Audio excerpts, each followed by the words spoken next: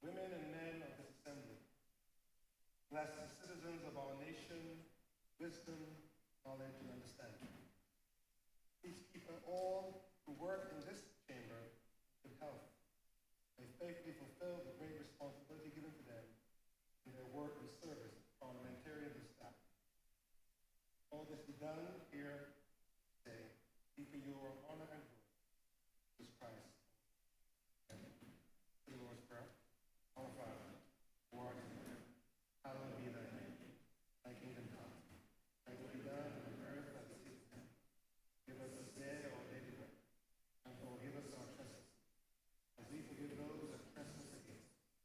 And lead us not into temptation, deliver us from evil. Thine is the kingdom, power, and glory, forever and ever.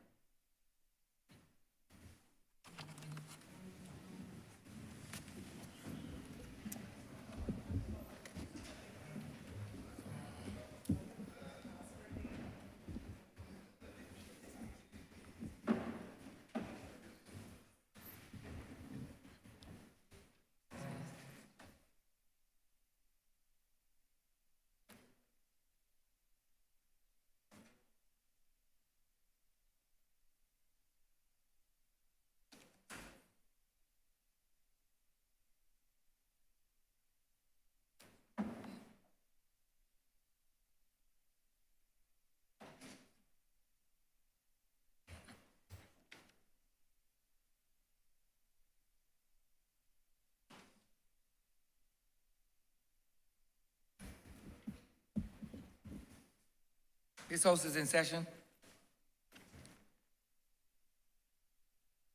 Minutes of the meeting held on Friday, December 16th, 2022 to be confirmed. Honourable Leader, Government Business. Thank you, Mr. Speaker. I beg to move that the aforesaid minutes be confirmed. The question is that the aforementioned minutes be confirmed. All those honourable members in favor, please say aye. Those against, please say no. We think the ayes have it. The aforementioned minutes are hereby confirmed. Announcements by Your Honour.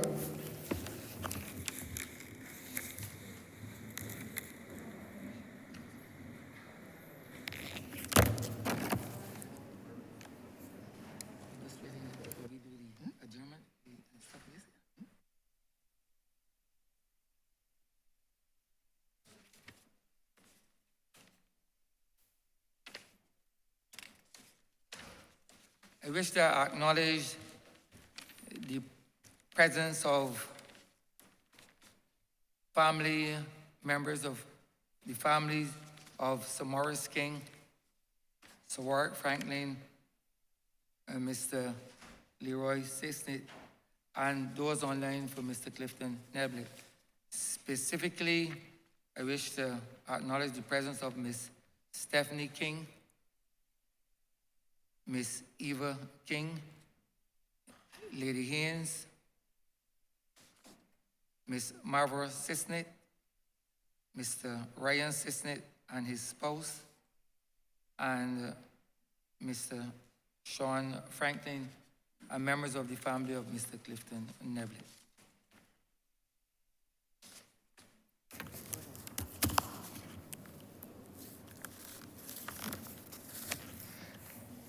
Messages from Her Excellency the President.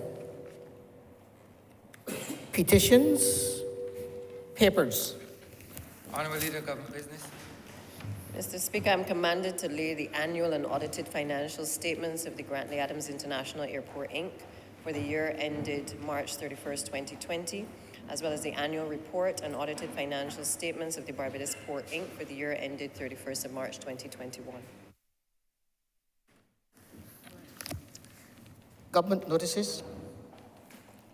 Private members' notices. Notice of questions. Reports from select committees. First reading of bills. Honourable Leader, Government Business. Mr. Speaker, I beg to move the first reading of the Duties, Taxes and Other Payments Exemption Bill 2023. The question is that the aforementioned bill be read the first time. All those honourable members in favour, please say aye. Those against, please say no. Meeting the ayes have it. Statements by ministers. congratulatory and/or victory speeches.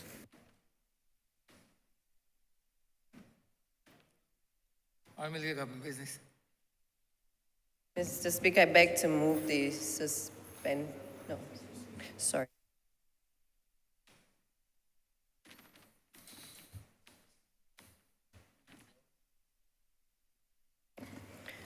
Yeah, that's fine. Mr. Speaker, I rise this morning at the first sitting of this honourable chamber for the year of our Lord 2023. First of all, let me wish all of my colleagues, all those within the precincts of Parliament, a very blessed and prosperous new year, and also to all who are visiting with us this morning and to wider Barbados as well. This morning, we have the opportunity to pay tribute to a number of what I consider to be loyal sons of the soil who have served not only in this chamber but in the other place, and who have distinguished themselves across this country giving service to the people of Barbados. It is actually customary for those who have served at this highest level to be recognized as soon as possible after they have left this earth. Unfortunately, we had a number of challenges related to COVID. As many of you are aware, we were at one point relocated to offices over in Hastings. We had some issues here in terms of refurbishments that had to be done in this chamber, but COVID tended to compound the issue of being able to bring everybody together in one fixed place. And as a consequence, it was very difficult to provide an opportunity for families of the deceased persons to be able to be embraced in this way so that we could do the usual tributes.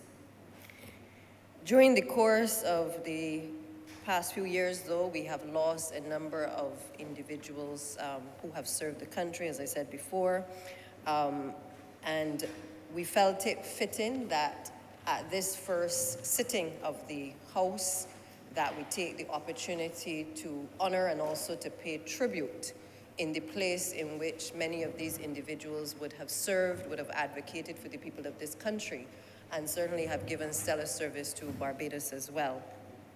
And so, as you would have indicated earlier, Mr. Speaker, amongst us this morning, we have the family of the late Sir Maurice King.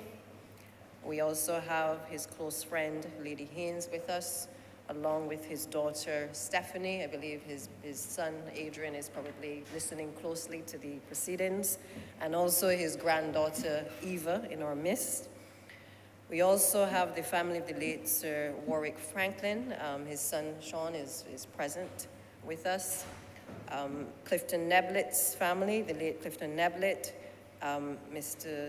Mrs. Marvo Neblett is watching online because the technology has facilitated us to be able to accommodate persons in this way. And we also have the family of the late Leroy Sisnett, his wife Marvo, and his son Ryan, and Ryan's son Amina as well, present with us this morning. I intend, Mr. Speaker, to provide an overview of all of these four individuals. I know that my colleagues will take the opportunity thereafter, including the Honourable Prime Minister, who is also out of the chamber right now because she's tending to estimates, and I therefore would want to provide that opportunity to speak to each of these individuals and then allow them the opportunity to follow thereafter. So I start first of all this morning with a tribute to Sir Maurice King, Queen's Counsel. Mr. King was born on the 1st of January of 1936, coincidentally 3 years before the start of the Second World War. He was educated at the Christchurch Boys Foundation School, and then later he went on to Harrison's College. I will not speak to which one of the institutions provided the better foundation for him, because I know that will certainly create some contention for those who attended Harrison College. But I'm sure, as a former student of Foundation, that I can certainly lay claim to the fact that Foundation may have shaped him more than we all know. After Harrison College, he went on to England. He attended the University of Manchester, where he pursued his law degree.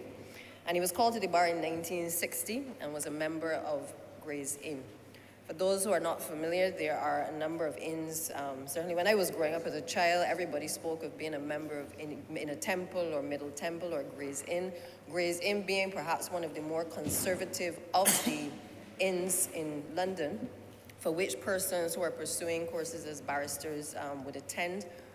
What is interesting, and I'm sure this certainly shaped Sir King, because Gray's Inn is perhaps one of the most conservative of the inns in London. I had the privilege of attending Gray's Inn as well, and it was one of those institutions where just simply to attend the dinners at Gray's Inn, they had not moved on from having benches to chairs to accommodate persons when they did their dinners in London. But in fact, you could still see the remnants of the benches, as even in this generation, we had the opportunity to dine in that place.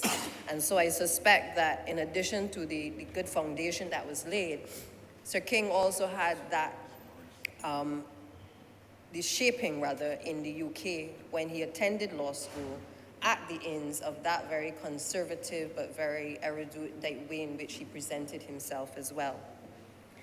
Before I go any further though, and as a child of a politician, I take this very seriously because I believe that for all of the persons who are families of politicians, it is not easy to be associated in that way.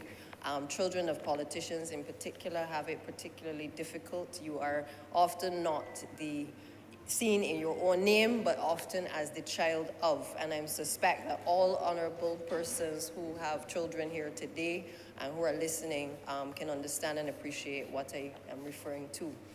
But I want to say at the outset a special thank you to the family of the late Sir Maurice King, as well as to all of the other families, because without you being able to share a piece of that individual with the rest of the wider society, we would certainly not have had the benefit of their contribution to this society. And therefore, I would want to extend thanks to Sir Maurice's wife, Patricia, as well as to his son, Adrian, and also to Stephanie, and certainly to his brother as well, who is also an attorney at law, Sir Edmund King. The question, though, is what shaped Sir Maurice? He would have returned to Barbados from the UK to practice law and emerge as Barbados's well-distinguished Queen's Counsel. But his passion was not for law alone, it would seem, because he was appointed chairman of the National Petroleum Corporation when he returned back in 1964, and he served that institution until 1975. This gave him, I believe, a taste of what governance is all about, having a better understanding at the level of a statutory corporation, and no doubt whet his appetite for what was to come in terms of elective politics. 3 years after holding the chairmanship of the NPC, he became one of the island's first senators after independence, serving from 1967 until 1975. And I think it was there, as most of us would agree, once you've started in the Senate, you kind of start to cut your teeth in terms of your appetite for politics, and certainly for representative politics as well. And so I believe the Senate was probably a good training ground for young Maurice to have a taste of what it would be to be able to represent people in a different forum. And so in 1981, and one of my colleagues pointed out that he had ran previously and lost the election, but in 1981, he threw his hat in the ring, contested the seat for the constituency of Christchurch West Central. And within 5 years, he was appointed Attorney General in the then Right Excellent Errol Barrow's cabinet until 1989, and gave distinguished service to the people of Christchurch West Central for the 13 years until 1994.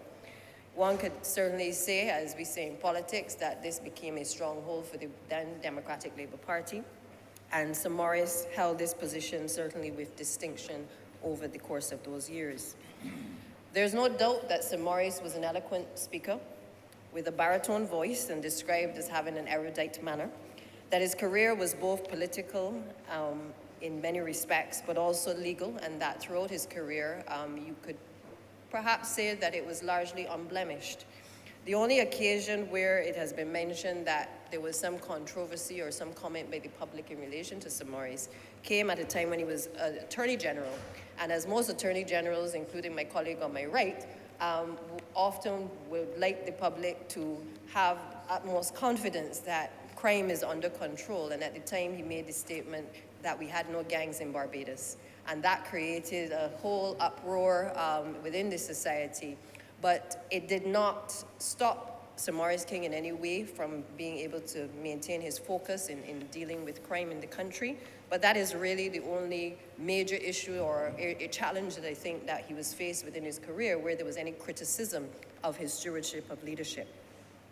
Sir Maurice also served in the Erskine-Sandiford administration as Minister of Foreign Affairs, Foreign Trade and International Business for the period 1989 to 1993. Now, I cannot speak to Sir Maurice's stewardship with the Democratic Labour Party, but what I do know is from the outside looking in, it was clear that he was a devout and a committed member of the party. And for many years, he was referred to from certainly the outside looking in as the lawyer for the Democratic Labour Party. It was a party that he chose to affiliate with and to be associated with from the time he returned from the United Kingdom. And it was the party that he was associated with until the date of his death as well. So Maurice's distinguished contribution was obviously recognized in 2009 when he was knighted. Again, testimony to the fact of how the country viewed him, but also the fact that he had given such excellent and stellar leadership in the positions that he's held. The common thread, though, throughout Sir Maurice's career was his interest not just in hardcore politics, but rather his service to people. Whether it was in representative politics or in the courtroom, it is fair to say that he was about people. And so it was not surprising that he played a significant role also with the Barbados Workers' Union.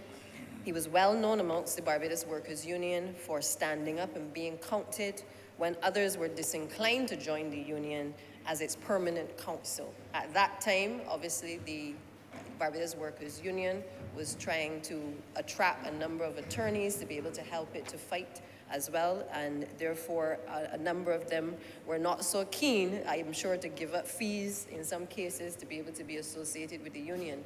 But that was not the case with Sir Maurice, and therefore he took the opportunity to take a stand with the organization and also undertook to stand with the Executive Council and the general membership of the Barbados Workers' Union in a struggle where you could describe it as brother to brother. He joined ranks in a battle which I believe to this day continues to be fought. But I think it is also fair to say that he was one of the persons who was on the front line assisting the union to be able to challenge power and leadership in the country from time to time. When he no longer took center stage in the legal advisory role, I believe it was his brother Edmund who then took over and rendered service as well to that institution. The union, Barbados Workers' Union, in their comments certainly on his passing, would have indicated that Sir Maurice often referred to them as his comrades, and certainly they wanted to ensure that they were treated always as comrades of his, and that was the type of the relationship that existed between the two, between the man, Sir Maurice, and certainly the institution as well. The union reflected on the fact that he provided extraordinary support, and especially when leadership at the time, in terms of the leadership, in terms of its maturity, was certainly in its infancy stages, and as they were trying to gain their own independence within the labor movement. The Barbados Workers' Union was also blessed by the fact that even though Sir Hugh Springer and Sir Grantley Adams had moved on relatively early in their history, the young organization was able to benefit from the generous assistance of many individuals like Sir Maurice and supporters driven by their commitment for a better society based on social justice. The relationship with the Barbados Workers' Union, according to them, was never one that was based on the timing of an invoice. It was not based on a relationship of fees or an exchange of money for fees, but instead it was a deeper commitment to service of the Barbados Workers' Union, for which the union certainly recalls the contribution that was made by Sir Maurice. The trade union movement also felt that it had found a kindred spirit in Sir Maurice, a person who shared in his bosom the deep values of the union and labor movement. And I know that they, in their expressions of condolences at the time and to his family, certainly expressed a deep loss by the passing of Sir Maurice King. As it relates to his legal contribution, the contemporaries, I think, within the legal profession consider him to be an outstanding legal counsel, and that was testimony to the fact that many people would seek his knowledge in terms of various aspects of law. I'm sure, Mr. Speaker, you at some point may have also turned to him for advice, because regardless of whether we acknowledge it from time to time or not, when you are seeking legal advice, sometimes you have to seek legal advice from counsel that may not be of the same political persuasion. And therefore, in the legal profession, there are times when Sir Maurice King's advice would have had to have been sought from persons on the other side as well. But he was not just a politician, he was not just a representative and a friend of labor, but he also, in the 1970s, represented Barbados as ambassador to the US, and he was also the permanent representative in the Organization of American States. And he was also a former CARICOM facilitator in Guyana's political dialogue between the People's Progressive Party and the People's National Congress. Now, I found this was quite interesting because following the 1997 general elections, which had ended in much turmoil in Guyana, apparently he was called in as well through CARICOM to be able to intervene and no doubt lend a lot of his expertise that he had learned over the years to provide some level of balance, no doubt because of his calm demeanor as well, and also his excellent mediation skills. It therefore allows me this morning, Mr. Speaker, in recognizing Sir Maurice King, to acknowledge that we can never take the contribution that politicians make when they make a determination that they will come to public life. Some distinguish themselves more than others. Some are more of a national figure than they are simply being a local politician to the constituency that they may represent. But I think embodied in all that Sir Maurice King has contributed to this country, I think it is fair to say that he went far beyond just the local representative politics, but he established and distinguished himself, obviously as a legal luminary, but also as someone who crossed the political divide. We all had the opportunity to be able to share and to understand the experiences which had shaped this particular individual. And so I know my other colleagues will speak in greater detail to their own personal relationships with him, but I will move on now to Sir Warwick Franklin, who also was another distinguished son of this soil and of this chamber. Sir Warwick Orlando Franklin was a Barbadian surveyor. He was a politician and former cabinet minister. And again, like Sir Maurice King, was not just a politician, but also had distinguished himself in another field before coming to active politics. He was born in the village of Brereton in St. Philip on October 9th, 1938.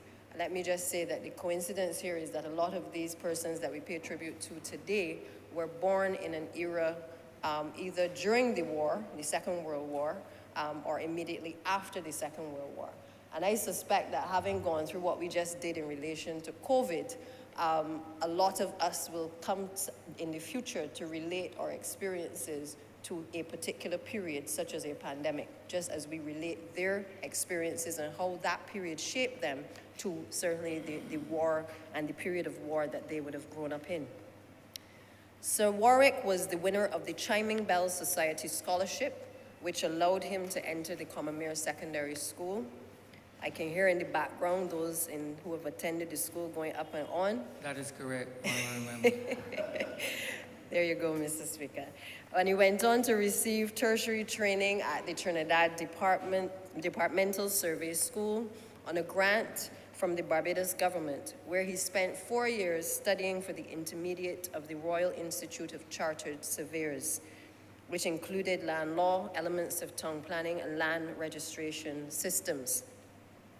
Sir Warwick would have returned to Barbados and was appointed the surveyor at the Barbados Water Authority and the Ministry of Transport and Works, where together with an English surveyor, he completed the only geodetic leveling network in Barbados.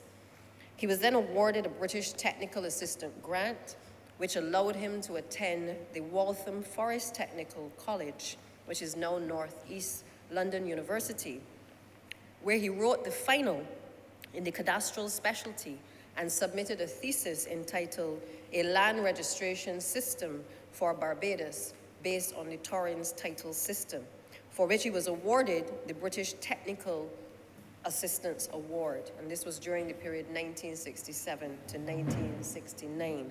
I am sure that many people were not aware of that particular bit of history, but I think it's important to share it because the truth is a lot of people come to public life having already distinguished themselves in a particular area, and sometimes we forget when they enter public life the contributions that they have made prior to arriving at this particular destination. But in 1969, he also became the Deputy Commissioner of the Land Valuation Department and then Commissioner of Land Valuation in the Ministry of Finance. As a Deputy Commissioner of the Land Valuation Department, he understudied the United Nations appointed advisors on rural and urban valuations in order to develop a valuation system in Barbados. He was responsible for the introduction of a site and improved value system for land tax to succeed the rental value method, and he assisted with the training of the new staff for the valuation division at the Ministry of Finance. Again, I think it is fair to say that his contributions, certainly his expertise, would have helped to shape a lot of what we know today in terms of land valuations and surveys across this country. So Warwick rendered outstanding service to Barbados as well as a Member of Parliament, representing the constituency of St. Philip North from 1981 to 1994. And I say that unreservedly because I know that regardless of the politics, the truth is that there are people who politicians help regardless of their politics. And it is important that we recognize that when we speak in this place, but also when we are in other places as well, that people enter politics to serve. And therefore, regardless of what we may think of across the political divide, the truth of the matter is they have given of service to people. And in some cases, it impacts people who may not necessarily have voted for them or who even have liked them. And I think that is something that we must never forget in anything that we do in this place. Also, it is true to say that a lot of what he would have done would have impacted Barbadians across all walks of life. And he did not make a distinction in who he was helping in relation to being able to impart his obvious extensive knowledge in being able to shape our society and certainly the framework that was necessary for valuation in this country. Sir Warwick also held the position from 1986 to 1994. He held the responsibility for the portfolios of agriculture, food and fisheries, labor and consumer affairs and trade. And as Minister of Trade, he was the signatory of the World Trade Organization document on behalf of Barbados. He was also a founding member of the Barbados Association of Professional Valuers. In November of 2011, Sir Warwick was awarded the Gold Crown of Merit. And in November of 2017, the accolade of Knight of St. Andrew was conferred on him in recognition of his outstanding contribution to the land surveying profession and to the land and property valuation profession as well. So Warwick succumbed to death on the 4th of December 2019, following a battle with diabetes at the age of 81. His twin brother, Valen, who is also, I think, well known to many of us in this chamber as well, also died a few years later. But both of them were well known, I think, as the Franklin brothers across Barbados, both in politics and also in relation to their professions. Sir Warwick was married to Grace Maureen Franklin, formerly King, and is the father of two sons, Dave and Sean, who is with us today, and one daughter, Dawn Franklin, as well. Again, I take this opportunity to express condolences and to pay tribute to Sir Warwick Franklin on behalf of the Parliament of Barbados, on behalf of the people of Barbados, and to thank his family for the distinguished service that he has given, but also for lending him to us for the time that was afforded to him in this life. The next tribute, Mr. Speaker, is in relation to Lawrenceford Leroy Cisnet. This was a particularly interesting tribute as we went through the notes relating to Leroy Cisnet, and I will come to the reason why in a minute. He was born on the 9th of April, 1941 in Pioneer Road in Bush Hall, and he died on the 26th of December, 2020 at the age of 79. Leroy Cisnet was better known as Sweet Boy Leroy because of his ability to connect with audiences over the airwaves. He'd been educated at the St. Giles Boys School, the Modern High School, and later the Career Academy of New York, where he trained in broadcasting. Leroy became a merchant marine in the 1960s and sailed the world for 8 years, after which he came back to Barbados and joined the Caribbean Broadcasting Corporation in 1970 with personalities like Vic Brewster and others. He loved country music, and in fact, it was his go-to music while he was on air, and as well as oldie goldies, hence the name Sweet Boy Leroy. And I'm sure that there were other connotations for the name Sweet Boy, which other colleagues may be more aware of. But the fact of the matter is that this was the name that he carried not just in his career in broadcasting, but he carried this into his political career. And you know, it is interesting in politics because journalists either refer to you, or people refer to you either by your surname, you're either Mr. X or Mr. Y, or they become affectionate towards you and they call you by your first name. Or in some cases, you are then referred to by your nickname, one of the three. Very rarely are you referred to by both, but oftentimes your nickname that you have in a previous disposition often is what is carried into your political career.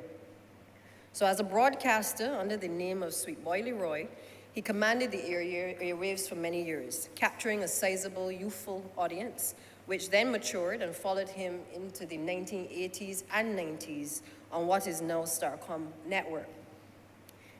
Leroy was a member of the Barbados Labour Party, and he ran for the constituency of St. Michael North East, now held by the current Prime Minister, on the slogan, "This is your boy, Sweet Boy Leroy," as he played country music and called out the names of the villages that he had entered into. The slogans could be heard far and wide: "Vote for your boy, Sweet Boy Leroy." And this slogan endeared him to the people of St. Michael North East, and then he was able to capture not just their hearts, but their votes, and secure the seat for 2 parliamentary terms.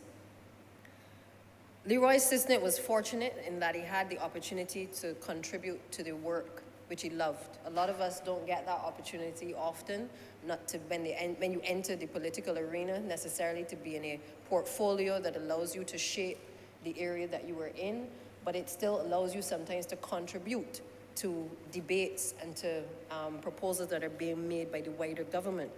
And when the Broadcasting Act of 1980 was being introduced, Leroy Cisnet called on government not to reinvent the wheel, but to look to other places which were successful in broadcasting strategies.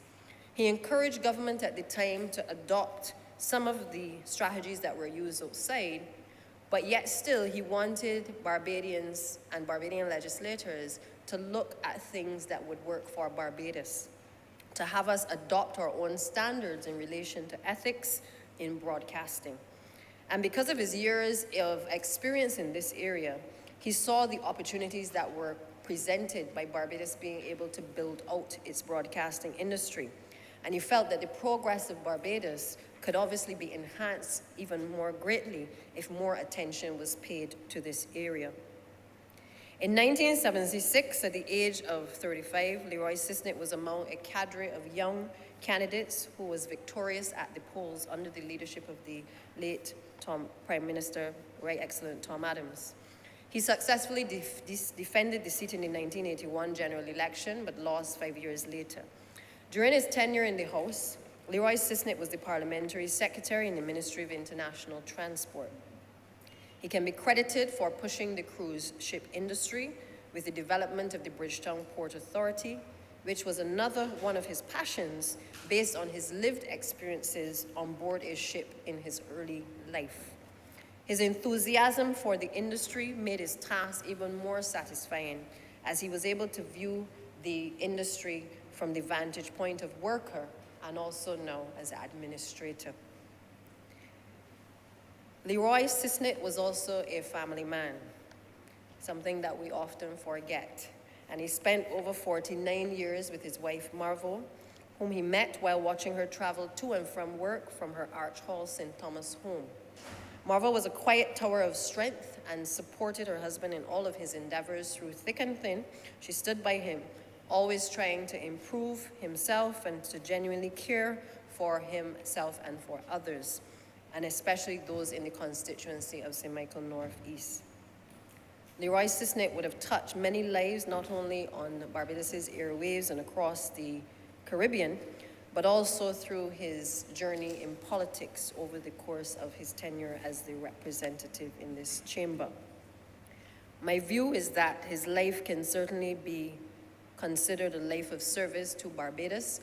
Again, he was able to take what he had learned prior to coming to political life to help to shape him in his early foundation and to be able to impart a lot of his passion into what he did in elective politics as well. This therefore brings me, Mr. Speaker, to Mr. Clifton Augustus Neblett. Clifton Neblett was a Member of Parliament for the parish of St. Andrew from the period 1986 until 1990, and he later became a Parliamentary Secretary in the Prime Minister's Office and the Ministry of Finance and Economic Affairs. Throughout his parliamentary career, it was evident from his speeches that he cared deeply about the people of St. Andrew, and he was never afraid to ask and demand anything for the people of Shorey Village in particular and the areas of White Hill.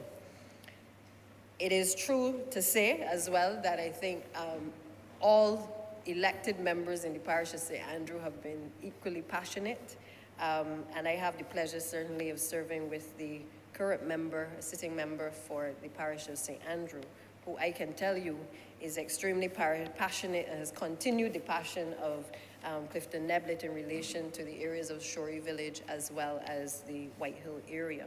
And certainly his predecessor as well clearly had a passion for speaking out for the persons in these areas and the conditions in which some of them lived, particularly as we have to address the ongoing issues that plague us in relation to the Scotland district and slippage in those areas. And I believe that is what may have driven him, because Barbados is not the same everywhere, and therefore land slippage has a way of one morning you wake up and you just see your backyard disappear and all your belongings, and therefore any representative who is worth his salt will be passionate about making sure that people are either relocated and provided with better conditions, or that we advocate to improve the conditions of road and the stability within the Scotland district. And therefore, Mr. Neblett would have also spoken about the issues of transportation, an area where today as well this administration has been trying its best to make sure that we're able to open up the Scotland district, and in particular the parish of St. Andrew, to ensure that better roads will eventually lead to more people being able to commute, but also to open up entrepreneurial activity and to enfranchise a number of the persons who want to engage in business in those particular areas. When Mr. Neblett spoke in his tribute to the Right Honourable Earl Walton Barrow, he said that it was Barrow's passion and vision for Barbados and the philosophical underpinnings of the social and economic revolution he envisioned for Barbados that drew him into following politics. He said that listening to Mr. Barrow at the time lit a fire in his spirit, And it was that fire that led him to follow the debates in Parliament, but also led him into a career in politics for the Democratic Labour Party. He therefore followed the career of Mr. Barrow closely, and obviously in turn became a member of the party and would have been successful in his endeavors as a representative of the people of St. Andrew. Therefore, when he became a member of Parliament for St. Andrew, it was that same fire that had been lit that I believe was able to guide him in his debates and certainly in his contributions in the chamber and to the country as it relates to the people of St. Andrew.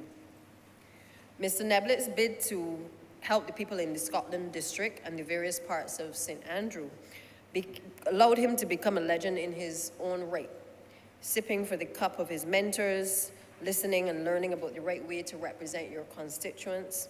It is fair to say that he was selfless and faithful to the Democratic Labour Party, and I know that it was a tremendous loss to the party on the passing of Mr. Neblet.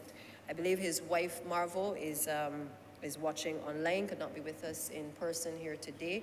But on behalf of, again, all members of Parliament, on behalf of the entire Chamber and the people of Barbados, I want to express sincere thanks to all of the families, to the family of Mr. Clifton Neblet, the family of Mr. Leroy Sisnett, to the family of Sir Warwick Franklin, and to the family of Sir Maurice King.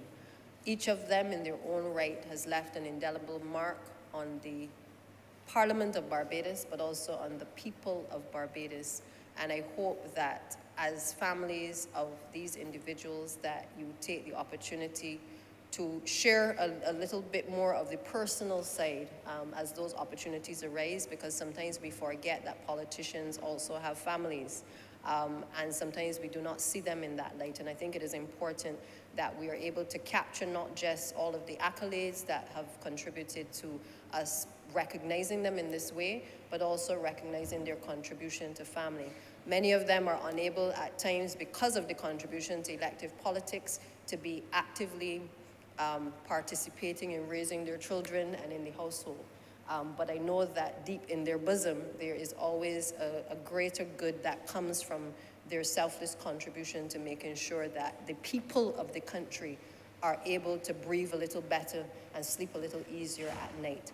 And I hope that while many of you will have the pain and the loss that it endures from being able to deal with death, that you equally appreciate that this chamber recognizes the contribution, the people recognize the contribution, and that what they have done in their lives has not gone unnoticed. And in your moments of sadness, I hope that you can take that as your comfort to be able to allow you to recognize that your families, your fathers in this situation have really done a great job for this country. And with those few words, Mr. Speaker, I'm obliged.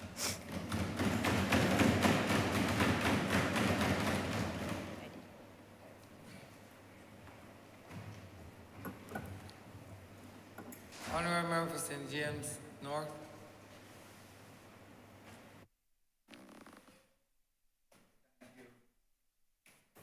I thank you, Mr. Speaker. I as well want to join the Honourable Leader of Government Business to express my condolences and those on behalf of my constituents in St. James North to the families of all 4 of our former parliamentarians who we are giving tribute today. As the Honourable Member for St. Michael's South East said, politics is a Herculean task. A lot of Barbadians, I believe, think it is a career of luxury and flying all around the place and big salaries and big perks and benefits, but the reality isn't that way, sir. You're on call 24/7. You are, in fact, a servant of your constituents, of the people of Barbados. And it is a tremendous sacrifice as well to your families. As you would know, Mr. Speaker, I took the personal decision not to seek entry into Parliament until my children were pretty big. I think my son, who is my younger child, would have been 17 when I first ran for this Parliament. I admire tremendously those who have entered politics, as some of the four fallen comrades who we are honoring today in this session have done, where their children were young, minor. That must be really a hard task, not only on the children, but on the wives of a politician to enter politics with their children young. I remember speaking to the son of a former parliamentarian, former cabinet minister, and he told me, in fact, he hadn't seen his father for about 3 days, and he asked his mother, "Wait, when is Daddy coming back to Barbados?" To be told, "Well, your father hasn't gone anywhere, he's just busy with politics and constituents." That is the sacrifice. So we fittingly honor and recognize the four former parliamentarians here today. So on both sides of the political fence, there's no political division when it comes to honor, and as the Honourable Leader of Government Business said, recognizing the contribution that members have made and the sacrifices they've made to serve the public of Barbados. I will speak specifically on Sir Maurice King, sir. Sir Maurice, as the Honourable Member for St. Michael's South East said, had a very distinguished political and legal career, sir, and having been a senator for 8 years, and in that time first seeking to enter this Parliament in 1971 in the constituency of Christchurch West. That was the first election, sir, when you no longer had double member constituencies. Before that, of course, there were 24 seats in this Parliament, elected Parliament, 2 in each of the 11 parishes and 2 in Bridgetown. But that election was the first election when you no longer had double member constituencies. You had many seats in St. Michael, sir, as you know, sir, being a St. Michael MP. You had some seats, of course, in Christchurch, and Sir Maurice ran first for Christchurch West. He ran against another distinguished Barbadian, sir, parliamentarian and attorney at law, now Sir Henry Ford.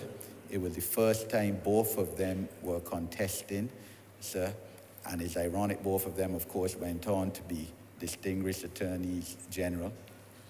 And he did very well, sir, within the context of Democratic Labour Party support in elections in that particular constituency, which has always been won by the Barbados Labour Party. Sir Maurice came within 166 votes of winning the seat. And I remember that election well, sir, 1971. Of course, being born into a political family. So it was the first election that, at age 10, I was aware of as an individual. I mean, my parents couldn't leave my sister and me at home. So I was at political meetings every night with them and became politically aware from them. And I remember that was the third, either the second or third seat that was declared on the night of the election.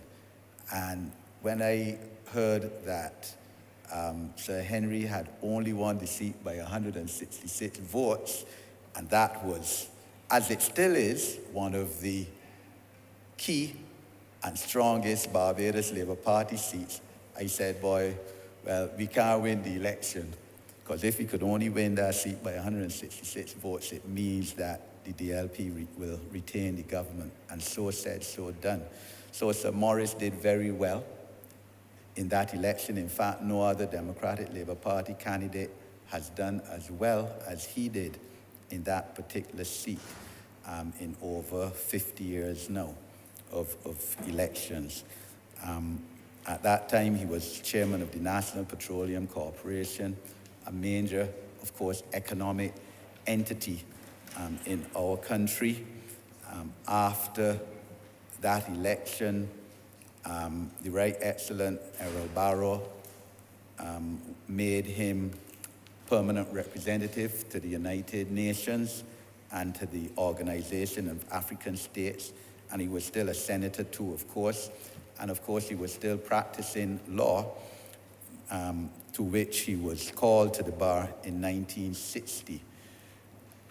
He went on to again for the second time, contest the seat, and this time to win, to serve in this elected parliament in 1981 in the constituency of Christchurch West Central. And he served with distinction for 3 terms, sir. He was made silk in 1984. I recall that time when he was made silk, sir. In fact, I was at Hewarden Law School then, studying, and he was made silk with another extremely distinguished Barbadian, Sir David Simmons, who ironically went on to become Attorney General of this country in the following year, 1985, and then the next year was succeeded by Sir Morris as Attorney General, and then in 1994 succeeded Sir Morris as Attorney General again for his second stint. Two other persons I recall were made silk at that time as well. I believe might have been Mr. Justice Sherman Moore, either Mr. Justice Sherman Moore or Mr. Justice Errol Chase, as they then went on to be. So Sir Morris served as Attorney General of this country for 8 years, and in 1989 he doubled up then, as well as Minister of Foreign Affairs, Minister of Foreign Trade. So he had a heavy load in his ministerial responsibilities. So as Sir Henry, in fact, before him would have been Attorney General and Minister of Foreign Affairs. 1986, sir, would have seen the Democratic Labour Party at its greatest strength, sir. That is true. Nothing like what it is now, sir. And I remember the Right Excellent Errol Barrow naming him on the night before election, confident, of course, that the Dems would win back the government in 1986, May 28th, I think it was 1986, naming him as Attorney General of Barbados. And he served in that capacity, sir, with distinction. And I always say one of the hallmarks of a politician is to end your political career without any blemishes, sir, without any indication of any corruption, any corrupt practices, your reputation intact. And you have to say that Sir Morris did that, sir.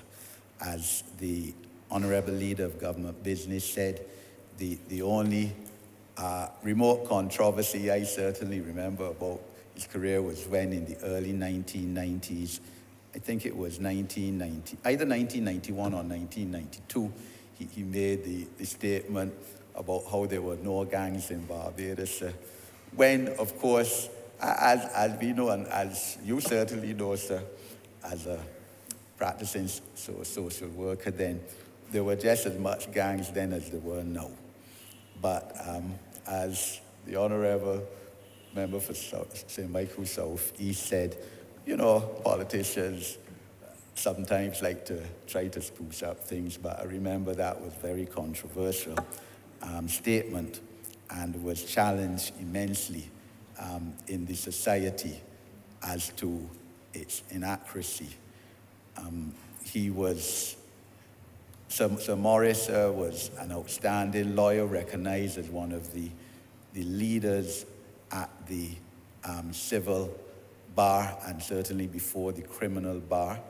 Sir, he was, as the Honourable House Leader said, recognized as one of the major Democratic Labour Party attorneys at law, I believe it's safe to say, with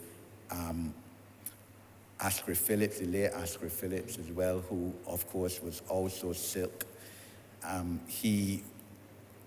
Sir Morris would have actually appeared in court on behalf of the government in the very famous case of Ophelia King, the 8% cut case, in other words, because of course, as Attorney General, he would have piloted the legislation, I believe I'm correct to say, sir, in this Parliament, cutting public officers' salary by 8% in 1991, either 1991 or 1992. And Sir Morris was assured enough in his legal abilities and legal capacities to actually appear in court on behalf of his office to defend the constitutionality of that legislative passage and provision. And as we know, sir, ultimately he prevailed, the government prevailed, when many persons thought that it was unconstitutional to cut the salary of a public officer, sir. The courts, as far as the Privy Council, because it went to the Privy Council, decided otherwise. And there was one judge, sir, who dissented in all the three stages of that decision. Former Governor General, His Excellency Sir Clifford Husbands in the Court of Appeal, dissented in the Court of Appeal. From that, felt it was unconstitutional, but ultimately the Privy Council agreed that Parliament had that right by constitutional change to do that, sir, even in relation to those public officers who may not have consented to their salary being cut, because public officers had to sign a form saying whether they consent to the salary being cut or otherwise. Of course, sir, after the Barbados Labour Party came back into office in 1994, the then Parliament, led, of course, by the Right Honourable Owen Arthur, late Owen Arthur, late Prime Minister, would have then passed law making it unconstitutional, period, to cut salaries of public officers in the future. But as I said, that case, in my opinion, demonstrated the legal capacity and ability of Sir Morris King. I would have, as a much younger lawyer, sir, would have been on the opposite side of him in two cases. To my recollection, both would have been administrative law cases where I was acting on behalf of the Medical Council and Dental Council, respectively, being led by now Chief Justice of Barbados, sir, and one was Sally Coos and the Medical Council, the other was Alexandra Jean-Pierre and the Dental Council, sir. And I must say, sir, as you could easily imagine, sir, I would have learned about administrative law in those two cases. One, as I said, being junior to now Chief Justice, and on the other side, hearing Sir Morris King, sir. And after those two cases, certainly, sir, I felt that I was an expert on administrative law and the Administrative Justice Act of Barbados. I also remember being in a disciplinary hearing acting on behalf of the Medical Council, where Sir Morris was acting on behalf of a doctor who, against whom the Medical Council had brought disciplinary charges. And in all these three legal matters, sir, I found Sir Morris to be, as I said, extremely erudite, decent attorney at law, sir, who adhered to the principles and tenets of the legal profession in every way, sir, courteous to judges, even though he was silk, and his voice alone gave him, and his physique, sir, gave him, of course, a commanding presence, sir. And I felt that, as I said, it was an honor to be in legal battles on the other side with him in those cases, and to learn about an aspect of law which I didn't know too much about before. Sir Morris as well, and the Honourable Member for St. Michael's South East, has mentioned his association with the Barbados Workers' Union, sir, and this is not to be trivialized as well, for an attorney at law to work, and I'm sure in many cases, without payment, and even in terms of holding seminars for the Workers' Union members on various aspects of law, without payments, it is an honor, and it's part of the national service that people who have the benefit of an experience of being well educated must do in terms of giving back to their country, sir.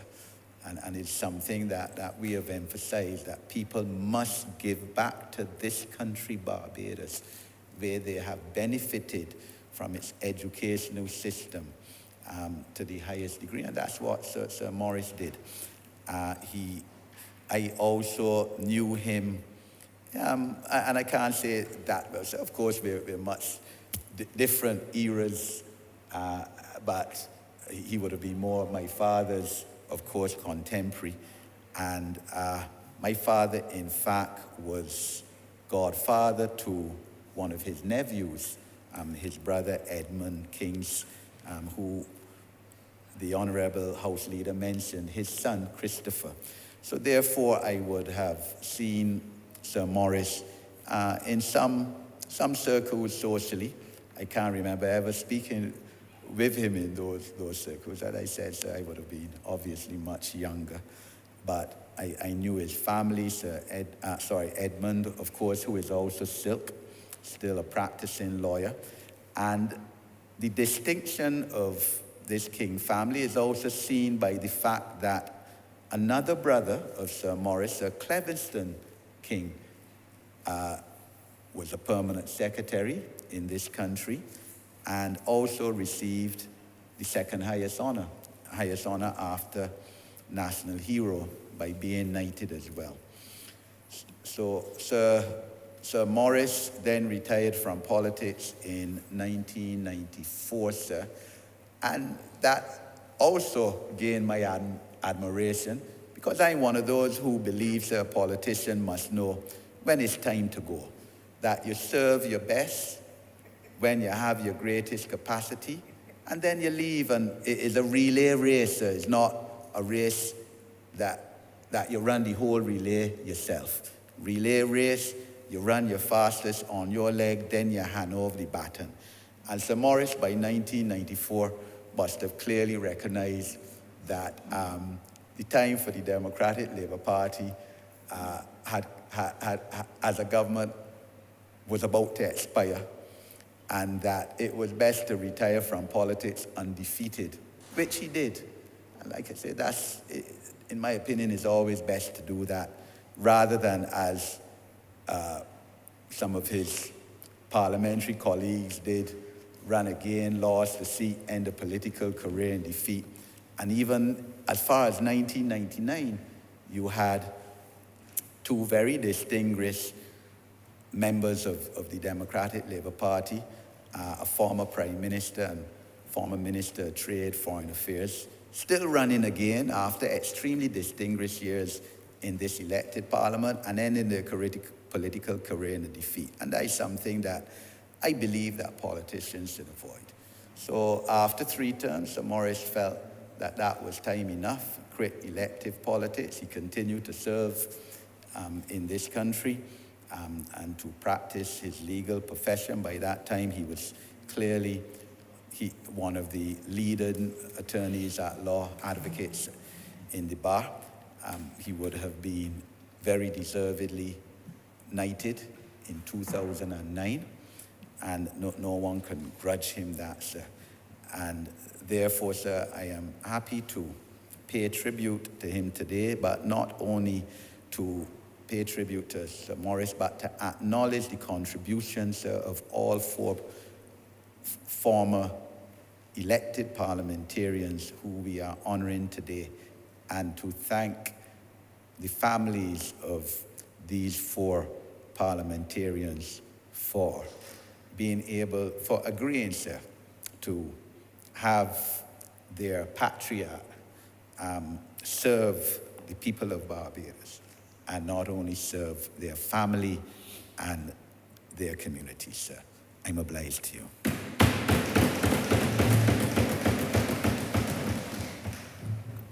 Honourable Member for Christchurch West Central. Mr. Speaker, I just want to say thank you. Happy New Year to each and everyone in listening space of my voice. I want to thank the family of our former politicians that we are paying homage today. I want to say a special thanks to them for attending this special session.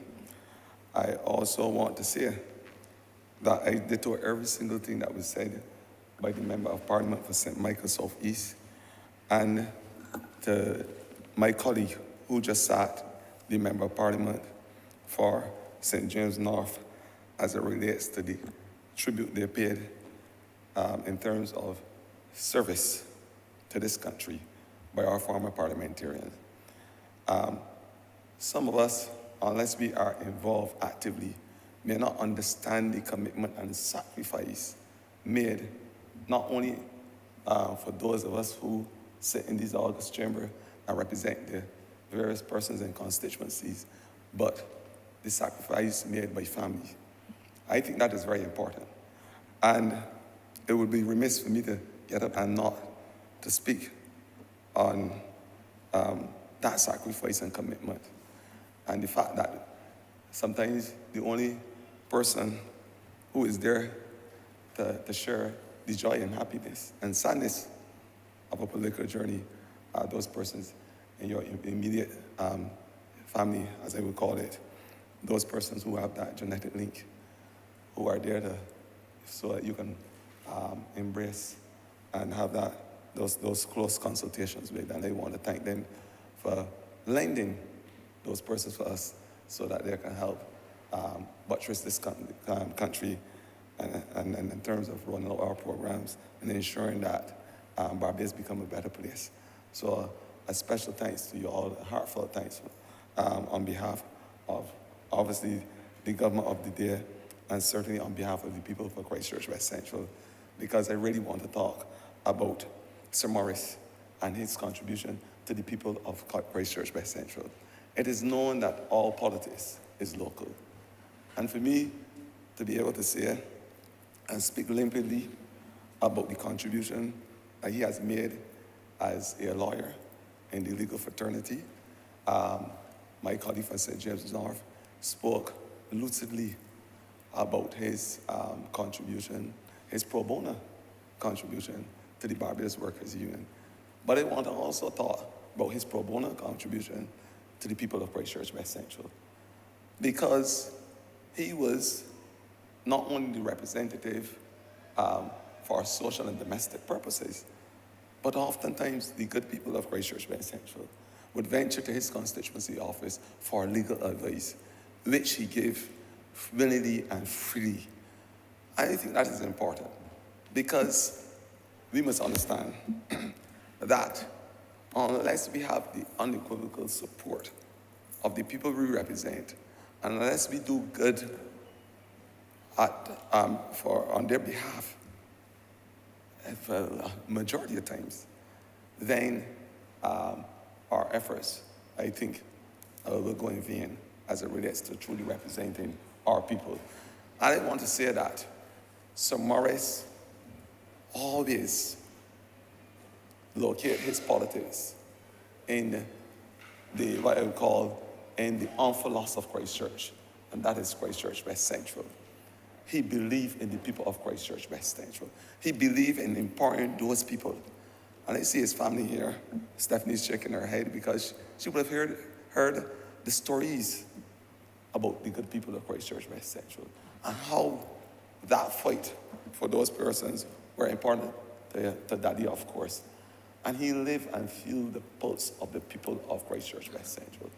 So as their lone voice in Parliament, I want to say on behalf of the people of Christ Church West Central an extended thanks to the family of Morris King, his son, of course, and his daughter and his granddaughter, Eva, who is here today.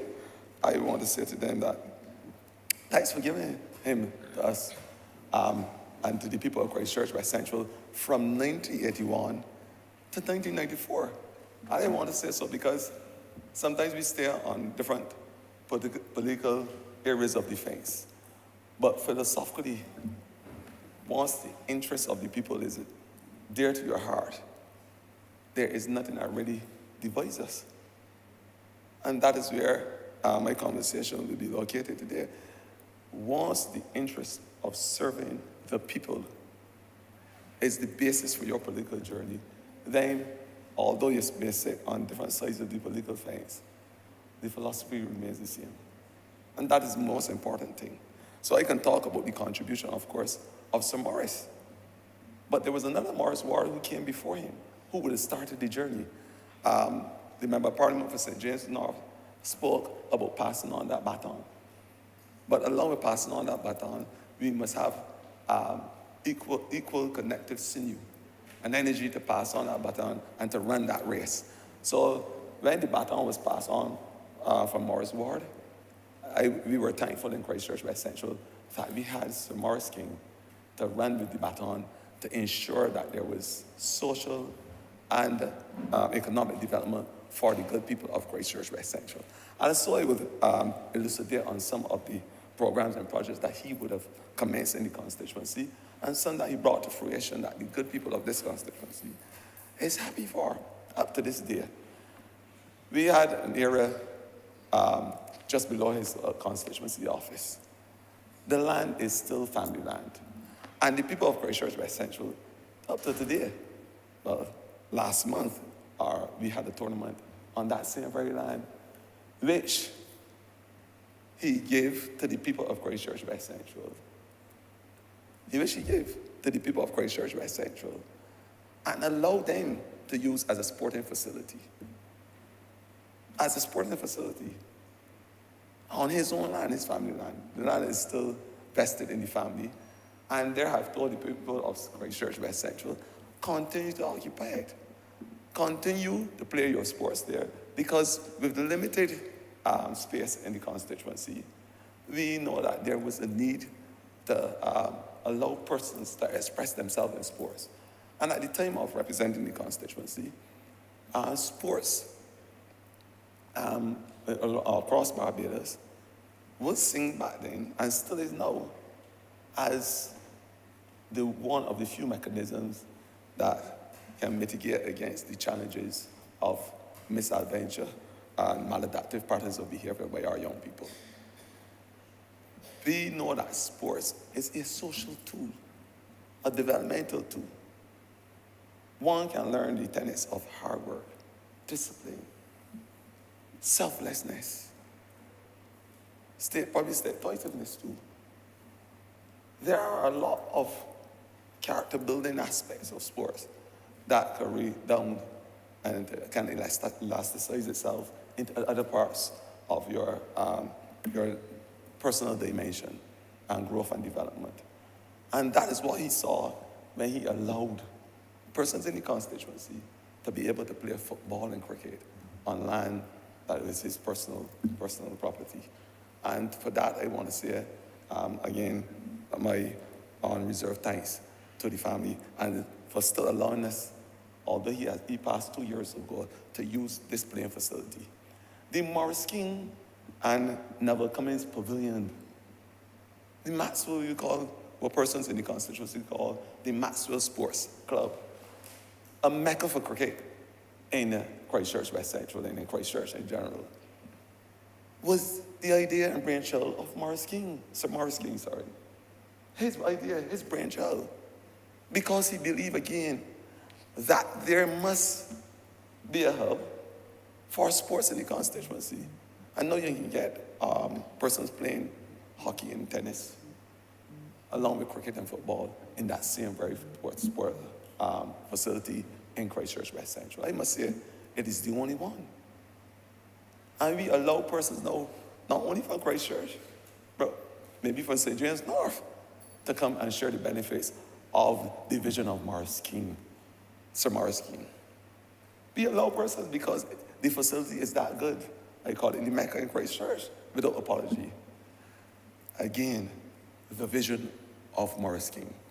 It was no secret that he was head of a natural gas corporation. That's what it was called back then.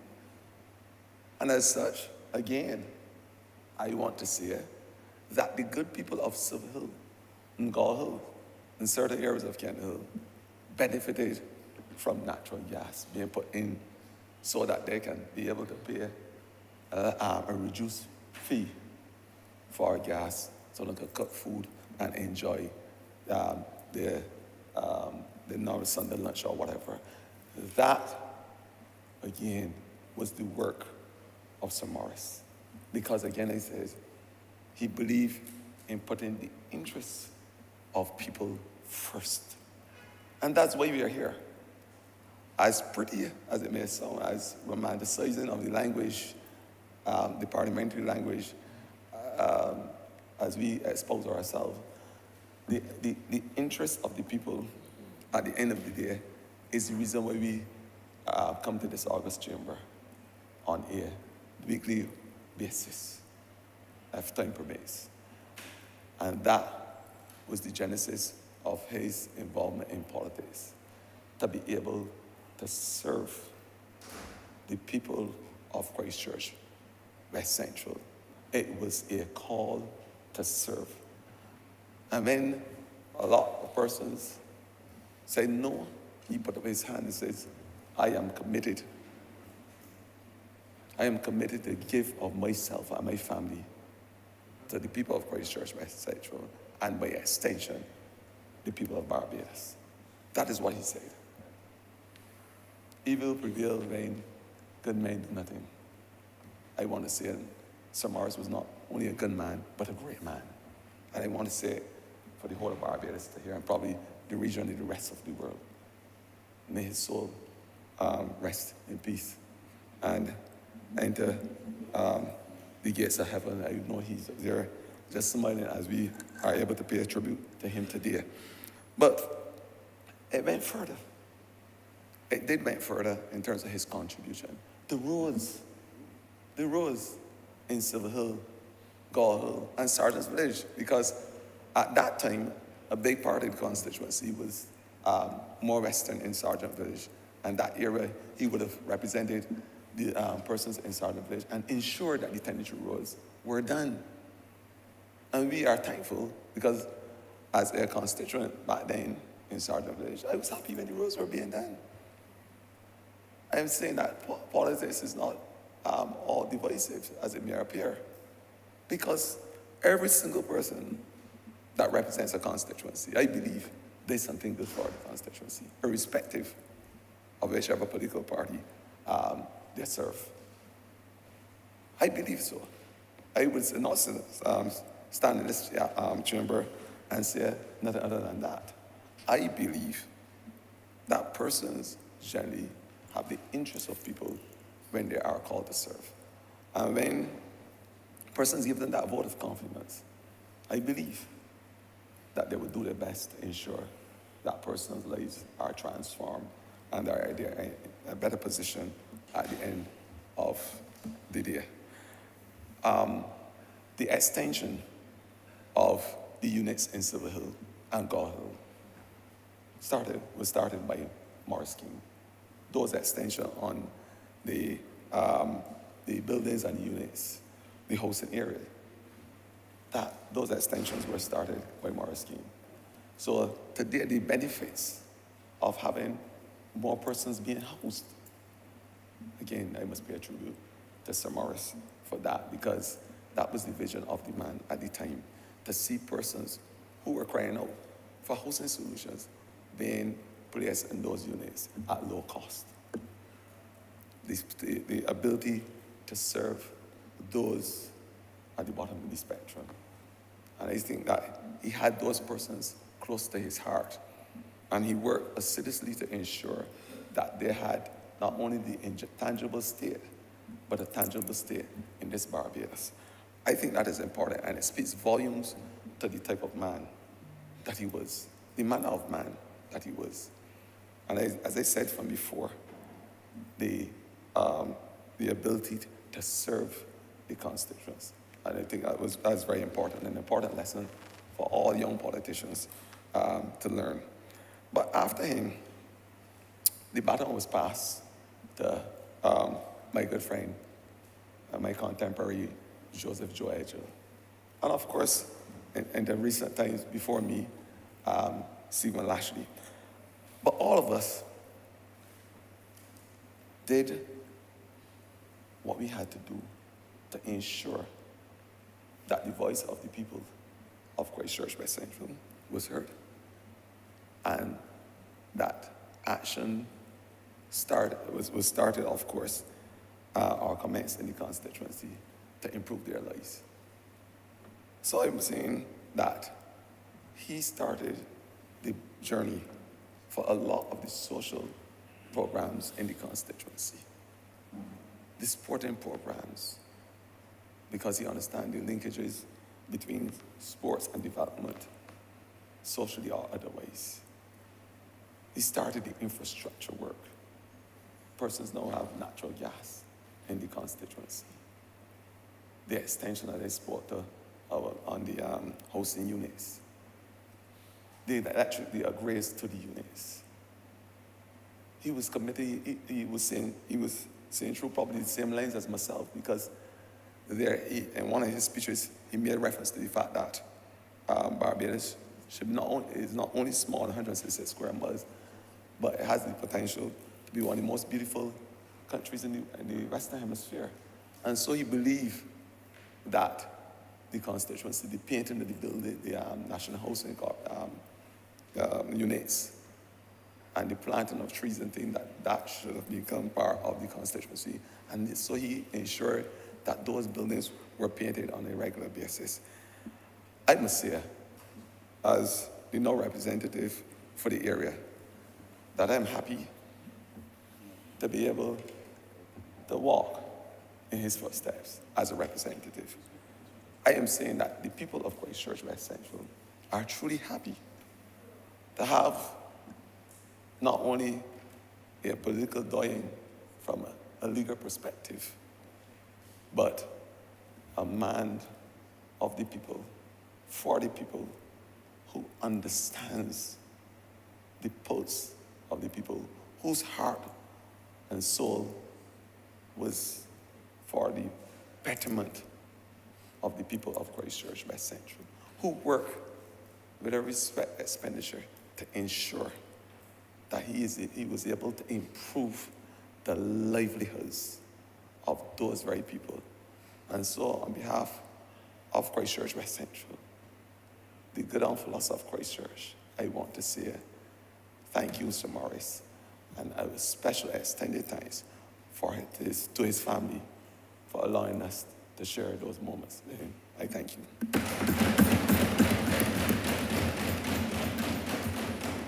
Honourable Member for St. Thomas.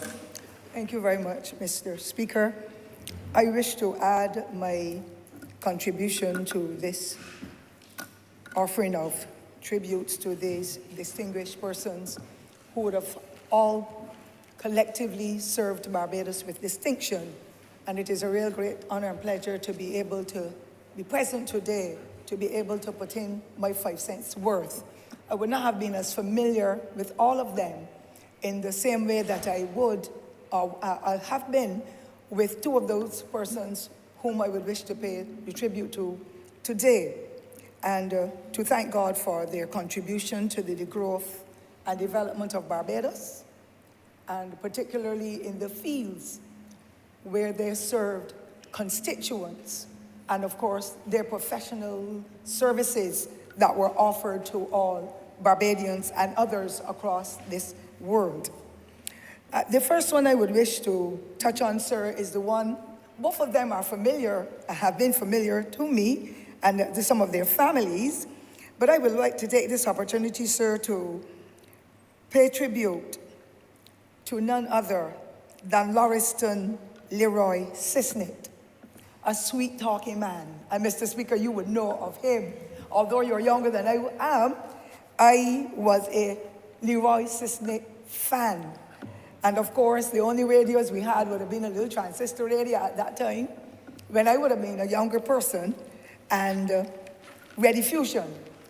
But he served at the CBC, and of course, he did it with distinction. So it's a great honor, sir, and pleasure, a privilege for me to pay tribute to the late Laurisford Leroy Cisnet, a hometown boy from Bush Hall, St. Michael.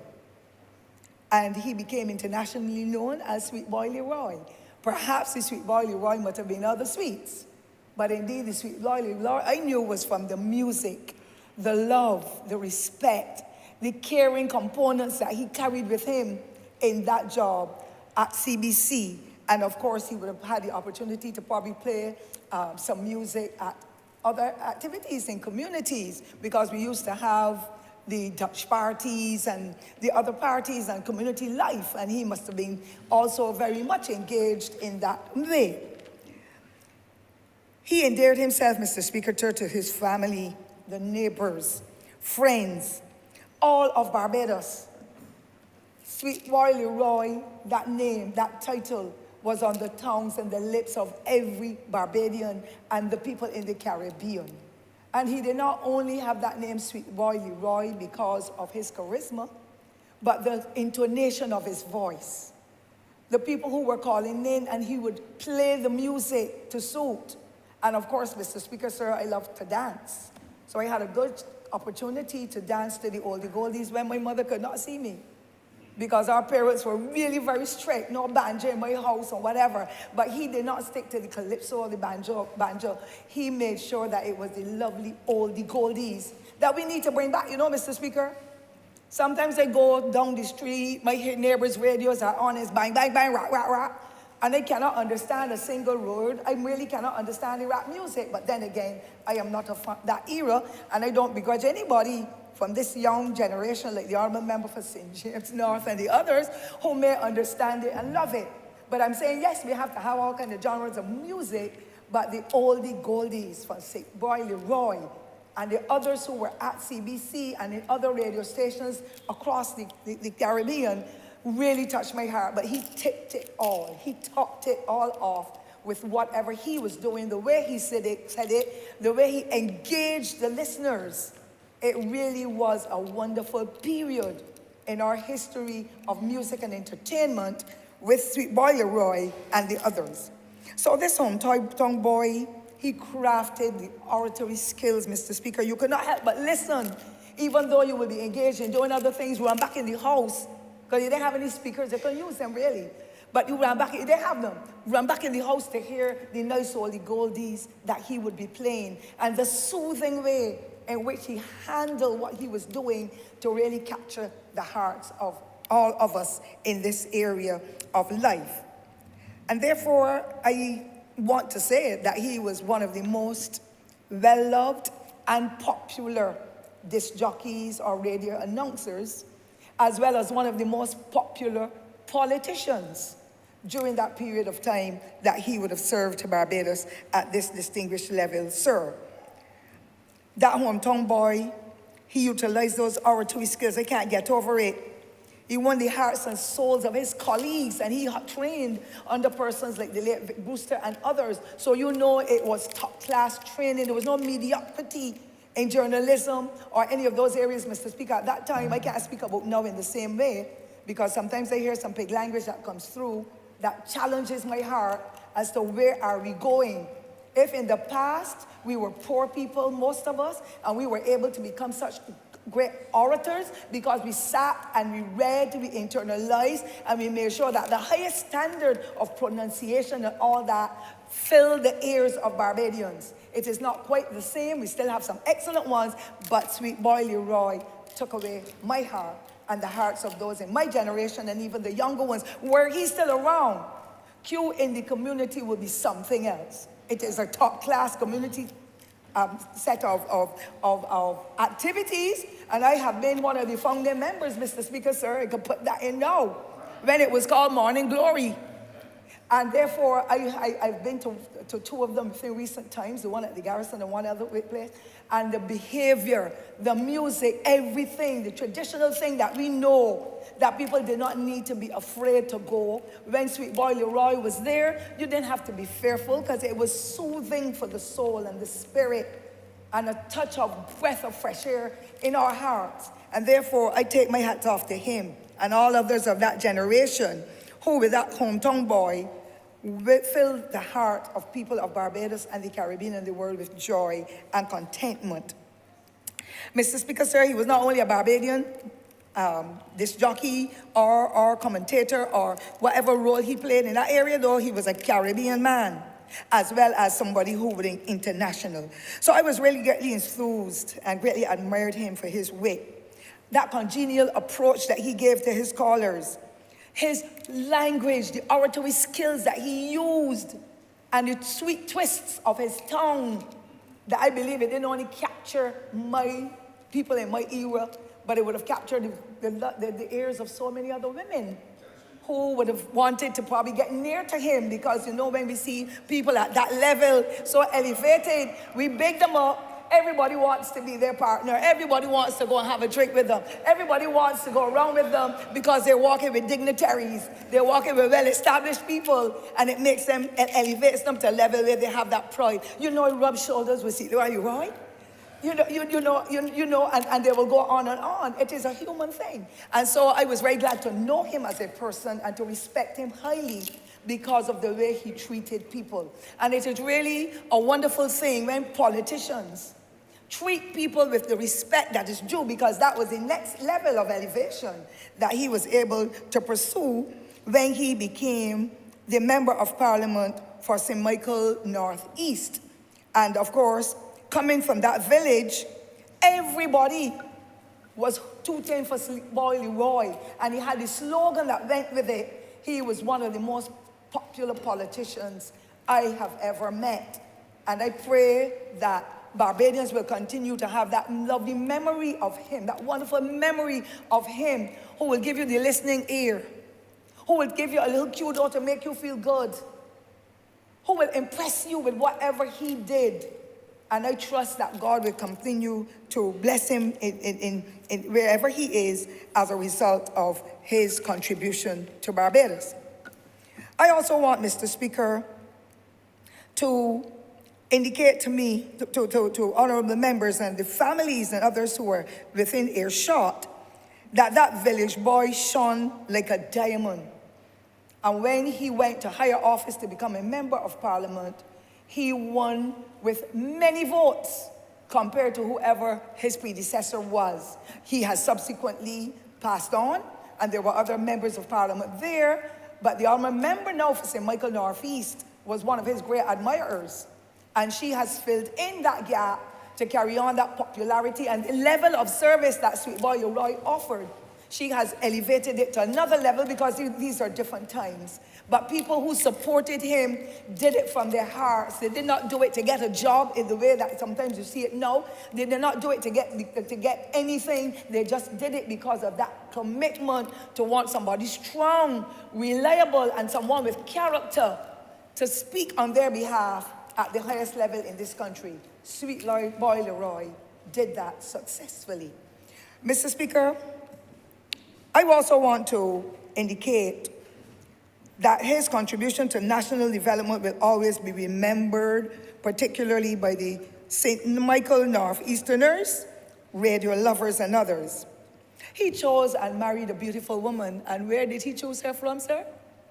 the parish of St. Thomas Arch Hall, the most popular parish in Barbados. I did not say constituency, but if I said constituency, it would be two. And therefore, Mr. Speaker, having gone into Arch Hall St. Thomas and chosen the most beautiful woman, and to then have children, it speaks volume of the man as a family man. And I want to highly congratulate his wife, an honorable woman, for having chosen him and stayed with him. Because sometimes you can have the best marriage, the best relationship in the world, and when you fall ill, all kinds of things happen. When people call in and give you rumors, all kinds of things happen. But his wonderful wife did what we call stickability, sir. Stick to it through thick and thin. According to my mother, when you get married, you say for better or for worse, for richer or for poorer. That wonderful wife, sir, who is in our presence today, stuck with her husband, despite his illnesses, despite whatever challenges, because when you're in politics, Mr. Speaker, you may not be in the same position that I am in, but when you're in politics, you are giving and giving and serving and serving. But the day that you can't give, you're the worst person in the world. And you know what, Mr. Speaker? Many of us die as paupers. I want these young politicians to hear that. Many of us die, you know why? We want to satisfy. We want to give. We want them to vote for us. And they'll take that $100 that you give them for food. And then the next time, them so don't do nothing for nobody. So Leroy, I call him, did what he could, and his family supported him. His mother and others supported him in the exercise because they knew that from the heart, he wanted to serve people and to serve them with distinction. I have given him the passing grade, Mr. Speaker. And you know, it's hard for me to give a passing grade. One has to merit it for me to say. I'm going to say what I have to say from my heart without malice, but I tell anybody a spade is a spade. So I'm not sugarcoating this, and Sir Leroy can hear me from where he is, to know that I always respected and admired him and the contribution he had made towards the development of not only radio, but the constituency for which he was chosen to give his representation. It is not an easy task, Mr. Speaker. You may know it probably nearly as well as I, but I'm an old stalwart, so I hope I can set some examples, sir, for you and the other honorable members here to follow, because you do not internalize those criticisms either.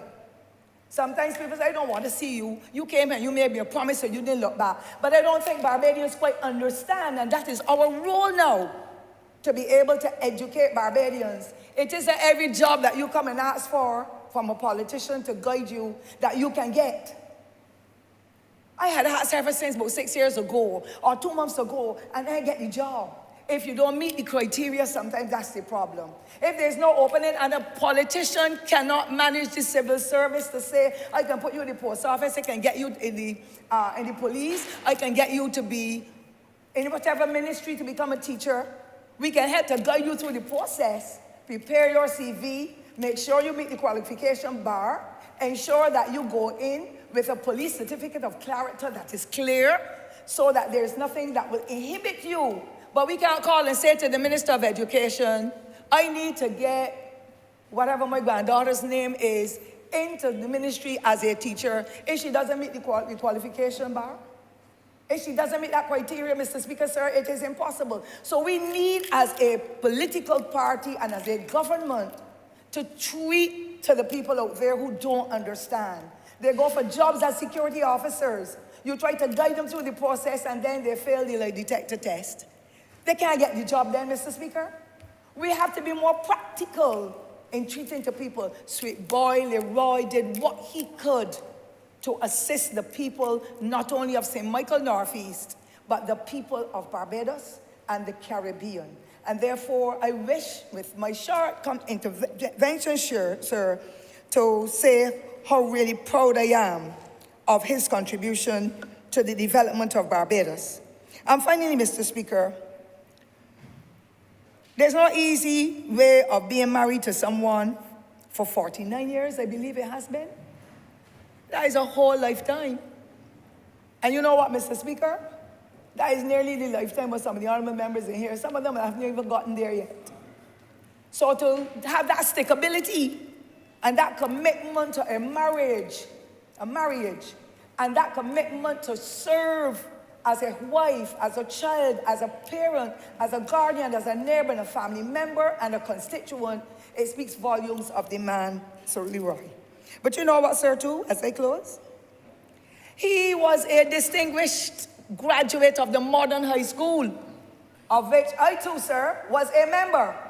And I believe in his era, he did not get that opportunity to get any free education, because poor people's children did not get the opportunity if they were not as sharp when they wrote that, what we used to call then, the screening test. My name never came back. So you know, Mr. Speaker, so I got pulled out of the loop, whether I had a little ability or not. But he must have written too, but because of limited spaces at that time in our era, in the 1940s and 50s, it would have been a challenge. They didn't have enough spaces. That's why we built the secondary schools and so. But he is a proud graduate of the modern high school, and that is where he was able to hone his skills to represent, to develop that warmth, that spirited support, that compassionate heart, that willingness to serve everyone. And I therefore wish to highly commend him for that astute leadership at the Caribbean Broadcasting Corporation, and later on as a parliamentarian for the people of that distinguished constituencies. Today, Barbados is better from that local, national, regional, and international contribution made by Lauriston Leroy Cisnet. I want to, on behalf of my family and others, and the people of the parish of St. Thomas, sir, convey to his distinguished wife and family our appreciation, his wife Mavo, our appreciation to his children and others, as well as to the rest of that constituency. And I want to thank her sincerely for her astute support and guidance to her wonderful husband, now deceased. May his soul rest in peace. And may the angels continue to guard him, as well as to look after the family, because when a husband goes, and especially if at that time the pension was so small, if a wife did not have her own savings or work, she would not, and her family would not be able to survive. As I said, a lot of politicians die poor because of the giving spirit. And so it would be a challenge for her as well if over the years, when the salaries were so small for politicians, she and her family don't have to survive. But may God continue to bless them as they do it in the same distinguished way that he would have done it, with comfort, with peace, and with dignity, to be able to carry on that legacy that he has left behind. And therefore, my deepest sympathy, though belated, in this respect, I would have done what I had to do before, but may his soul rest in peace, and may they continue to enjoy life. Now, Mr. Speaker, sir, with your permission, will I be able to do the second one, sir? As the honorable member did? Thank you very much. Time. Pardon, sir? You still have time. Thank you very much. I so appreciate it. I have to go to see about another 2 funerals, sir, and come back here once Parliament continues, so I thank you for that privilege. I want also now to go to none other than Clifton Adolphus Neblett, a graduate of the Great Allen School. I have a connection there as well, Mr. Speaker, sir. A good set of my family have been there. And that is what I liked about what took place in the past. You lived in St. Andrew, St. Peter, St. Joseph, St. Thomas, probably St. James or sections of St. James. The Allen School was the catchment. We didn't have children crisscrossing all Barbados. That's something we have to look at. But another conversation, sir, not this one. So that graduate from the Allen School became a teacher at St. Andrew's Boys' School in his time as a young graduate. And a Mr. Carter, who was the person that worked after the public baths. You know, we had public baths. People were so poor, they didn't have a bathroom in their house. They had a little pit toilet in the yard and all that, but they kept them clean. And Mr. Carter was the public bath attendant. And he encouraged Clifton to help those poor people's children with lessons, to prepare them for life, not just for any common entrance or screening test, to prepare them for life, and Clifton did it with an honor for free. He assisted them, therefore, sir, with the community development through the provision of the sessions for those impoverished children whose parents did not have the wherewithal to pay. Probably the parents worked in the agricultural belt, or they worked at the Rockland Bus Company, or they worked in the highways and transport at that time that we now call MTW. So they didn't have the extra thing. Plus, they had a lot of children, Mr. Speaker. I don't know, but I'm going to ask you how many children you have, and I dare you, sir, ask me how many I have. But there were parents in those days who had 8 and 12 and 15 children, and they did not have the wherewithal, the spending power. But he chose to tithe his time, having been a student at the Allen School, to the people of St. Thomas, or St. Andrew. So he had already laid that foundation for the kind of support that he received later on. Also, Mr. Speaker, he migrated to England and pursued a degree in accounting. And then he went over to Guyana, and he offered his services there in the bauxite industry as an accountant, and after that, he returned to his homeland. But he did not return empty-handed. He may have come back with a few dollars in his pocket, but he returned with a beautiful Guyanese wife, whom I honor and respected highly because of the relationship that we had, having only met her when he returned from his sojourn there, sir. And therefore, he chose to be able to offer his services at parliamentary level to the people of St. Andrew, whom he loved and worked with in the best way he could, and he was successful. And I want to say that his representation at that time was different. Different because he understood all the aspects of politics. At one point in time, Mr. Speaker, politics in Barbados had gone so low, where people would want to flatten your car tires and burn your house. I came through that era, so I know. And say awful things about you and all that. Brother Clifton did not do that. He made sure that he embraced everybody, despite what side of the political fence they were, because that was the man I got to grow to know. And so there was no malice, no spite, no disrespect to anyone. That was not his personality anyhow, because he was always like a smiling angel. Whenever you saw Clifton, Clifton is smiling.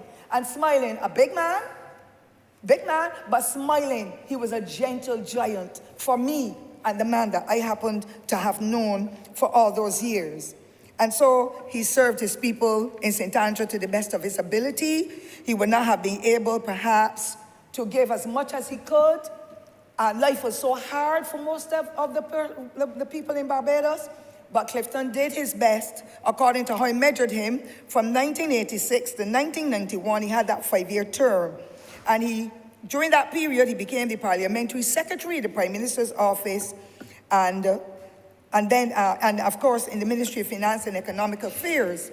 He was a sociable, reliable, and forthright person who did not do the mudslinging. And I want young politicians to learn that.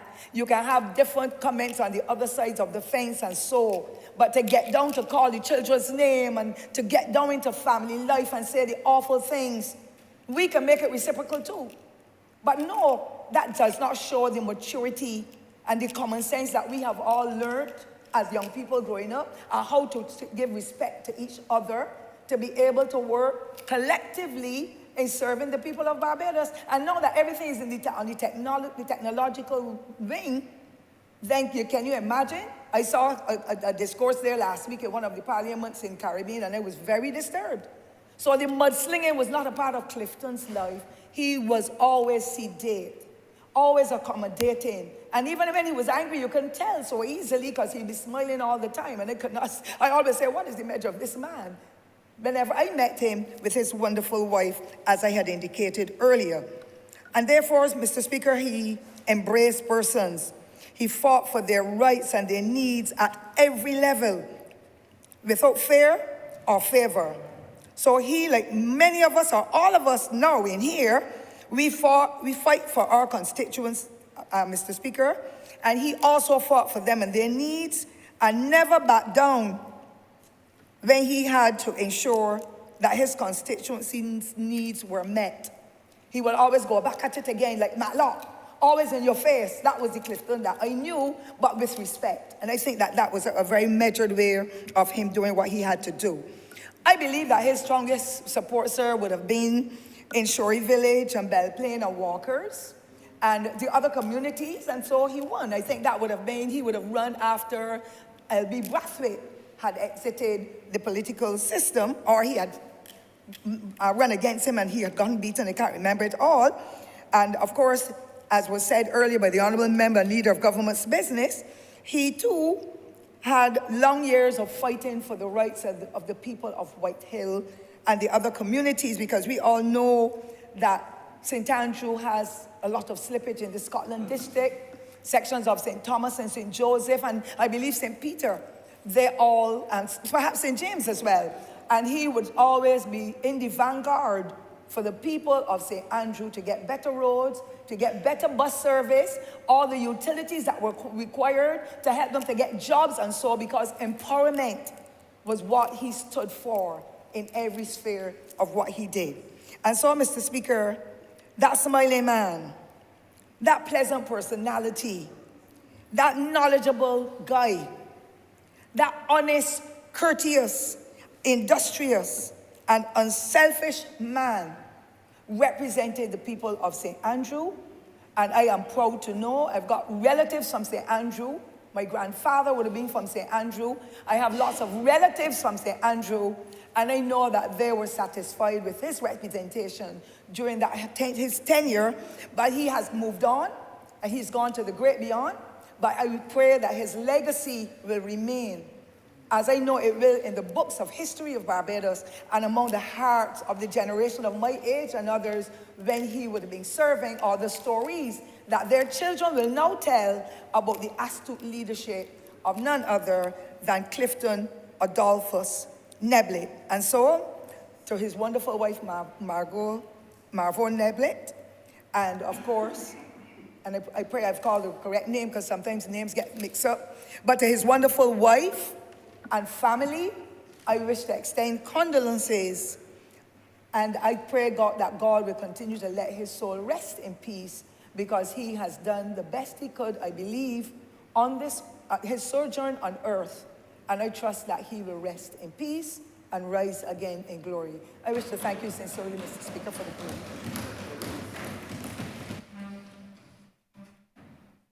Honourable Member St. Michael South. Thank you so much, Mr. Speaker, sir. I will be relatively brief, sir. It is a pleasure for me to say a few words this morning, sir. You know, for those of us who have committed ourselves to political life, this is the reality that will await all of us. That at some point in the future, someone will get up and say a few words in our name and our behalf. And I could only hope, sir, that we have lived a life in a way as deserving of praise as all of those who today we honor. And for the most part, sir, to watch ordinary people rise to do these extraordinary things is a testimony to the great country that we live in, that allows people to be able to achieve regardless of the circumstances of their birth.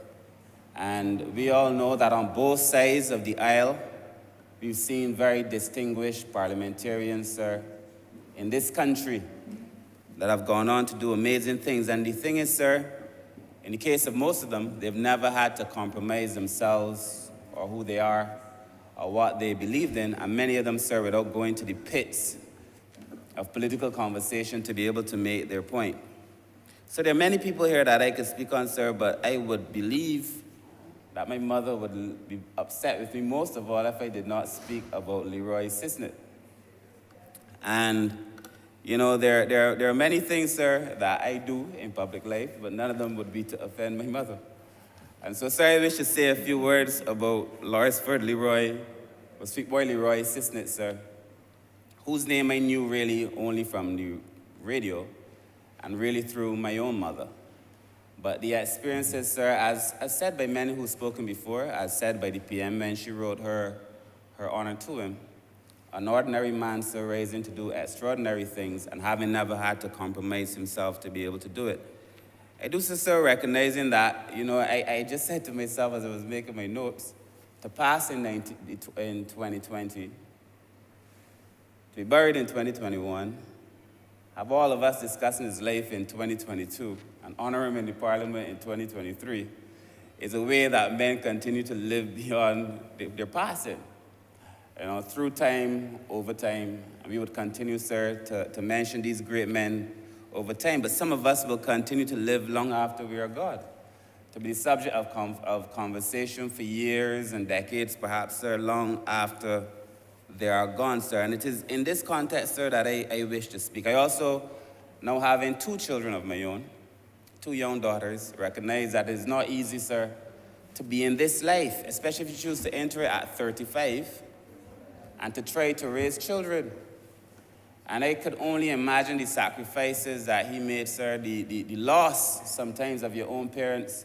I now have a daughter who is 2.5, one who will be 18 in a few weeks, sir. And the things that I believe that I have missed out, I could only ask for his forgiveness, because I imagine that there must have been things too that he missed. And for all of you, all the children of parliamentarians, it must have been a difficult time, because public life is not easy. And so I want to say a very special mention to his children. I think Ryan and Gia, I'm not sure if Gia or Gia, but I hope I'm pronouncing it right. Sir, because it's not easy. And therefore, for all the children of parliamentarians who've gone before us, sir, I do know that it is difficult. And it is, you have to be extremely strong to be a son or a daughter of a politician and choose to be in this place. Like the Honourable Member for St. Michael's Southeast and the Honourable Prime Minister, because my own child has told me she would never be a politician, because you never have time for yourself, you never have time for your family, sir. And so we owe a duty to those who've gone before us, sir, to show them the level of respect that they deserve, whether they serve on this side or on the other side, or whether they never even had the opportunity to sit or to stand in this place in the first place, sir. I recall, sir, the popularity, like the Honourable Member for St. Thomas, of Leroy Sisnett. I think in '76, he either had the biggest or one of the biggest margins of the time. And, it is not easy to get such a margin. The Honourable Member for St. Thomas knows it very well. She too had a margin. I was one of the biggest, if not the biggest, and the member for St. George South. They know what it is to have such a margin. The people of St. Michael's South have not yet given me that privilege, though I've won by a very big margin. I want to thank them too. But I also know, sir, that by 10 years later, even though you might win by a big margin, you could find yourself, when the tide has changed, and having put your soul and your heart into politics, to be going out with the tide. And it may have nothing to do with your level of representation, you just go with the tide.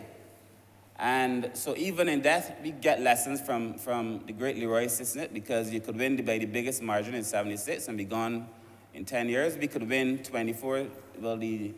a party could win 24-3 in '86 and be gone by '94. We could win 26-2 in '99, be gone by 2008.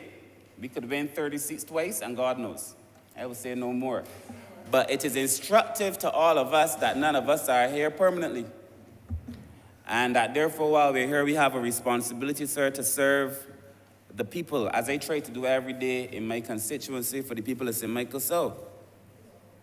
But sir, I have listened to many people. I've heard my mother speak on him, of course, but the greatest conversation I've heard on Leroy Sisnett actually came from the market vendor. I don't know if you all have seen the tribute that was paid to him by the market vendor, which is funny as market vendor is funny, but also it was very informative. And in his tribute, the market vendor, sir, spoke of how he got his name. And he said there was a lady from St. Lucia, Lucita Albert, I think was the name, sir. Allow me to say that, sir. There was a Lucita Albert who would call and send letters to him, oftentimes to Vic Fernandes. She would send these letters to Vic Fernandes, asking how he was doing, but really and truly, the only person she wanted to ask about was this sweet boy, Leroy. How is my sweet boy, Leroy? And the market vendor went on to say that he came to recognize that though she wrote to him, She really wanted a way into Leroy Sisnett, probably because of the tone of his voice that the member for St. Thomas spoke of, and the lovely music that he played. And that market vendor, Vic Finance, went on to say that he, one day on the radio, decided to baptize him as Sweet Boy Leroy Sisnett, and it took off. And therefore, we owe a debt of gratitude to the Lucita Albert from St. Lucia for giving him such a sweet name, sir, one that would last long, long, long after he is gone, sir. And I want to say, sir, that there are many things about politics and people that I have come to appreciate in my short time here. And that any person who chooses to be in here must always remember that they have to have a love for people. And that regardless of what we go on to achieve, it is the people we represent that put us in this place. It is the people we represent who will take us from it too. And that we always have to be sure that that which we do is in the name of people over and over and over again, sir. And I think I would like to align myself with Leroy Sisnett in that regard, sir, having stayed faithful and true to the people. But I also, sir, must confess that I also have a similarity that many people may not appreciate or know. But no, Sweet Boy Kurt, although that would be nice. It doesn't have the same flavor. But, sir, it is said that he played Charlie Pride and had a love for Charlie Pride and brought Barbadians into a love affair, not only with country and Ace Cannon, but with Charlie Pride. And there's probably not a Charlie Pride song that I do not know. And that of my mother's 8 children, all of us grew up loving Charlie Pride. Does my ring hurt your finger? When you go out at night, that is for some of the people in this place. But sir, I've come to love Charlie Pride. Sir, I have Charlie Pride. I play Charlie Pride in my car. Been accused of being older than I ought to be. Played it as a boy. You know, when I was a student, sir, doing my second master's in Boston on Sunday mornings, you know, we grow up to become our parents. Many of us, you don't even realize when it happens. On Sunday morning, when I'm wiping down the little place that I lived in and sweeping it out, my radio, my stereo would be on, sir. I would either have a Charlie Pride CD, Jim Reeves, back then it was CDs, Jim Reeves CD, playing these oldie goldies, sir, cleaning my house, playing it loud on Sundays like my mother did. We are products of our parents, whether we choose to accept it or not, the good, and in some cases, the bad. And therefore, sir, I also share that similarity. And then lastly, I think it is the work in the port, having had the opportunity to serve in the port as minister for a short period of time. It is known that Leroy Sisnett had a profound impact on the development of the Bridgetown port in Barbados, sir. And I wonder if he knew at the time that our port would rise to be one of the most significant ports in the region. That we, with vision like that, would go on, sir, to be a hub for the region. That this Bridgetown port that he played a part in shaping, sir, would save the lives of thousands of people during a pandemic that he could never have foreseen. And that many of us laid the seed, sir, for development of a country and never recognized, sir, that decades after, the benefits are still being reaped. Sir, this country, sir, the roots of this country are in the people like the people we choose to honor today, sir, through these obituary speeches, and in people like Leroy Sisnett. He probably never foresaw the amount of ships that we would have in the Bridgetown port on any one day, especially during the tourist season, like all know. The amount of tourists that would pass through this country, that would continue, sir, to support this country, our educational system, our roads, our schools, our healthcare, sir.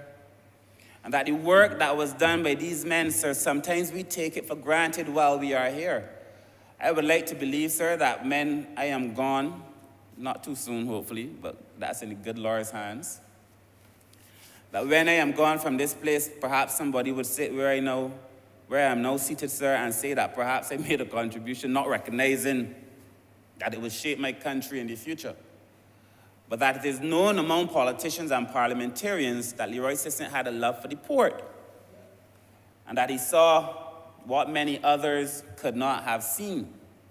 And it's in that vein, sir, not only as Sweet Boy Leroy on the radio, while that too has its value, but it is also in relation to the development of this country that we must choose to honor these great men. Many of them, sir, forgotten, sir. You lose an election. The honorable member for St. Thomas spoke of it. You lose an election. The people treat you sometimes like you never even had a chance to be in this place, sir. I recall just after the 2008 election, seeing former Prime Minister Owen Arthur at a school. It could not have been 3 months after the Labour Party had lost. And that hall was full. The Prime Minister, sir, allow me to still call him Prime Minister Arthur, came in. And the hall was relatively full. We were all at the back. And he was looking for a chair. And I watched a former Prime Minister of this country have to bout begging, bout trying to get a chair. And nobody got up, sir, to offer him a chair. 3 months prior, he would have been in the front of the room. We forget, sir. And I know that he must have made so many sacrifices, sir, for this country. Must have lost at some points relations with his children, as many of the children here of politicians would come to understand. But I watch him vote for a chair. That we have a privilege, sir, no, bestowed on us by our position, but it is not guaranteed after we leave this place. It doesn't exist. And oftentimes, sir, we are forgotten so quickly. It is incumbent on this Parliament to honor the people who have served this country. Whether they are Labour Party people, whether they are Democratic people, whether they served in the National Democratic Party or any other party, or the PEP, as the former opposition leader was, to honor the people who have served in this country. So we get a bad name. And I believe most of us do more good than we do bad, sir. I remember, sir, I've seen it several times, former politicians, sir, getting not even an invitation to anything in this country, sir. The children not even being mentioned, not even being recognized. You don't do it for that. But I am saying if you served your country the way that anybody who comes to this place have served their country, sir, the decent thing to do, sir, is to show them a little bit of respect. Most of us, now there's some, I won't get into that today, but there's some who have taken the opportunity, sir, to do things that they should not do. But the men that we honor today, sir, none of them fall into that category, sir. And it is in that vein, sir, that I choose to honor these persons, sir. I wonder if Leroy Assistant would have known, sir, having worked on a ship, that this government, sir, has put in place now draft legislation to deal with seafarers, to make sure that the seafarers of this country get a better break, so that when they're on the ship, they cannot be taken advantage of, and that legislation should be here soon enough. And I wonder, sir, if Leroy Sisnett then knew, sir, as the many people in my constituency, because I came from a constituency, I represent a constituency, sir, that produced a lot of seamen. The Bayland is synonymous with seamen. And I wonder, sir, if they fully appreciated, sir, the impact that they made on their children, sir, to be able to feed their children in this time beyond. That is legacy. That is legacy.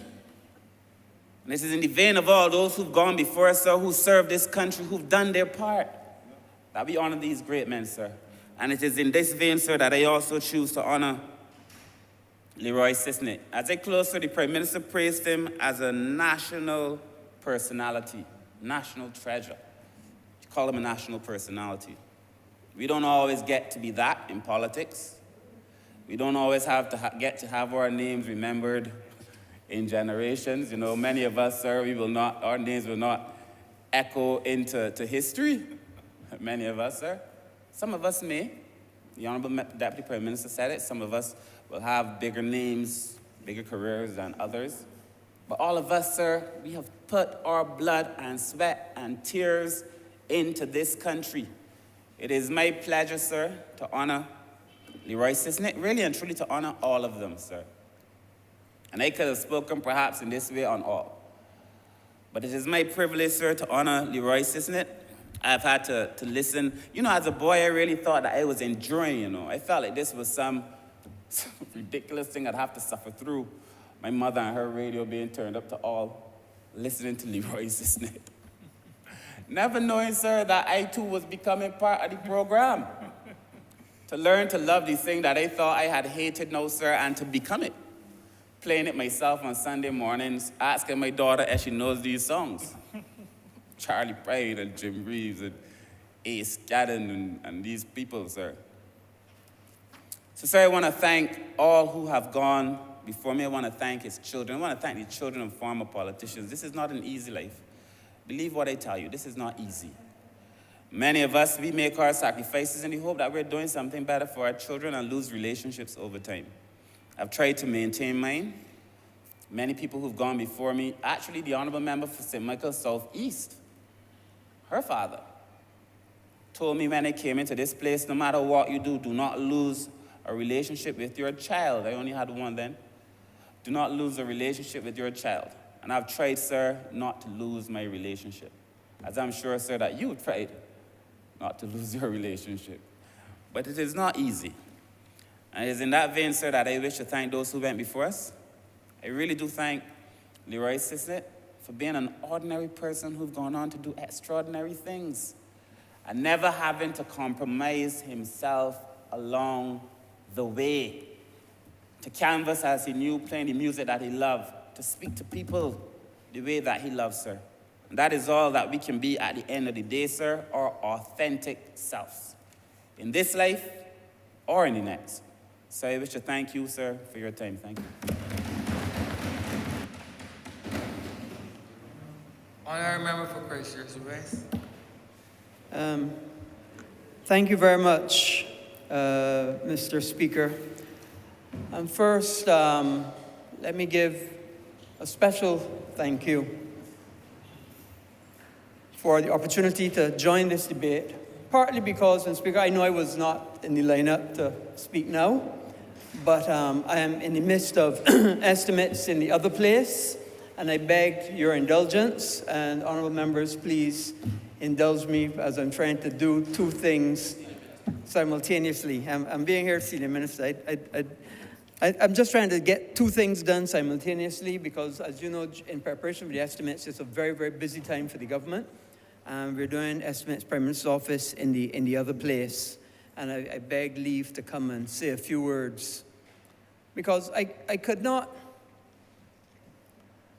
let this debate and this opportunity to speak on former members of Parliament go by without me saying a few words. And like the honourable member who just spoke, I too like to listen to music when I'm doing certain chores in the house. But I don't like the Charlie Pride. I'm a Bob Marley fan. And I especially like Buffalo Soldier, even although I don't have any dreadlocks, Mr. Speaker. It is certainly all of Bob Marley's songs touch me in a special way because he tells of the struggle. He tells of the difficulties. He talks of how hard things can be. And to my mind, it not only it transcends what he speaks about, not only in life in Jamaica or in life as a black person in this world, but also life and how difficult life can be in the politics of these countries. Politics in the Caribbean and politicians when they get involved is nothing like politics in the first world. Everybody expects everything from you all the time in politics in the Caribbean, in small islands like this. A few days ago, Sunday actually, I had a call from a mayor in a small town in Canada who's recently been elected. And she wanted to understand and learn about the housing programs that we're doing in Barbados. And she was amazed at what we were doing. And it only goes to show how important the work that politicians do. And these men that we're honoring today, who have passed, each in their way have made a tremendous contribution to this country. All of them. Sweet boy Leroy. I can hear him on the radio now. I can hear his voice as we say his name. But I want to make special mention of one who touched my life, and that's Sir Maurice King. First, let me say, Mr. Speaker, that Sir Maurice King, a lot of people may not know, but Sir Maurice King actually ran in Christchurch West, the constituency that I now represent. And first, let me say that people often run for the first time. They don't often win. You, Mr. Speaker, would know that well. And others in this honourable chamber would know, from the Prime Minister back down. People who run do not often win the first time. They do not, because you're now learning the ropes. In 1971, we moved from what was called double-member to single-member constituencies, and Christchurch West was created. At that time, there were two young men, two eminent lawyers, both running for the first time, and who decided that they would pit themselves against each other. And of course, in our game, there must be a winner and a loser. And in Christchurch West, as I have heard Sir Henry Ford say many, many times, that his most formidable opponent that he had ever run against was Sir Maurice King. And the record goes to show it. And let me explain why. In all of the history of Christchurch West, 1971, 1976, 1981, 1986, 1984, 1991, and so on and on. No other person has gotten in the percentages of the high 40s for the other side like Sir Maurice King. Sir Maurice King ran in Christchurch West and came within 166, I believe, votes to winning that constituency in Christchurch West. You know, after that first close run, Sir Henry Ford said he made sure that never again anybody would get that close to him. So in essence, Christchurch West owes it to Sir Maurice King to make sure and to give that impetus to Sir Henry Ford, and by extension to me, to make sure that any other person that comes will not even come close. Normally it is, when Sir Henry Ford was the MP, they used to get 30% and so on. Never up in the 40s like Sir Maurice got. And then with me, of course, it's the 20s, but I'm not speaking about myself, I'm gonna speak about the other side. More importantly, and Sir Henry Ford always told me, he said Sir Maurice was the most formidable opponent, and I'll tell you why. Sir Maurice and his canvassers would go into the Rockley area and the Navy Gardens area and the Blue Waters area. You know that demographic. And he would tell, or they would tell the people, man, don't worry about that Henry Ford guy. He's black power, man. Don't give him the chance at all. He's black power. And of course, the people would be concerned because at that time, black power was a big negative in the country. And then they would go into the Fords Road area, and it wasn't much of Bonnet's area, but the Fords Road area, and the St. Matthias area, and so on, and say, don't worry about him. He only let people in Rockley and Blue Waters and so on. So what he did is he played to the audience, and he was master at that. And I understand even in his legal profession, he had a capable ability to play to the audience in the particular situation to be able to win them over. And that obviously was his strength. And in later years, Sir Maurice became my patient. This is a man that ran in the constituency that I now represent. He had great confidence in my ability to then present himself as a patient to me. And many, many times, while I was trying to do a procedure for him, in between the procedures, he would tell me stories about his political life. And how, he would often say that we are on different sides, but we're in the same club. We are on different sides, but we are in the same club. And that resonated with me. And funnily enough, Sir Louis told me the same thing.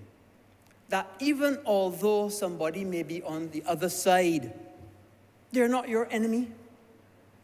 We are all working to improve the people of this country. And that's what we're trying to do, irrespective of the side. Now, granted, one side may have one way of doing it, other side has a different way of doing it. Sometimes we come together, sometimes we don't. But we always understand that at the end of the day, the people matter most. There's no party paramountcy. It is Barbados first, and the people of Barbados first. The people first. I, like Sir Morris, serve your God, serve your people, serve your country, serve your party, in that order, and not other way. And Sir Morris encouraged me whenever we met to continue to do the best you can for the people, each and every day. And he often said to me, as you know, there's no money in politics. There's no money in politics. But you know what there is? There is a pride to know that you have made a difference and contributed to your country. And at the end of the day, that is what the honourable members that we're speaking of who've passed wanted to do and did. And that is what all of us in this honourable chamber strive to do each and every day. Because when you go out there and you hear your constituents say, nobody in the house working, we can't get our light bill paid, we can't get our water bill paid. You know, Mr. Speaker, the Bible says, in whom much is given, much is expected. And we all in here have been given a lot. More so than money, we've been given opportunities. Opportunities to help your fellow man. Opportunities to make a difference in the communities that you live in or that you grew up in. And there's nothing greater than that. There's nothing greater. So Morris made a fantastic contribution in Christchurch West Central. And then he was followed by Joegel, who's also passed. Another friend of mine sat right next to me on the back bench for years. And he too followed on from Sir Morris and continued to serve the people of that constituency, the people of Silver Hill and Gall Hill, and all through that community. And at the end of the day, that's what it's about. When we go out there and ask people to support us and to give us a chance, it's because give me a chance to help you. Help me help you. And that's what we all try to do. So I salute Sweet Boy Leroy Sisnett. I salute Mr. Warwick Franklin. I salute Sir Morris King. I salute Mr. Neblett, because I have been in this honourable chamber 2003, 2008 to 2013, and then the 2018, and then the 2022. So this is my 15th year in this chamber. I took 5 years out. I didn't think I'd be back here, but they asked me to come back, and I'm happy to continue to serve. And all of those men have given a tremendous part of their life. I heard the Honourable Member for St. Michael South saying it's very, very hard on families. It is tremendously hard on families. This job is tremendously hard on families. And when these gentlemen were members of Parliament, people would contact you, and I say all the time, people would contact you by phone, they would come to your office, maybe they would write a letter. Modern times, same as before, I get letters, I get phone, I get people coming to the office, but in addition to that, I get email, I get Instagram, I get Facebook, I get WhatsApp, I get voice notes, and voicemails. All of those we're expected to respond to. And we have to. Because you know what? Those are the people that you are there representing, and everybody has a perspective. And what I do, if nothing else, I respond to every single person that reaches out to me. Not to mention all of my colleagues as well who reach out. And it's a different ball than what it was then. So it's even harder on families. But it means even more diligence, more commitment, and more hours. These men have made a tremendous contribution, and it is on their shoulders that we stand to emulate and improve what they have done for this country. And at the end of the day, just make it better for our people. Mr. Speaker, I'm obliged.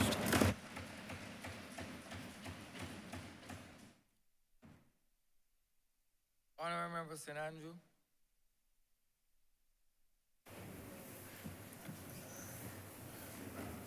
Good afternoon, Mr. Speaker. I too want to add my voice to the tributes this afternoon to these 4 former parliamentarians who, as we have learned this morning, have given so much to this country and has given up so much and has sacrificed so much so that the persons that they are to represent could have a better life, better conditions. Mr. Speaker, I want to share 2 quotes this afternoon before I start. The first one goes, "Only a life lived for others is a life worthwhile." And the second, "I don't know what your destiny will be, but one thing I do know is that the only ones among you who will really be happy are those who have sought and found how to serve." Mr. Speaker, I believe that this captures the essence of public life, of public service. It's about engaging in civic life. It's about seeking to improve persons within your society. It's about promoting the general welfare of people within your communities. And that's why I can easily, even though I do not know any of these former MPs, these former parliamentarians, personally, I can honor each and every one of them because I know, because I've been there now and I've seen it, that public life in this country is a sacrifice. It is a sacrifice. And I know that regardless to if they were there for 1 term, 2 terms, or 3 terms, that they all made some kind of contribution to this country. And so I want to focus this afternoon on the parliamentarian who would have served in the constituency that I now represent. Because, I've said it before and I'll say it again, those of us who have served in rural communities, rural spaces, I believe have had it much harder than perhaps some of our colleagues within the urban corridor. I believe because we have the same issues that each and every one of you have. But those issues are compounded by challenges as it relates to infrastructure, as it relates to the geographic characteristics of the land that we live on, we have issues that are unique to the rural space. And Mr. Clifton Neblett, he was an MP who stood up and represented one such rural space. Now, Mr. Neblett was born in the village of Borden, St. Andrew, where he attended the Borden Smith School before moving on to the Allen School. As the Honourable Member for St. Thomas alluded to, most persons who grew up in St. Andrew attended the Allen School. It was convenient and it was easy because of some of the issues they would have had with transportation. It made sense for those persons to attend the Allen School, which I am sure Allen Lions would want me to remind you is on par with, let's say, the Commonwealth School, for example. Yes, when I was in another ministry, I would often facilitate transfers from Allen to Commonwealth, from Commonwealth to Allen. All I remember, you treading on hallowed ground. Be wary, sir. I'm just saying. Just thought I would let you know you're treading on hallowed territory. I'm speaking facts, Mr. Speaker, sir. I'm sorry if I offended some of my colleagues. I can just speak facts in this honorable place. Your word to the wise is enough. I shall move on. So Mr. Neblett would have attended the Allen School. And on leaving school, like most teachers, most young persons, he would have sought to give back to his community. And he became a teacher at the St. Andrews Boys' School, now the A. DeCosta Edwards Primary School. He taught there for a number of years. And as I said, as most teachers in impoverished rural communities, where many young persons did not have access to education, did not have access to resources to learn, Mr. Neblett would have taught private lessons. Now, I do not know his fee structure, but I believe, based on what I would have heard and researched about the man, that he would have taught those classes for free. In many cases, persons had no money to pay for lessons. But in those communities, if you come across a young person who was bright, who showed promise, there was always someone who was willing to make that extra effort to assist that young person, to teach that young person. And in the countryside, that was often the case. Because and maybe more so before my time, you grew up in a large household, persons would expect you to continue in the same vein as your parents, your mother, your father. Many of them would have worked the fields in those days. And not that their children were not capable, they were not bright, but in many cases, parents could not afford to send children beyond secondary school. And even so, if that child had the potential to get into secondary school, sometimes those parents struggle to pay for the resources in terms of the books and pens and pencils and rubber, all such like. That child could continue its education even beyond that. So in many cases, in our communities, persons step up and they gave of their service for free. And I believe that Mr. Clifford Neblett was one such person who gave for free his services to the people within that St. Andrew, Bordens, Walkers, Belle Plaine community.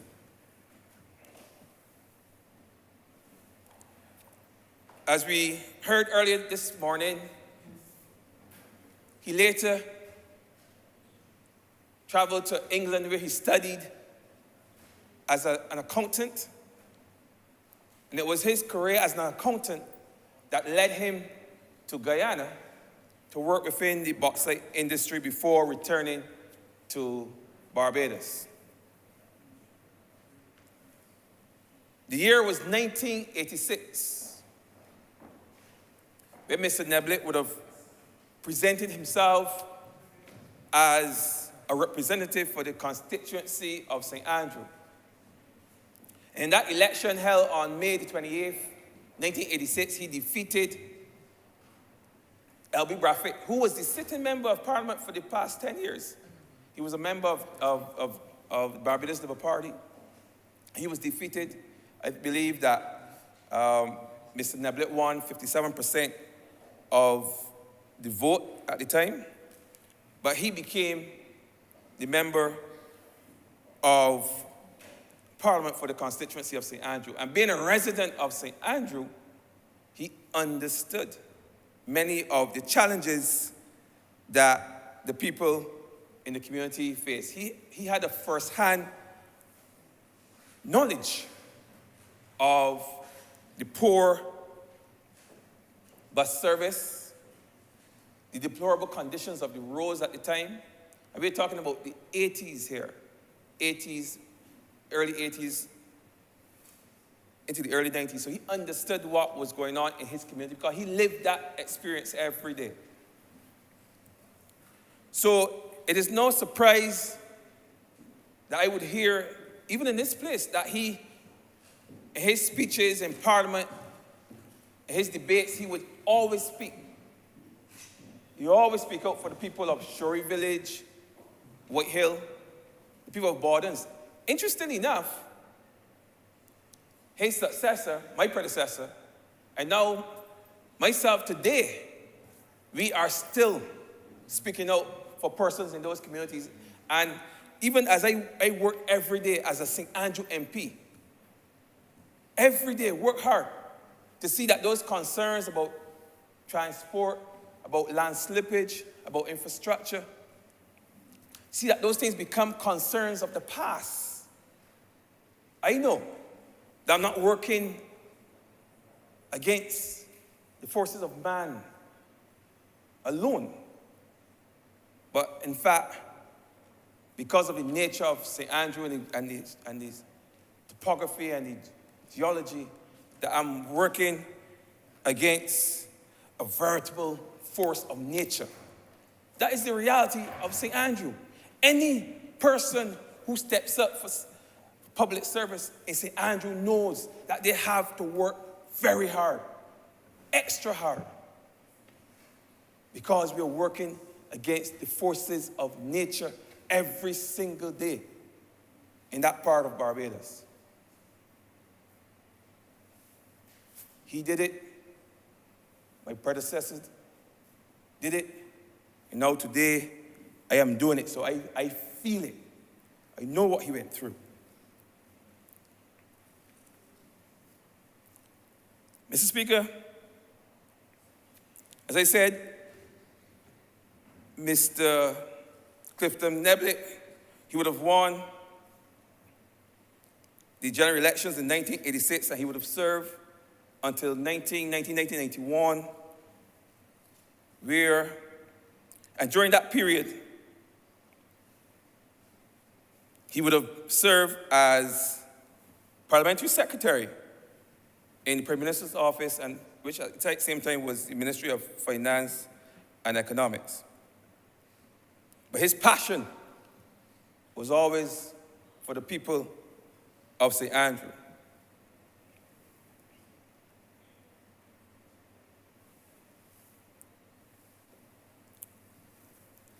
Now,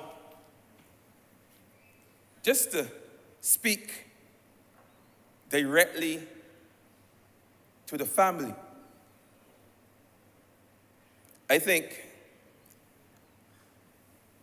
I can attest to the sacrifice. I've been in this thing 1 year as an MP and working on the ground for 4 years, the sacrifice, and I think I'm at the end of the honeymoon period where I can see the strain is beginning to show on my family. Often being away, being in the community, being called at all hours of the night and the early morning the wee hours of the morning, having to jump out of bed at 2 o'clock sometimes and dash into my car and into the community, or being called at midnight to be at some event, or being invited to every event and making every effort to attend every one. I've been through all that, and I know that causes a strain on family. So I know what the family would have been through. I know what the wife and what the children, and even not only for Mr. Neblett, but for all of the children and the relatives of former MPs, and some of you MPs today, I'm sure your families are complaining every day about you being away too much. So yeah, for those lucky few who don't have that concern, God bless you. But for most of us, it is a real concern. So I want to thank the families, the family of Mr. Neblett and the family of the other 3 former parliamentarians that we are honoring today, because I know what you are going through. I believe the member for St. Thomas alluded to the fact that Mr. Neblett had a pleasant personality. Now, I can't claim to know him personally like she did, but I know the sense, how people view him and perceive him in St. Andrew. And in St. Andrew, there was never a culture of political violence, issues as it relates to mudslinging. That has never been a feature or a characteristic of politics in St. Andrew. It was not this case with Mr. Neblett. It was not the case with Mr. George Payne. And it has not been my experience. My experience, as I traversed the different communities of St. Andrew, was that those MPs who stood up were mainly concerned with the improvement of the lives of the peoples in those areas, in those constituencies. And they've always shown a level of passion that's second to none across Barbados. You have to be. You have no choice when you're a MP for St. Andrew. So I know how hard it is when, firstly, you lose most of the time that you could have spent with your loved one to politics, and secondly, when you lose that person to death. And death is usually not a good experience. And for my own personal experience, it's a loss that sometimes we never, ever really get over. But I can only hope, as I close, that the family of Mr. Neblett and the family of all the other parliamentarians that we are honoring here today can take some solace in the knowledge that what they have done have contributed to a better Barbados, and a better Barbados for all of us. So as I close, I just want to encourage the peace of God and encourage the families just to hold on. We owe you all a debt of gratitude. Barbados appreciate and is grateful for what your family, what your husbands, your fathers, your brothers, what they have done. And I personally, as speaking on behalf of the people of St. Andrew, we want to extend my deepest condolences to you, the families here assembled, and those listening on social media. May they all rest in peace and rise in glory. Mr. Speaker, I'm obliged. Honourable Prime Minister.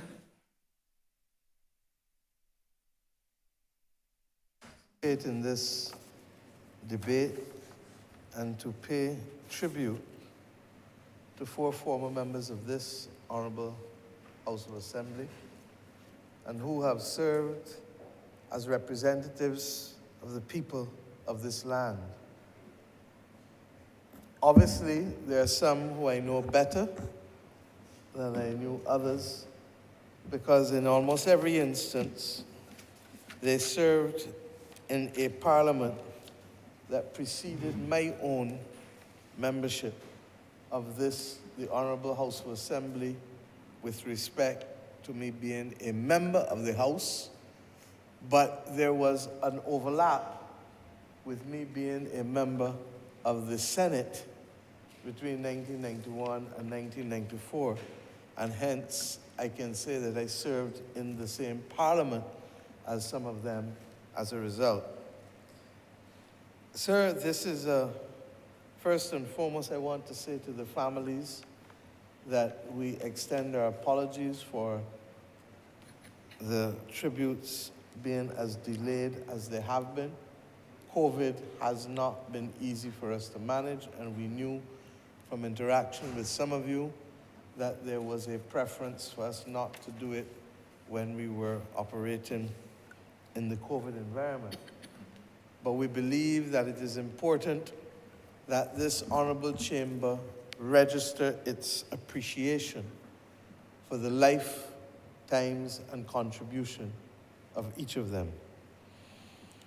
I perhaps knew best Sir Maurice King, who I've known virtually my whole life, and who, in spite of the political differences belonging to different political parties, there was never any further difference with respect to manner in which he dealt with you, with respect very often even to the philosophy that we shared for the policies and programs for the development of this nation, and that which he would have undertaken as Attorney General of this country. The truth is that when my father served as Consul General in New York, Sir Maurice was Ambassador to the United States of America, and that is my earliest memory of him as a child then. It is significant for me, and I say this for the benefit of those who are younger in this chamber, that when I first served as a Member of Parliament in this Honourable Chamber, while Sir Maurice had retired recently from public life, he was available to each and every one of us as young members, irrespective of the political party that we were in. I can say so also about Sir Warwick, but I'll come to that shortly. In addition, Sir Maurice served and assisted us, and that is why I smile when I hear people comment about this government's use of persons, even if they are not of the same political affiliation as we are, as I am, because that is the tradition of this country. In those early days, between 1994 to 1999, Sir Maurice served as a member of the Constitutional Reform Commission, but he also served within CARICOM. With respect, it may seem to some who are young that Guyana only had problems with electoral matters recently, but Guyana's difficulties with electoral matters go way back. And in the 1990s, I think it was around 1997 or so, Sir Maurice also played a critical role on behalf of our nation in the resolution of the Guyanese electoral difficulties of that time. I can even point to Sir Branford's participation in the effort to make Sir George Allen Director General of the Pan American Health Organization. I say these things because when it came, for example, even to the establishment of the Caribbean Court of Justice, there was no division in this parliament or between the political parties as it related to our ability to establish that critical institution that is now, thankfully, our final court of appeal.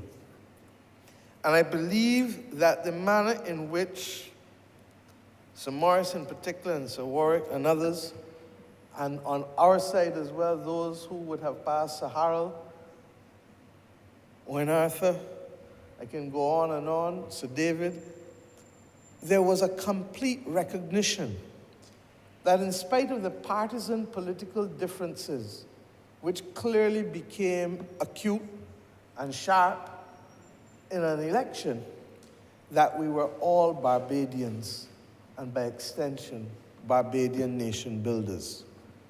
If there is one message to go from these tributes today and those that will follow shortly, it is that we must guard jealously that legacy that allows us not to divide on matters of fundamental national import or on matters of regional and international importance.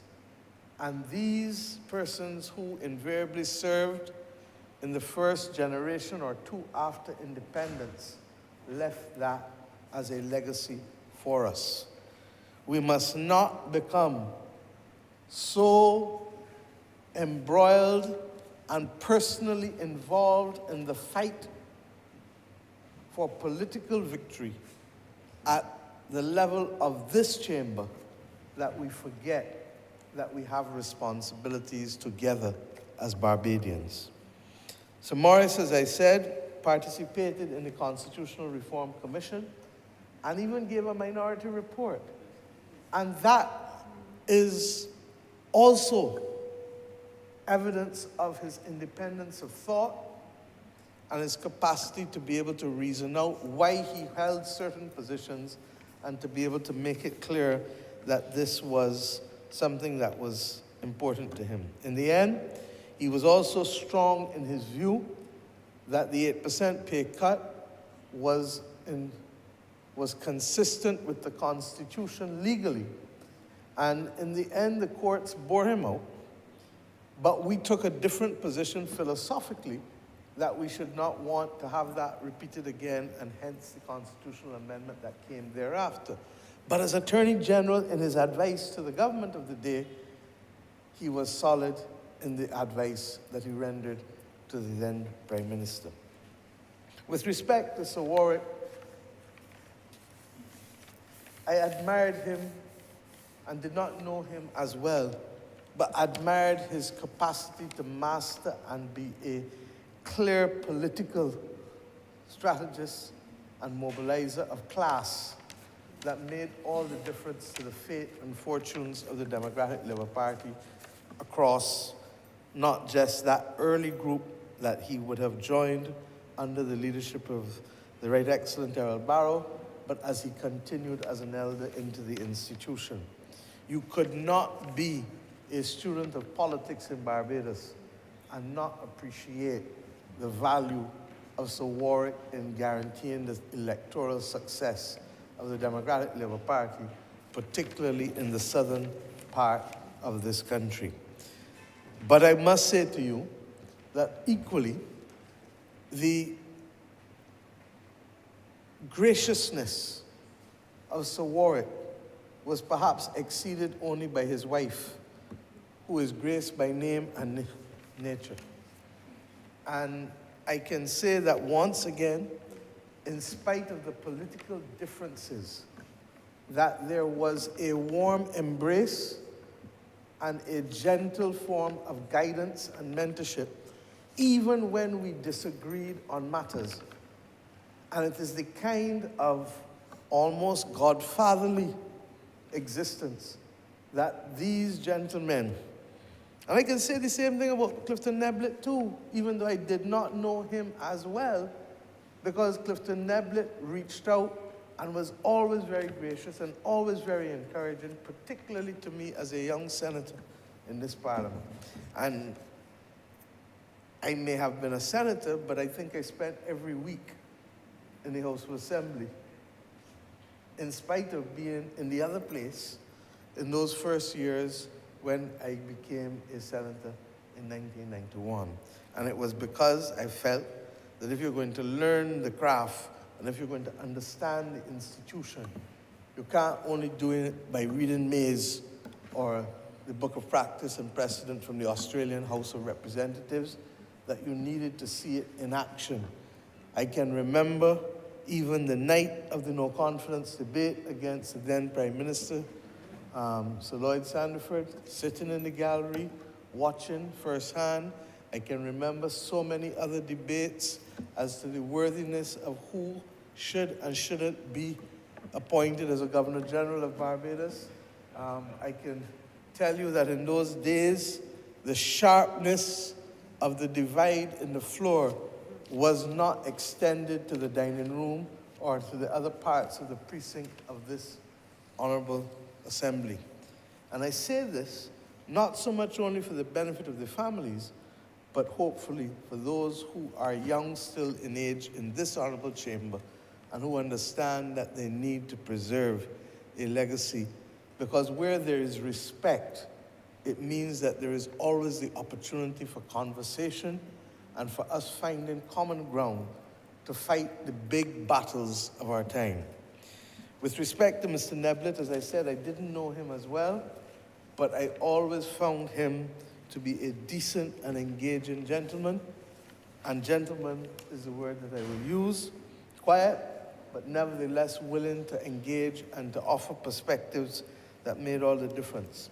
People who say that it is easy to be an MP have clearly never walked the path or never been part of the family of being an MP. It is ironic that most members of Parliament children do not become members of Parliament. Their grandchildren tend to become, because the grandchildren relate to their experience as an MP or as a cabinet minister with romanticism. But the children relate to it with the bitterness of it. And in my case, my father stopped being a member of Parliament when I was 10 years old. And I still remember the night when he came home and indicated that he was resigning. And he said to us at 10, he says, I cannot be a good father, a good husband, a good MP, and a good lawyer. And I've determined that I'm not prepared to let my family suffer. And I obviously have to work to support them. And people will make different decisions. And those words have never left me, nor equally the experience of what it is. But I was fortunate enough to be young enough not to be impacted in a way that those who are teenagers tend to be impacted, because the absence of a parent in those critical years, and I say so looking into the gallery, knowing and empathizing that in some instances that has been the case, regrettably, with too many. And this is more so in a small society where people can be sometimes a little harsher and cruel than they should be. Division of political positions do not make people ogres. And we need to remember that, and we need to reflect that in our behavior as we relate to each other. I've left Leroy Sisnett for the last, because I am the successor to the people of St. Michael Northeast for this Barbados Labour Party, to Leroy Sisnett. And I'm not going to tell you that it was always easy, because the truth is that when I first came in, Leroy didn't want to leave at the time, and therefore there was an adversarial relationship initially. But once again, the lessons of life show us that how we start does not have to be how we end. And I feel thanks that both Leroy and myself were able to overcome that difficult start by working together in the interests of the people of St. Michael Northeast, whom he continued, obviously, to have a warm relationship with. Indeed, there are some people now, I still remember going in Exchange Hill as a young candidate and going, there Gwen Wilkinson is now passed as well, and going by Ms. Wilkinson's house. And Ms. Wilkinson said, don't come. Don't even bother to come. Stand out there in the front road. I said, I haven't even introduced myself to you. She said, I hear about you, don't come.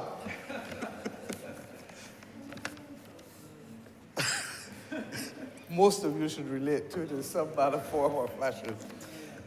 But the same Gwen Wilkinson was also responsible for bridging the gap between me and Leroy. And I say these things because when I talk to the country, as I did at the beginning of this year, and say that we need to understand how to manage conflict, or as I did yesterday in the address at Community College in the ADR mediation session, I genuinely mean it. Because life does not come to us in a straight line. And there are weeks or months or years when you will be good with people and then you have conflict and then you manage the conflict and you come back in. But if people believe that the resolution of conflict can only be through violence, and worse still, weapons that don't admit of much error. I made the point yesterday that before in this country when people pick up a 2x3 and hit somebody, we didn't want it to happen, but they had a chance of surviving it. But when you pick up an automatic weapon and you start letting go bullets, the chances of survival are much, much, much, much less. But I make this point because in the end, sweet boy Leroy became a good friend. He started his career as a merchant seaman and then transitioned to use the talent that the Lord gave him, his voice. And that, combined with his love for country music and his love for people, led to him being a charismatic character. Sweet boy Leroy. I'm told that the name came from St. Lucia, a lady listener in St. Lucia. I've never been able to verify it.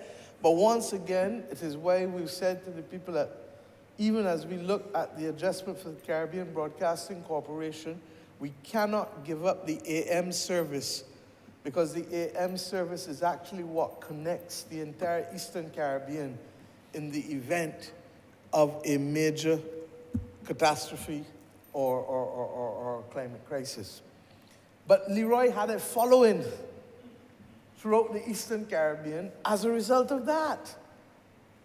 And that following led to him being also seen as a major, major influencer in the early 70s, such that he was approached by the Barbados Labour Party to carry the mantle for them in his hometown.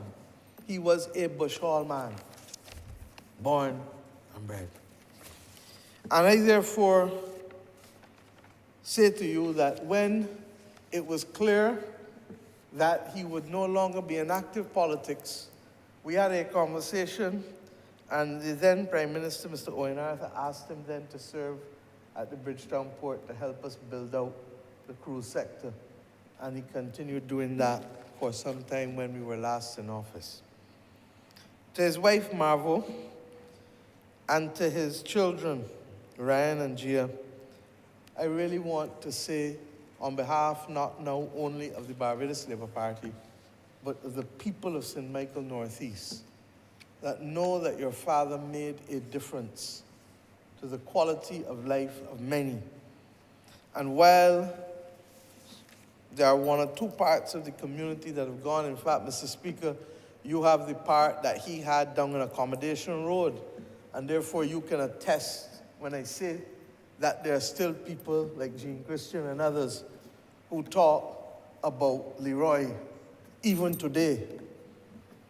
And that tells you, and I'm sure that if we go in St. Philip, North, and if we go in Christchurch, West Central, and we heard just now from the last speaker in St. Andrew, that you do not serve, even if it is only for one term, but for those who have served for multiple terms, without making an impact on the quality of lives of the people who you represent. And we must never get so blinded by the partisanship that is necessary in this Westminster system that we forget that we serve a common cause. To the families in particular, I say thank you. Thank you for your sacrifice. Thank you for your understanding. Thank you for your adjustment. Because in many instances, you've had to adjust both during their lives and even after in their death. And this Honourable Chamber, therefore, does its duty to you today to ensure that their memory will be found not only in their speeches in Hansard, but equally in the reflection of those of us who stand today as grateful successors of their legacy in the preservation of our democracy. Thank you.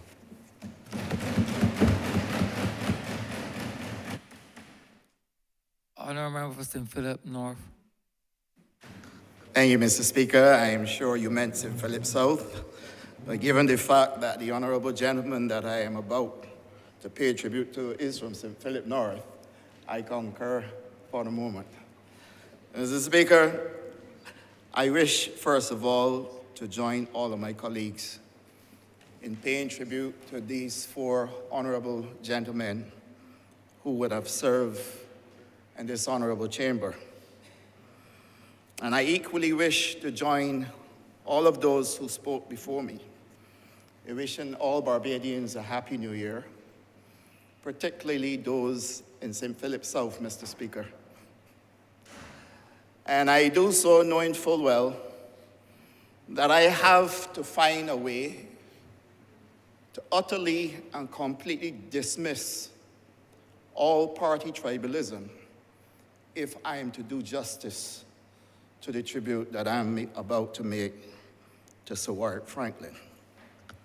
Sean, you and I would have rubbed shoulders on many occasions, not politically, socially, and I am sure those moments we shared are a reflection of how we can keep our politics out of our lives and maintain friendships.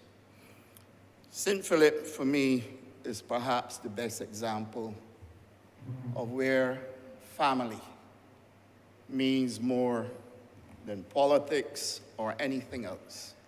As a matter of fact, the fact that I constantly repeat that we are the first republic makes it even more telling as far as how we feel about family. The doctrine, touch one, touch all, would have been started, first of all, with Nanny Gregg, and then the Honourable Bussa, where we have demonstrated clearly that we are a people who stand by each other.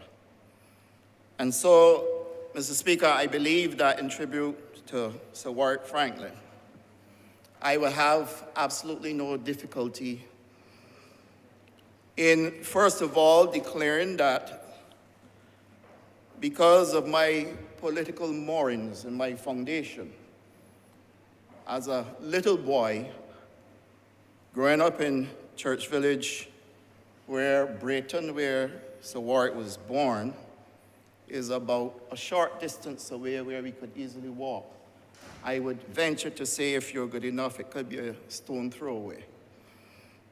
But the connectivity between Brayton, Ebenezer, Church Village, Clifden, gave us a nucleus of friendship and family, knowing that Church Village itself Sir Warwick would have connected his roots through his brother Valon, who, being identical twins, it always made it difficult for me to tell which is which, but I interacted with both. And to be very honest with you, I found both of them to be absolutely great gentlemen. And at the time when Warwick contested the election in St. Philip North, our politics was such that if you supported a party, that is what you did. Because we had just come out of the double-member construct. And in 1971, when David Simmons contested the election, at the time against Neville Maxwell, we do recall that he didn't do very well. Similarly, even though I managed to get up to close to 2,000 votes in 2013, I also didn't do very well against my opponent, who represented the Democratic Labour Party, Michael Ashley. But none of these things divided us. And one must ask the question, how is it that we can go through such robust politics, but still are able to maintain the commitment to the lives of the people of St. Philip and the people of Barbados by extension, by being able to set aside that which divides us to work towards the common good. And Mr. Speaker, I feel good to know that having seen these honorable gentlemen being able to settle their differences after leaving the political platform, I have never once heard David Simmons say anything untoward about Warwick Franklin. Equally, I have never heard Warwick Franklin say anything untoward about David Simmons. As a matter of fact, they would have criticized each other robustly on the platform, but they never descended to smut. Equally, I say the same about when Warwick ran. He was the incumbent to Cappy Greenwich. And, you know, he never once descended to smut. Neither did Cappy. So that I believe, sir, that in paying tribute to Sir Warwick Franklin, Sir Warwick Orlando Franklin, a product of Brayton and Church Village, a product, I will say, parish land, a product of being one of the first residents close to the blacksmith shop, the one we had in St. Philip, that I am guided by a note that I received one morning around 4:30.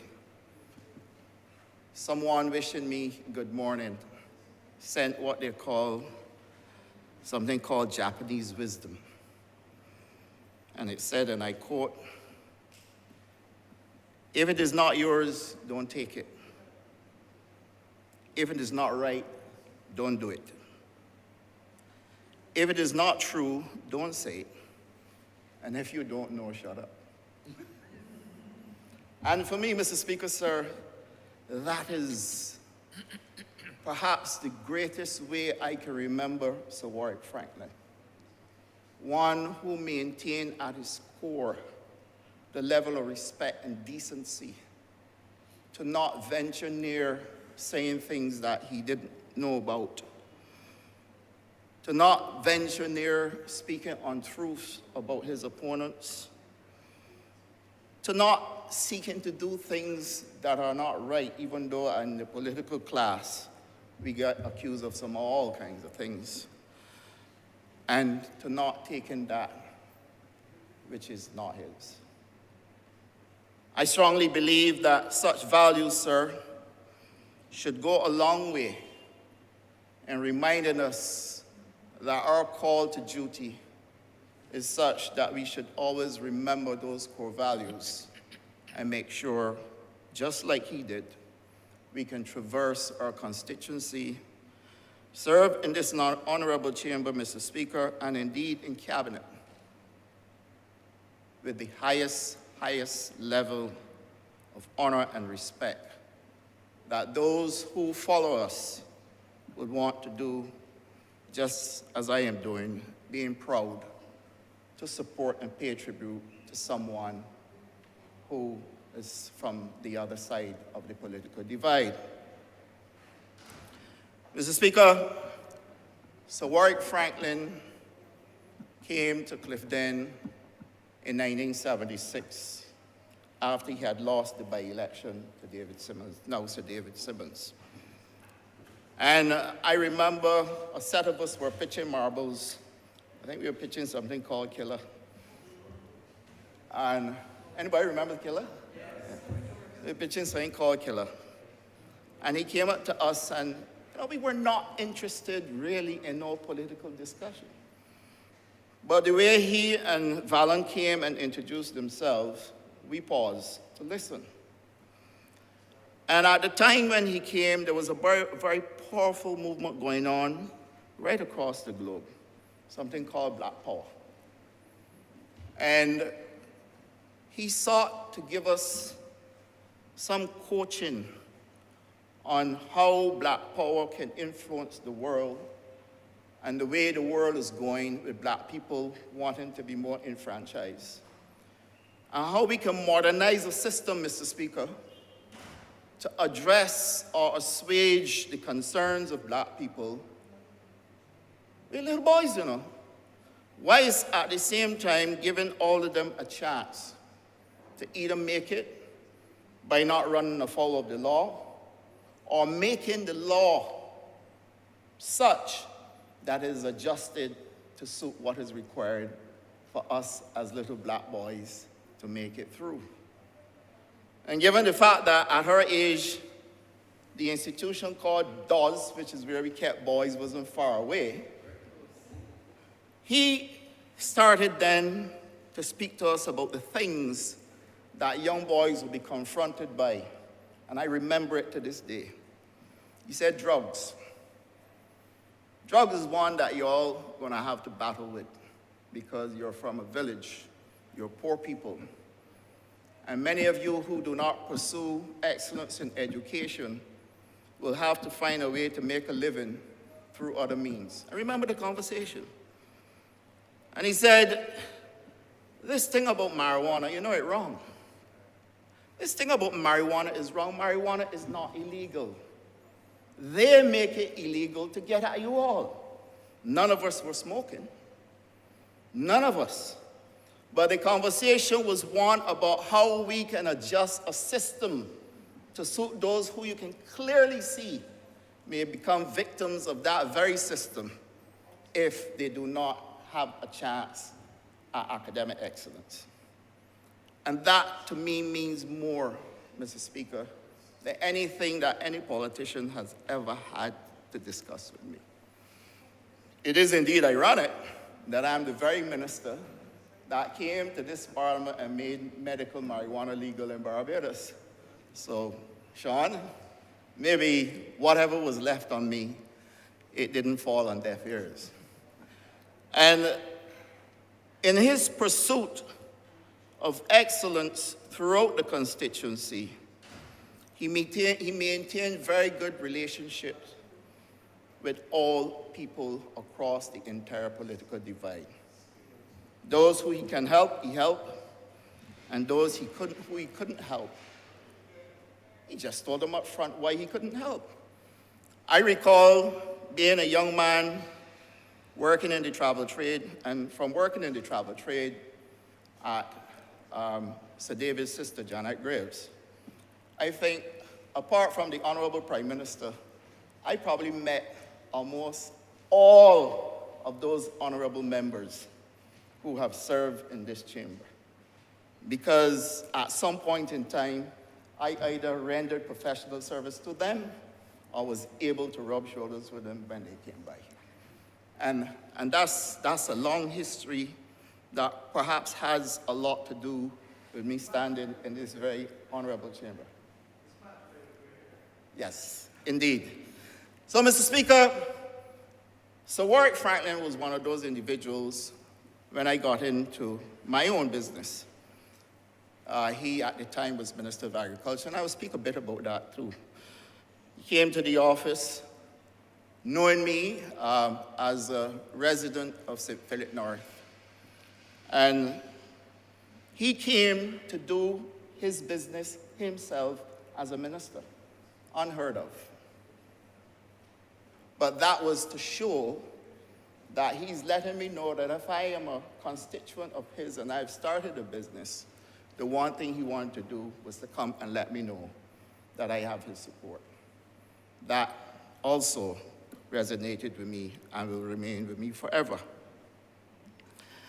Mr. Speaker, Sir Warwick Franklin took Barbados to new horizons in agriculture as well. First of all, he's one who got us on to the WTO program. At the time of our existence, when he was a member of parliament, sugar was king in Barbados, and cotton also was doing very well. But we had seen that changes were taking place in the world that were about to challenge any minister of agriculture, and indeed challenge any government. I do recall that back in the 70s, Barbados started to see slippage in agriculture. And that when Sir Warwick became the Minister of Agriculture somewhere around 1986, I believe, because he served for 5 years before being a minister, that he then had to deal with the challenges that came out of Lomé. And you do recall that in 1980, a lot of work was being done to include South Africa and all the other larger nations under the Preferential Treatment Program, which is the Sugar Preference Program, or what they call the SP program at the time. And under Lomé, many of these countries that were jostling for share or to take up space in order for them to be able to sell sugar made it difficult for the Caribbean region as a whole, but in particular Barbados, to be able to hold its own. So you had fluctuations in prices that also made it very difficult for the minister and the ministry to adjust. So Warwick Franklin had then, therefore, to deal with the European Union's change when they started their program of anything but weapons. Remember, they have a program called, what is it, is the EBA? EBA. No, but there's another one too, anything but weapons, which they started at that time. And in order to give the Caribbean a continuous chance at supplying sugar, this was somewhere around 1985, somewhere between 1985 and 1994. They introduced another program called the SPS, Special Preference Sugar. And at that time, Barbados was able to fit in to enjoy the special treatment. But what was happening also is that we started to see a decline, because it was not now only just about guaranteeing a price. The real albatross was being able to maintain your quotas. And whilst it is true that they could not change the price, you had to maintain your quota, or else it would be passed to South Africa on one of those. And that is where we suffered, Mr. Speaker, sir, because we started to see declines. And so Warwick had to deal with those challenges. It therefore meant then that we had to develop a cotton industry at a very rapid rate. And he saw cotton peak between 1985 and 1994, to levels that we don't see anymore, and perhaps would take a lot of work for us to get back there. So, Mr. Speaker, he also served in making sure our cottage industries were developed. Pepper sauce and Morby and those types of things. People getting into business through the cottage industry. He also served as Minister of Agriculture to see those things develop. Mr. Speaker, I recall perhaps, and I am coming to the end now because I recognize the time. Mr. Speaker, I recall the election that perhaps was the most challenging for him, the one in 1994. That election was extremely robust.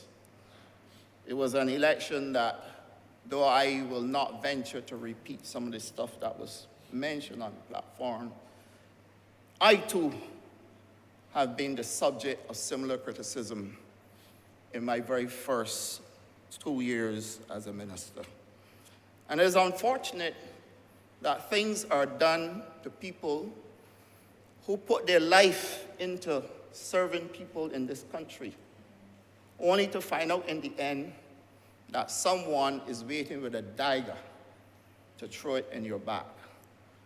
And that is not the way to thank people for serving this country. Too often, good men are destroyed by the rumors and propaganda of those who have never sought to bring proof to anything. And so, Mr. Speaker, I think that Sir Warwick handled that election in such a manner that he may be considered a true political hero in that he never descended again at that point in time to an all-time low. And I don't know the author, but I do know that another message was sent to me, as I often receive, that says, the true hero is one who conquers his own anger and hatred. I can imagine how angry he might have been at that time, and how he probably hated those who attacked him. But he maintained the dignity and honor that he have come to display in public life. And so therefore, Mr. Speaker, in remembering Sir Warwick Franklin, I would wish to invite for conversation some memory in St. Philip North to immortalize Sir Warwick Franklin. And I can think of none other than that stretch of road from 6 Roads to Braided Village. And if we can get that, Mr. Speaker, I believe we would have immortalized him the way he deserved. And Mr. Speaker, I'm obliged to you.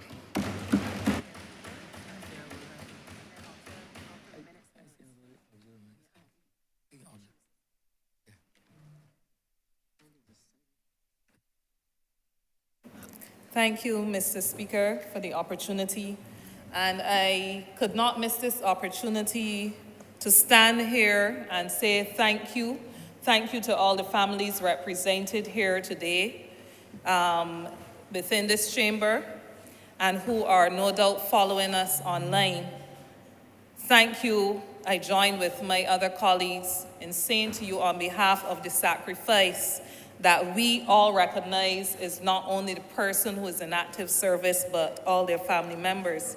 Could not allow for this opportunity to pass as I specify specifically the relationship that I would have had through my organization with one who is very dear to us, was very dear to us, Comrade Maurice King. And I say comrade because in many respects, that is how he saw the Barbados Workers Union, how he referred to us, and how he wanted us to see him. I am told, because I would not have been around, of those early days in the union, just after Sir Frank and just after Sir Grantley Adams, when a young Frank Walcott was taken over in the union, unlike his predecessors, not involved in law, but General Secretary of an organization that would have needed the support of the advice and resourcefulness of people like Comrade Maurice King, Sir Maurice, more formally as we call him. And when many others refused to extend the hand to the Barbados Workers Union and the workers of Barbados and the general membership, therefore, there were a few friends of the union, and Sir Maurice was one of those few friends who extended his resourcefulness, his expertise in the law, his time to the cause of workers and worker development in Barbados. Not only through his resourcefulness in providing legal advice to the union, but also offering himself to be an active part of the union's education program, teaching at the Barbados Workers Union without asking for a cent. And that is noteworthy, especially in a time now where people see community service and community development as something that must be linked to other tokens and other forms of compensation. So this General Secretary would not have had much interaction with him. In fact, there was only one single occasion that I had to meet him formally. My interaction would have been with his younger brother, Edmund King. But I well recall that shortly after becoming General Secretary, there was a major issue for which we needed legal advice. And Sir Roy himself asked me, as acting as an advisor to the Barbados Workers Union, asked me to reach out to Mr. King. And I'm thinking, well, all these are old boys together. He could have easily done that on behalf of the union. Asked for me to reach out to the senior King, as we will call him, through his brother Edmund, to see if we can organize a meeting for this advice. The senior King, Comrade Maurice King, unhesitatingly agreed. But not only agreed to assist, but he came down, a man who was already in retirement pretty much from his legal work, came down to the Barbados Workers Union to meet with me and go through the issues because he would have had the history of the issues. That spoke volumes because it speaks humility and it speaks the largeness of the person. And in that very small token way, outside of the very valuable advice which was given on that occasion, it also served as an example to me of not only how we must see ourselves, but how we must view others. So his relationship with the union was one in which I reflect and pay gratitude to, because he took very seriously nation building. He took very seriously development of the workers in Barbados and enfranchisement of the workers. And his was not an interaction, and I stress, where his contribution to our cause was tied in any way to the timeliness of an invoice. But his was one in which he genuinely committed, irrespective of whether or not the union could pay. And there were those times when the union was not in a position that it was able to meet any consideration for the advice that would be given. And so in a very special way, I could not let this moment pass without making a very brief submission, where on behalf of an organization that is 81 years old and for whom we would have benefited from his advice for more than half of that time, could not allow this opportunity to pass without formally saying to the members of his family how immensely grateful we are for the contribution that he's made, and without taking note of the fact that a lot of what we have been able to do in terms of our education, launching our facility at Mangrove, in terms of our investments on behalf of workers that we have made, a lot of the foundations that the union now stands on had to do with the tremendous effort and sacrifice, personal sacrifice, that he undertook to give to an institution that needed to benefit from his assistance at a time that he was willing, among few, to offer it. And again, I just want to say thank you, and thank you, Mr. Speaker, for allowing me to make this formal gesture on behalf of the Executive Council of the Barbados Workers Union.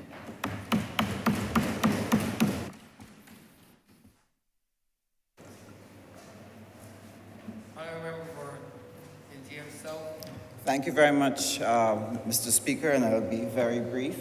My colleagues have spoken so glowingly of the 4 parliamentary representatives that have made a difference to Barbados. And I rise to say to you, thank you, because I know of the sacrifice. But I also know that in making such a sacrifice, that they count it a privilege, as we do, to be able to serve our country and to be able to serve our fellow man. The one thing I want to leave with you is this, that they will live forever. Because when you impart into the lives of people, when you bring change and transformation, you live on in their lives and in their children's lives. And I particularly want to single out Mr. Leroy Cisnet. He was my constituent, and I want to express my gratitude for all that he meant on radio. It's one of the places where we share a common experience. I too was a broadcaster, but I know that Mr. Cisnet was extraordinary because it takes a certain quality of character to be able to reach through the airwaves, to touch the lives and the hearts and the emotions of people and give them a point of focus to get away from the pain that they might be experiencing or the stress that they might be experiencing. Every broadcaster does not have that. Leroy Cisnet did. And because of that, he was able to transform and lift a country whenever he took to the airwaves, indeed, as was said, across the region. So again, on behalf of St. James South, I extend my condolences to you, and on behalf of this Parliament, country, to all of the MPs, and may God bless each and every one of you. Mr. Speaker, I'll be as brief as you've ever heard me in this chamber. Sir, I have to raise to just lend my voice to thank all 4 MPs who gave a life of service to this Parliament and to our country. But I know of Sir Warwick. He was a surveyor. My dad was a surveyor, land surveyor as well. And my father is a very gentle soul, a very soft-spoken soul, and he had a lot of respect for Sir Warwick and a lot of respect for his work. And my father never uses 2 words when one would do. And I've heard him say a couple of words with Sir Warwick, so that must speak to the measure of the man. I just wish to touch on Sir Maurice, sir, because I grew up in Enterprise, literally a neighbor to Sir Maurice. I grew up with his daughter Stephanie and his son, sir. Sir Maurice was that person, that quiet, dignified person. But he had a deep voice, and it was a voice of authority. When he spoke, you shut up. Everything came to a screeching halt, and you listened to what he had to say. It is interesting that I spent many days at their house. I used to call his wife Auntie Pat. I never called him anything other than Mr. King. Sir, as a lawyer and a parliamentarian, as a minister, at one point in time, the fact that he has left this place, and by this place, I mean this place and this place generally, with both his reputation, his integrity intact, says a lot, and it says all. We shouldn't have to say it about parliamentarians or persons who serve in office. We should not have to say it, sir, about lawyers. But the fact that we do, it bears saying, and the fact that we say it positively, it says a lot. Sir Maurice, sir, is what you would call a true Barbadian icon. a legal luminary. We tend to spit those words out because they sound good together and we don't know what it means. A legal luminary to me, sir, is someone who is well versed in the law, whose voice carries the weight and authority of the law, who is knowledgeable about the law, and who knows how to apply the law. And someone whose position on the law is respected above all others. I think he falls squarely within that. And as I said, sir, I will finish as I started. I have nothing but respect for Sir Maurice King, for the work that he's done in the Parliament, for his work as an Attorney General of Barbados, and just for his work as a lawyer. He's one of those persons we looked up to as a man of integrity and we took lessons from. So as an example of what a parliamentarian and an AG and a father and a lawyer should be, sir, I hold him in the highest esteem.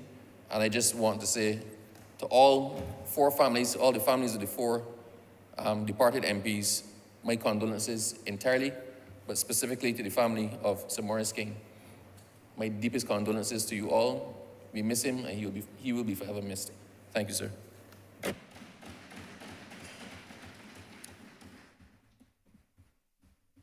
As Speaker, I come at the last. I want to endorse all the contributions made by honourable members in relation to the four deceased parliamentarians. I offer sincere condolences on behalf of the entire Parliament, and I ask that we stand to observe 1 minute silence.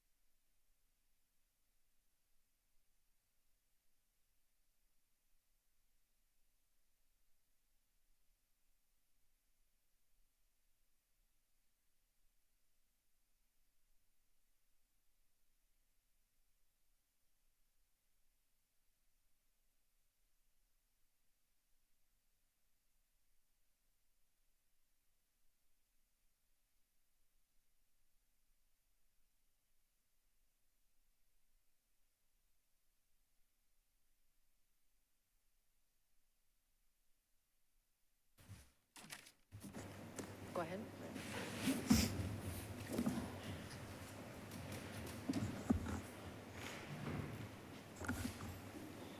Honourable Leader of Government Business. Thank you, Mr. Speaker. I want to recognize the presence of the Canadian Senator, the Honourable Rosa Galvez, President of the Parliamericas Parliamentary Rethink on Climate Change, and a Fellow of the Board of Directors as well, who's with us today. Thank you, Mr. Speaker. With that, I beg to move the adjournment of the House until, suspension until, you're getting excited, until 3:30 p.m. Before we suspend for lunch, I also wish to acknowledge the presence of Miss Beryl Bridgman, who was our latest centenarian who reached the grand old age of 100 on the 27th day of December 2022. May you continue to live many more years, Miss Bridgman.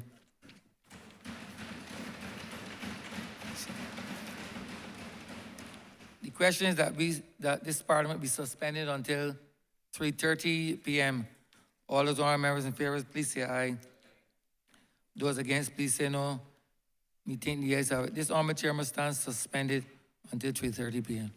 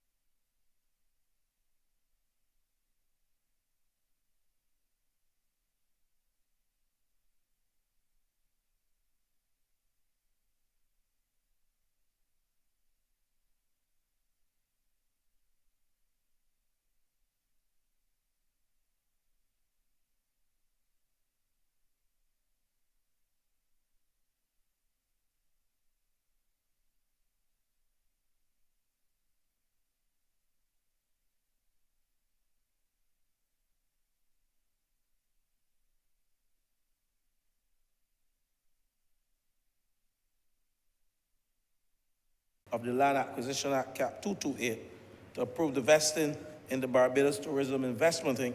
of the parcel of land, the property of the state, situated at 6 Mains in the parish of St. Peter in this island for a public purpose of tourism development.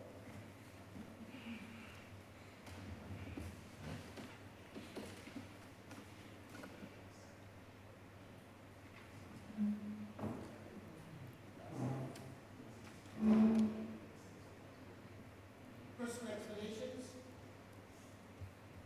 Motions for leave of absence.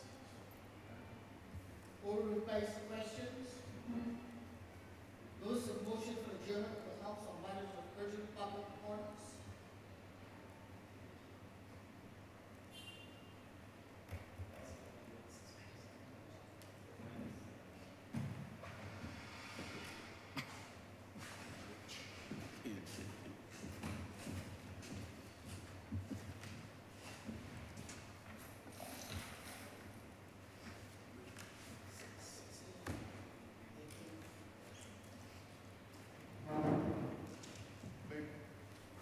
Make move the suspension of Standing Order 6, 16, 18, 20, 425, 43, and 44 for the remainder of the day. Questions that the aforementioned standing orders be suspended for the remainder of the day sitting. All those honorable members in favor, please say aye. Aye. Those against, please say no. We think the ayes have it. The aforementioned standing orders are hereby suspended for the remainder of the day sitting.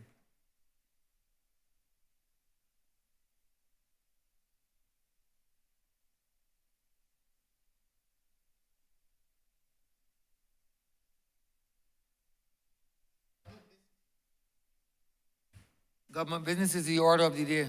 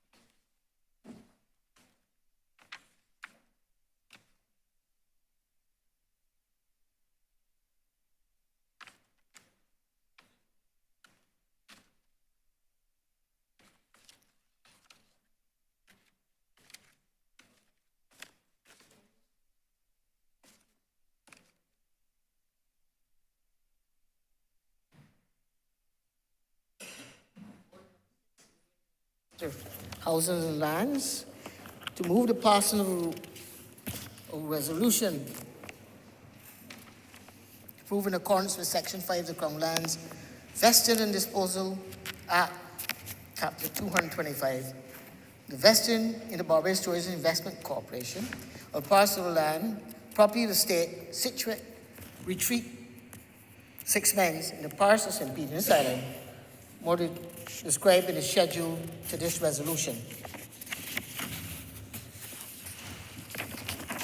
Honorable member for St. George South.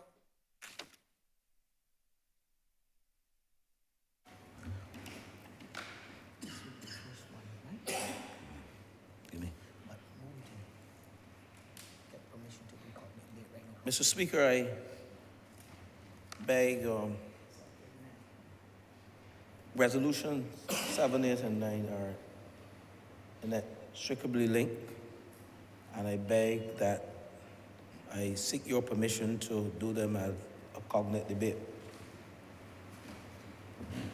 Second.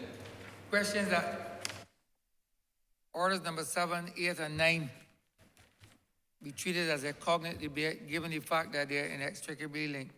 All those honorable members in favor, please say aye. Those against, please say no. Me think the ayes have it. Thank you, Mr. Speaker, and members of the chamber, colleagues. Mr. Speaker, this is the first time for the year that I'm seeking to address this Lord Chamber, and I wish at the outset to offer a Happy New Year once again to my colleagues and also to the general public and closer to home, those good people of St. George, and even closer to home, those wonderful people of St. George South. Now, Mr. Speaker, the resolutions before the House seeks to the approval for the vesting of 3 parcels of state lands comprising the total some 56,471 square feet or 5,246.4 square meters situated at 6 Mines in St. Peter. And we are seeking the permission to vest these lands in the Barbados Tourism Development Investment Inc., for the purpose of tourism development. And while I wish to treat the 3 parcels in a cognate debate, I wish to explain the 3 parcels. And Mr. Speaker, the first parcel, some 1,298.7 square meters of land, and comprising of 1,212 square meters of beach land up to the high water mark, and some 86.7 square meters of residual land, which I will explain further. And the second parcel, 1,136.7 square meters of land, representing some 1,091 square meters in road and some 45.7 square meters in road reserve. And then, Mr. Speaker, a third portion, a flooded inlet, which is 2,811 square meters of land, adjoining that wonderful property, Port Ferdinand, in 6 Mines in St. Peter. And the areas to be acquired adjoins the property of Port Ferdinand Marina and the luxurious residence, and also the former Nikki Beach property at 6 Mines in St. Peter. Let me just say to you, Mr. Speaker, and members of this chamber, the Nikki Beach property, we all know the famous Nikki Beach. It was acquired back in 1998, but it opened its doors in the year 2017. And it acquired by an entrepreneur, Jack Penrod. And Mr. Speaker, this was the first concept of a luxury beach club that came to this country. And the luxury beach club combines elements of music, dining, entertainment, fashion, film, and art. And Mr. Speaker, this was a wonderful tourism product in the north of this island and was part of our thrust to develop not only St. Peter, but the north of the island, where we recognize as our Gold Coast as it relates to investment and attracting foreign direct investment to this country.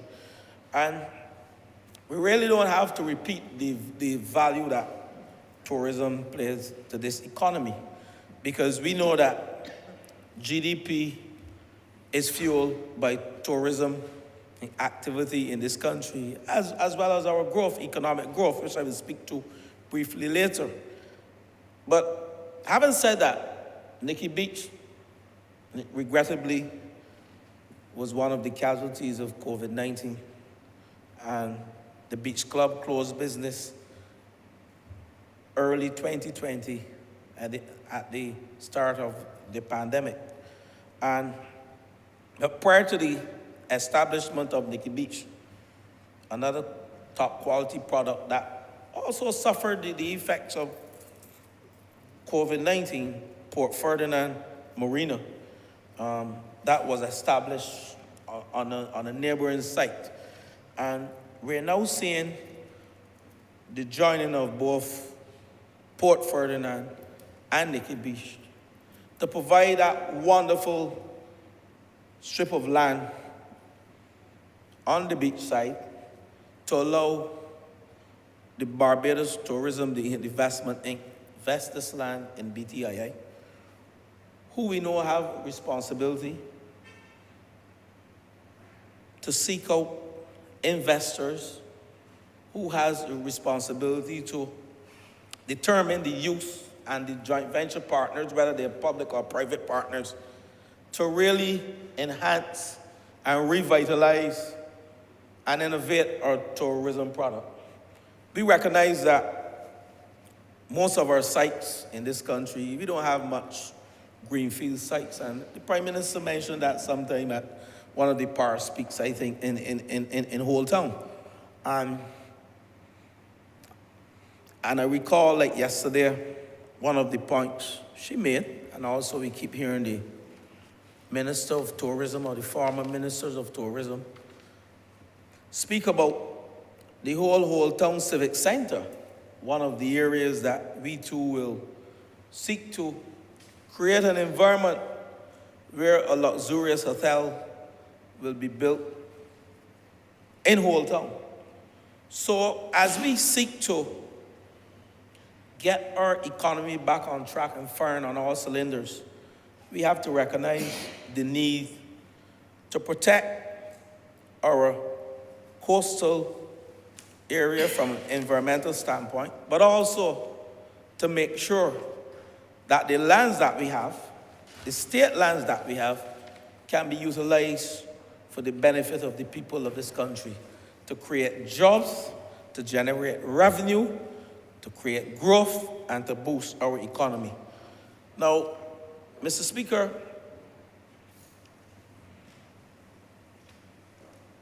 these resolutions are somewhat unique because when Port Ferdinand Marina was being built, some coastal engineering work was undertaken to create an inlet to the marina. And as a result, the 1,212 square meters of land that we are now vesting in BTII, Barbados Tourism Investment Inc. That was formed as a result of the coastal engineering work done to create the inlet to Port Ferdinand. And the additional 886.7 square meters of the residual land was previously road that had been abandoned when the highway in that area was shifted towards the land back in the 1980s and formed part of a road reserve, which is now being used to be incorporated into the area of land that I mentioned earlier, into the total of the 5,246.4 square meters of land to be vested into BTII. Mr. Speaker,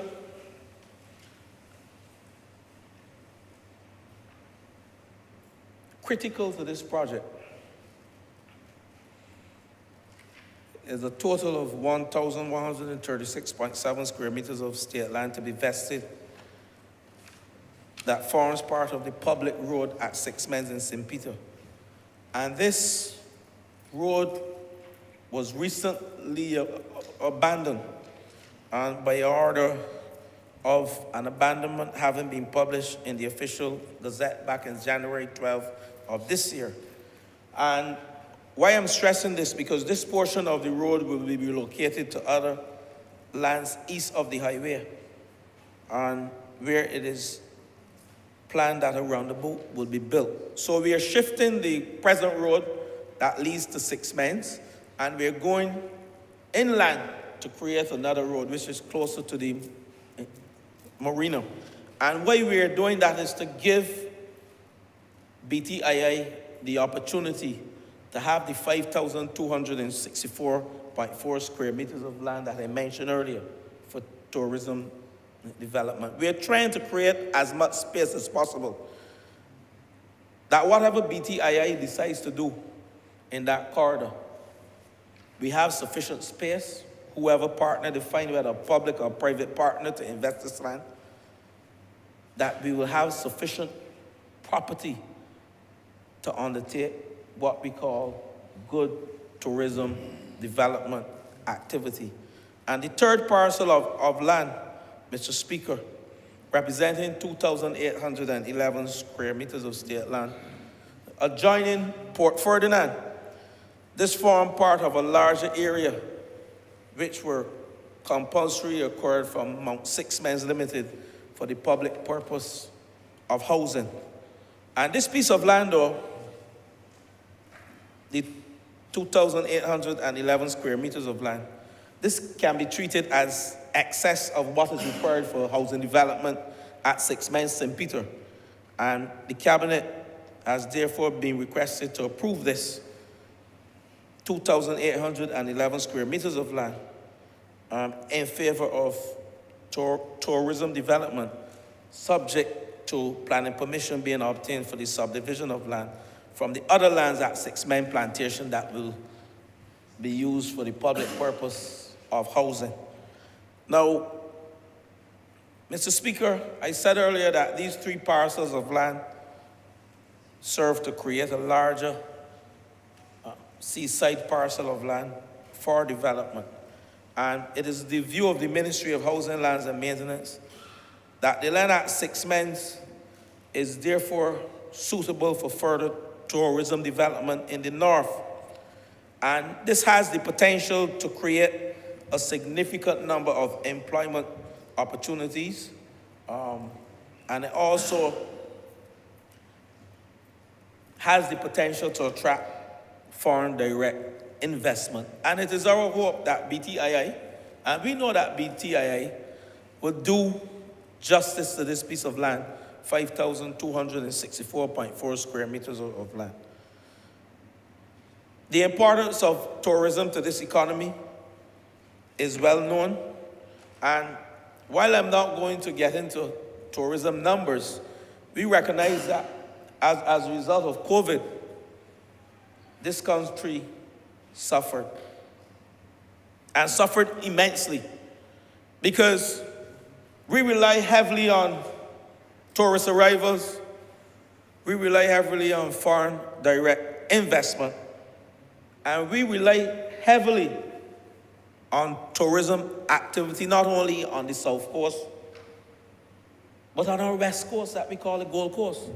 And that stretch coming from Little Bay, that is, in St. Lucie. I hope I am calling it right, member, for Little Good Harbor. Thank you, Honourable Minister of Tourism. Thank you very much. Coming from Little Good Harbor, stretching all the way back to Brighton and St. Michael, that is our West Coast. That is the coast that we protect, not saying we don't protect other coastlines, because we protect them environmentally, and also we protect them with a view that we recognize at any time someone would be willing to produce something granular and remarkable that can create jobs for our people and that can give us the necessary thrust towards growth and returning this country to double-digit growth.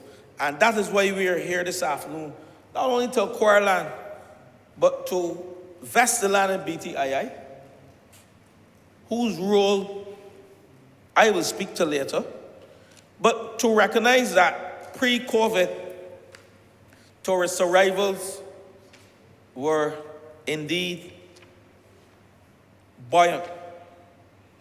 And while I don't want to get into tourism numbers, that's not my forte, but I will just mention that there was a point in time in this country when we recognized that there were 3.5 tourists per every resident in this country. That was pre-COVID days. And I think Barbados was ranked in this area 19th in the world. And if we, as a government, don't sit and discuss matters such as this one and create the necessary policies to ensure that we return not only 19th as it relates to the number of tourist residents in this country, but that Barbados generate billions of US dollars in the tourism sector, and that our gross domestic product will be more than 1/3 as a result of revenue coming from tourism. Tourism, therefore, is inextricably linked to economic stability in this country. And we listen very often to the Central Bank of Barbados, who had noted that our overall decline in contribution to tourism to gross domestic product went below 20% for 2020. And this was indeed viewed as a significant loss in output, which was reflected in the spillover effects on the rest of our economy, which is heavily reliant on tourist dollars. And the bank's report also noted that government's effort to place the economy on a sustainable path to growth were disrupted with the collapse of tourist arrival as a result of the COVID-19. So, we are here this afternoon to recognize that not only government's commitment to the development of this industry with respect to building tourist attractive sites and investing in BTII, but is reflected in what we call the Special Development Areas Amendment Act 2001 to 2020 Cap 237A, where the act provides for concessions to approve developers for carrying on specific activities in defined geographical locations within Barbados. And the areas which were defined as special development areas at the time were areas such as Carlisle Bay, redevelopment area in St. Michael, and again, Spikestown in St. Peter, where Six Mines is located next to. I don't think you can speak to Six Mines member for St. Peter without speaking to Spikestown. So they're inextricably linked, I would say. They're next to each other. And I know the member for St. Peter will clarify what I didn't say this afternoon in his contribution. Here was is in between. So you have Six Mines, here was, and then Spikestown. I call all Spikestown. When I left that wonderful facility in the north where I spent 20 years, member for St. Lucie, I journey and when I get by Little Good Harbor, I would say I'm in Spikestown. We come through the Bradshaw's Brady's Bar. I would call a bar.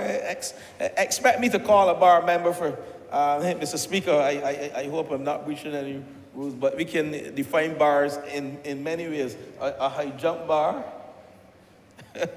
or we know air run bar, what we call air run bar. And we pass through Brady's Bar, and we pass through Six Mines, and we go to Haywards, and then we go to Spikestown. And that's the area we are discussing that attracts a lot of economic activity and a lot of tourists. But one of the other special development areas is the St. Lawrence Gap in Christchurch. And last but by no means least, the Scotland District Conservation Area. And recently, since the act was enacted, Old Town in St. James has been added as a special development area. So we have now 5 or 6 special development areas. And this government, in signaling the commitment to tourism as a key economic driver, identified activities for which an approved developer can receive the concessions. And I won't list all, but these activities include the construction of new hotels, the alteration of renovation of existing hotels, or conversion of a building into a hotel, furnishing and equipping of a building to be used as a hotel, provision of tourist recreational facilities and tourism-related services, just to name a few, and restoration, preservation, and conservation of natural sites. So these are all of some of the areas that have been listed as special development areas where developers will receive concessions. But I wish to move into the role of BTII, Barbados Tourism Investment Inc. This was established under the Companies Act in April 1998. And without listing all of its mandate, one of the key mandates of BTII is to develop a portfolio of tourist-related properties, either on its own or in joint venture with private and public partners. The role also extends to managing and the implementation of urban rehabilitation programs for Barbados in areas such as Bridgetown, Spikestown, St. Lawrence Gap, Oistins, and they act as the executing agency for the government of Barbados. And the final role of BTII as listed is to facilitate both private and private sector-owned investment in tourist and hospitality sectors in this country. So, Mr. Speaker, while I stand here on my feet to mention the role of BTII, we recognize there have been some good work done by BTII in the Bridgetown area. And one of those areas that we listed would be the NCF headquarters that is proposed to be at Queen's Park, and that's our cultural heritage. And this government has determined that it will transform Queen's Park as a hub of arts and culture in this country, and that the NCF, the National Cultural Foundation, is to be relocated to the transformed Queen's Park. And Barbados Tourism Investment Inc., again, has been selected as the executing agency to manage the proposed development. But there are other areas within Barbados and in Bridgetown that fall under BTII. There's the Hyatt Hotel, the proposed Hyatt Hotel.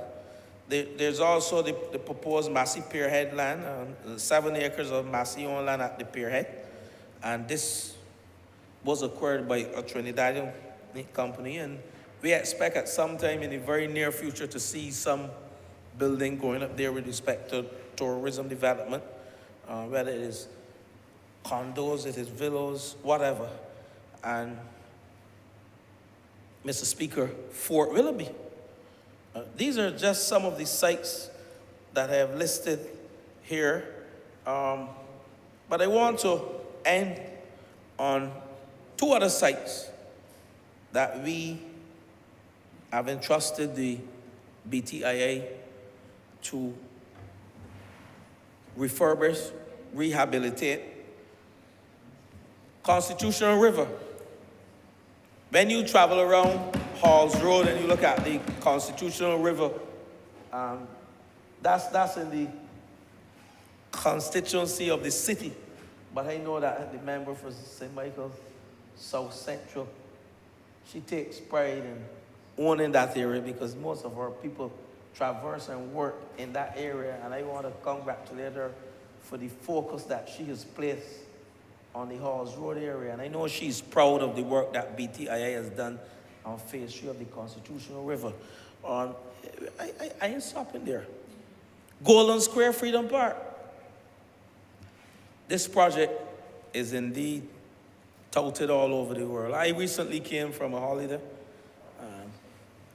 a 2-week holiday, and I thank my Prime Minister for seeing it fit. I really needed a rest to give me the rest.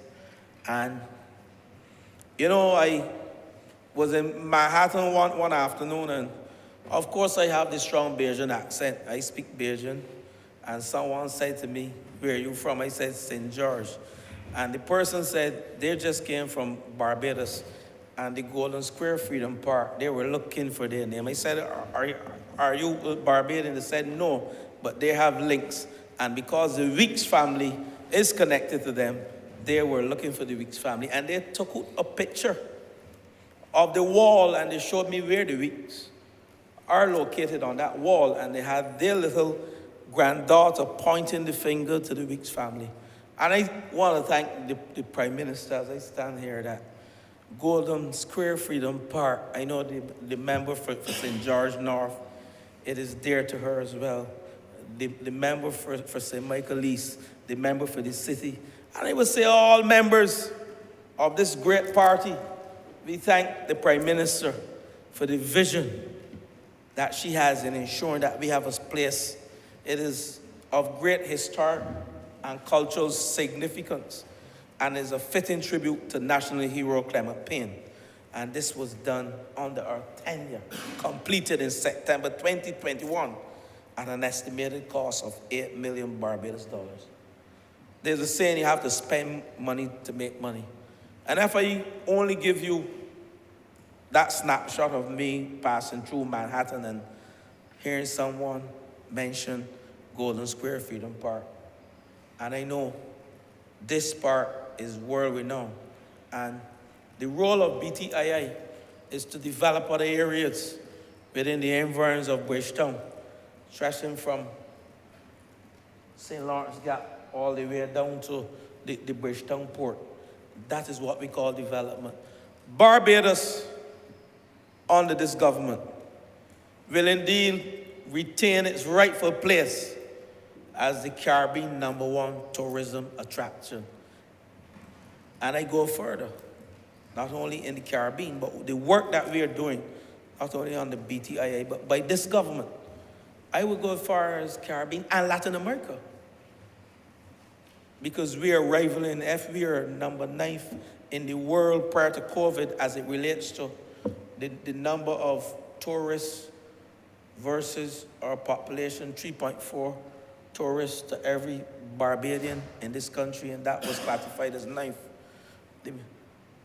Then, when we have finished our urban regeneration and rehabilitation, not only of Bridgetown, but of all our towns, Old Town, Spikestown, Oysterstown, Bridgetown.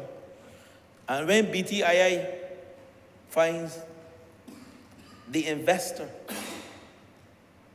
when we relocate our civic center from Old Town, when we give to them this 5,200, and I don't want to misquote the figure, 5,246.4 square meters of land at 6 months.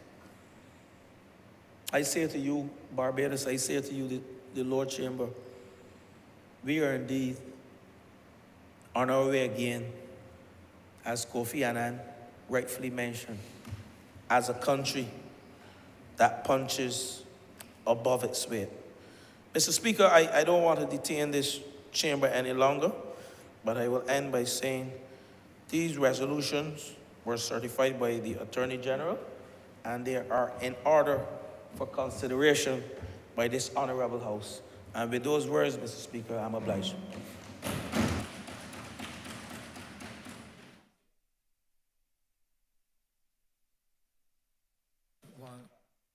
Resolution now passed since they were done in a cognate debate. I thank you, Mr. Speaker. Beg to second that and reserve the right to speak.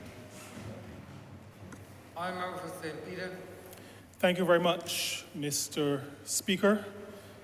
I rise, as you have indicated, as the member for St. Peter, always conscious of the fact that the returning officer, now retired principal of the All Saints Primary, told me exactly that on the night of the election. And so when I come to this chamber, I do not resign as minister, but I enter and I sit in this spot, conscious that I represent those who sent me here. In that regard, I will use the opportunity to wish both the members of the chamber, but you must forgive me if I say more so those who sent me here, much prosperity and all best wishes for 2023. We've had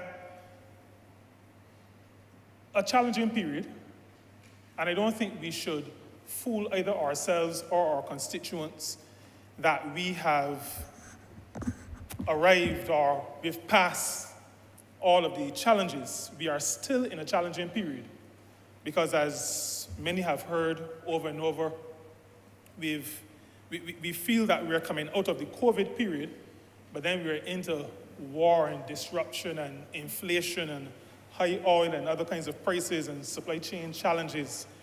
So that challenges remain, but the resolute nature of all of us is, I believe, equal to the task.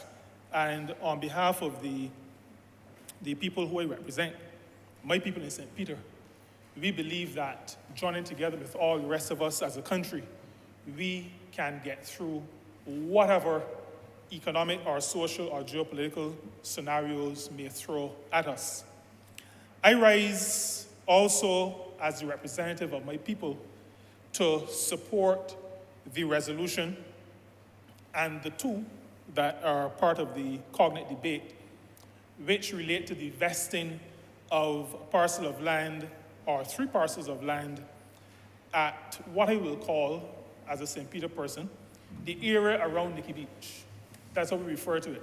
I'm not getting into the technical things for the minister who led the debate. This is the land that encloses the Nikki Beach area. And I support this resolution, these resolutions very strongly, because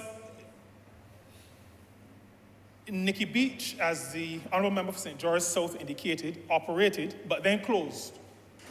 And what we have in that location today is what my predecessor as Member of Parliament would call an unused asset. We have a property, or we have land, that is not being used to benefit the people of the surrounding districts. So that is to say, Retreat on the south, Sixmens on the north, and maybe you can say Maynards to the east. It is not providing any economic activity that they can benefit from. That is not tenable for the people of St. Peter. It is not tenable for those who live around the area. And so a government like the government that we are a part of is a government that will do all that it can to put that asset back into a position where it can afford the residents and the country benefit in terms of economic activity. Now, the economic activity to which I speak, the Honourable Member who piloted the bill spoke to jobs, and jobs is one aspect of the economic activity, because businesses, once established, will have to hire persons to operate the business and to keep it going and to maintain the facilities. So jobs are one thing. But Mr. Speaker, there are other economic benefits from having some kind of economic, and I believe it will be, whenever it all is said and done, something that relates to the tourism industry. I'm not going to get too deep into that because that's where I spent most of my life. But I want to say in that regard that Sixmens has emerged, or if I am true to my St. Peter heritage, we are not boastful people. So let me back up to say is emerging as maybe the premier community tourism location in this country. The premier community tourism location in this country. I'm not talking about tourism product that is located in a community. I am talking about community tourism. Those of us who are tourism practitioners understand the difference. Community tourism has to do not just with the location of the tourism product or the tourism entity, but the fact that the residents of the community are fully integrated into the tourism experience of those who visit that tourism product. And so we find on any given day, and I can tell you that if you go to Six Mains maybe now at almost 4:30, you will see visitors either at Brady's, at the stalls, at Joan, some on the beach. They may have already come back in from swimming with the turtles. Yeah, they will already be back in from swimming with the turtles. That would have occurred earlier today. But this is an environment where community has embraced the understanding of extending a welcome to visitors, sharing of your culture with visitors.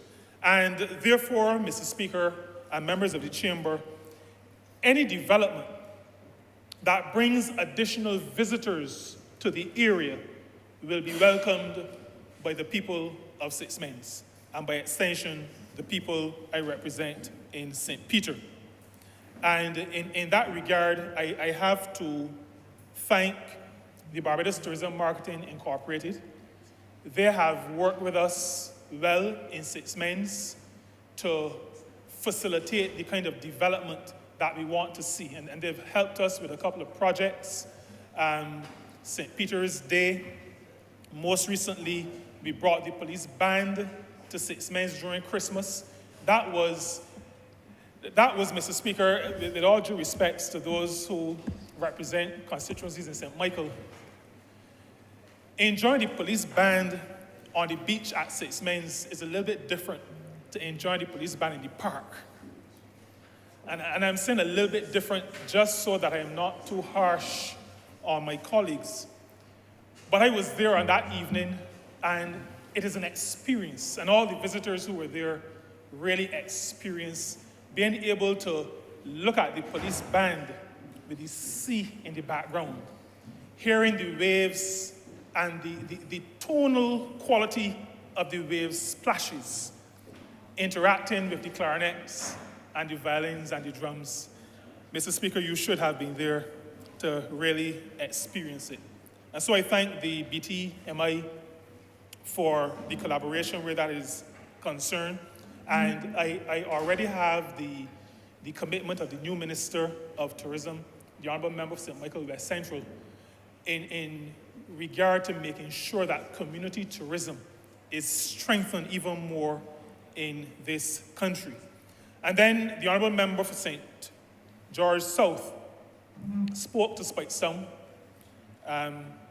He indicated that I would correct him when he spoke, but I did it before he spoke. I didn't want to. But he is correct that in many respects, we see Six Mains as an extension of Spikestown, in many respects. As a matter of fact, we had the privilege, Mr. Speaker, of sharing as a Spikestown Task Force with the Thorne Commission on Local Governance. And with respect to identifying what would be considered Spikestown as a municipal area, we indicated that it would extend from the same point the Honourable Member spoke to, Sherman's, from Fishpot, from that area further south past Spikestown, but including Six Mains, because we see Six Mains is the fishing village of Spikestown. And so the impact of activity at the area between Six Mains and Retreat is an area where any development will bring almost immediate benefit to Spikestown as well. And so both the residents and the business stakeholders in Spikestown, and when we say business stakeholders in Spikestown, we include very prominently our wayside vendors. All of the business stakeholders in Spikestown will benefit if there is visitor activity that comes to this area, which we refer to as the Nikki Beach area. I, as a Member of Parliament for the constituency, also need to say to my constituents, those who I represent in this place, you would have heard the Honourable Minister, the Honourable Member, speak to the abandonment of a road and the construction of a new road. And I give the assurance to the residents that travel from south to north and north to south on that road will not be impeded. That is already discussed, debated, agreed. As a matter of fact, this government that I'm a part of is not the kind of government that would, plan foolish. We already understand that in order to make the shift, the new access will have to be constructed first before we deal with the existing one. And the movement east is just a matter of a few meters. So it is not a significant move inland. When the term inland is used, one may misinterpret it to mean half of a kilometer. But we're really talking about just a few meters, a few meters to the east of the existing carriageway, the existing roadway. And so I give the undertaking to the residents of Six Mains and to the residents of St. Lucie, our neighbor, who use that road, that their movement will not be impeded in any moving of the road from where it is to just a few meters north. Now, the Honourable Member for St. George South spoke about the stretch from Brighton to Sherman's, Port St. Charles, from Fishport to Brighton, that area, Sherman's to Brighton. And he spoke about protecting the coast. Now, sufficient that he has spoken about protecting the coast, I then am compelled to remind those in authority in that area that the protection that the Honourable Member for St. George South speaks about must include protecting the bar that he spoke about. And so the area by Brady's Bar is eroding constantly. We have made representation to those who are responsible. I take this opportunity to call on them to get up off of their sit down and do what is necessary to make sure that that shed does not fall into the sea again. People's livelihoods depend on that. People's social interaction depends on that. Those who are responsible have to do something about it. I've already visited the area with the former Minister for the Blue Economy. I also visited the area with the Coastal Zone Management Unit. Gabions are to be built. Yes, and the Minister for the Environment, we visited. What is to be done is already known. Time is passing, and somebody is, well, pusharking is not the word that you use in this honorable chamber, but I'm just maybe reverting to St. Peter talk. People have to do what needs to be done to make sure that our coast is protected, not just for visitors, but for the people who live in Six Mains, for the people who earn their living in Six Mains. There is also mention, the Honourable Member for St. George South spoke to a piece of land that was acquired for the public purpose of housing. And because that was mentioned, I am again constrained to say to the residents of Six Mains, who may be wondering when that mention of land acquired for the public purpose of housing, how that impacts their state of limbo. And that is what it is, a state of limbo. From the 1970s, the residents of Six Mains don't know whether they're coming or going in relation to land tenure. Now, that is a matter that cannot continue, but I want to say to the residents of Six Mains that government continues to explore all possible opportunities to make sure that the matter, which is currently a court matter, Mr. Speaker, you would probably say sub judice. I have not learned Latin and those kind of terms. But we call it a court matter in the court. And because of that, there are certain restrictions on what we can proceed to do. But I want to give the assurance to the residents that this Barbados Labour Party has not forgotten them, have not taken our eyes off of the issue, and that we are still under the leadership of the Honourable Prime Minister, the Honourable Member for St. Michael North East. She has commissioned one of us to continue exploring the solution to what has become an issue that is going on for far too long. And so I must say that to my people in Six Men's. They ask me all the time about the matter, and I use this opportunity sufficient that it was mentioned to some degree in the submission to give that reassurance.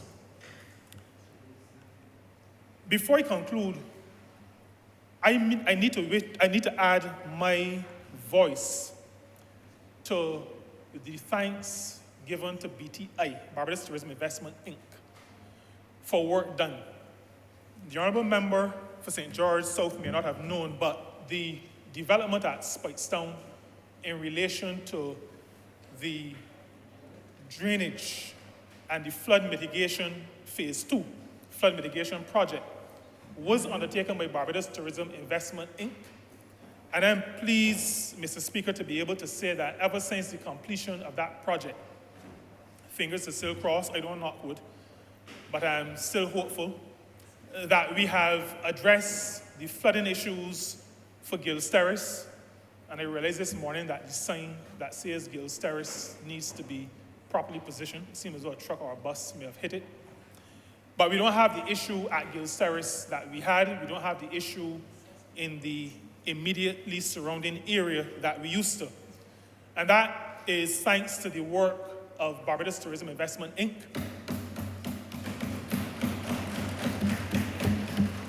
And I must say, Mr. Speaker, that I must also commend the unselfishness of the Honourable Member for St. Michael South Central, who, while she was dealing with her pet project at Constitution River, was also dealing with my pet project at Speightstown.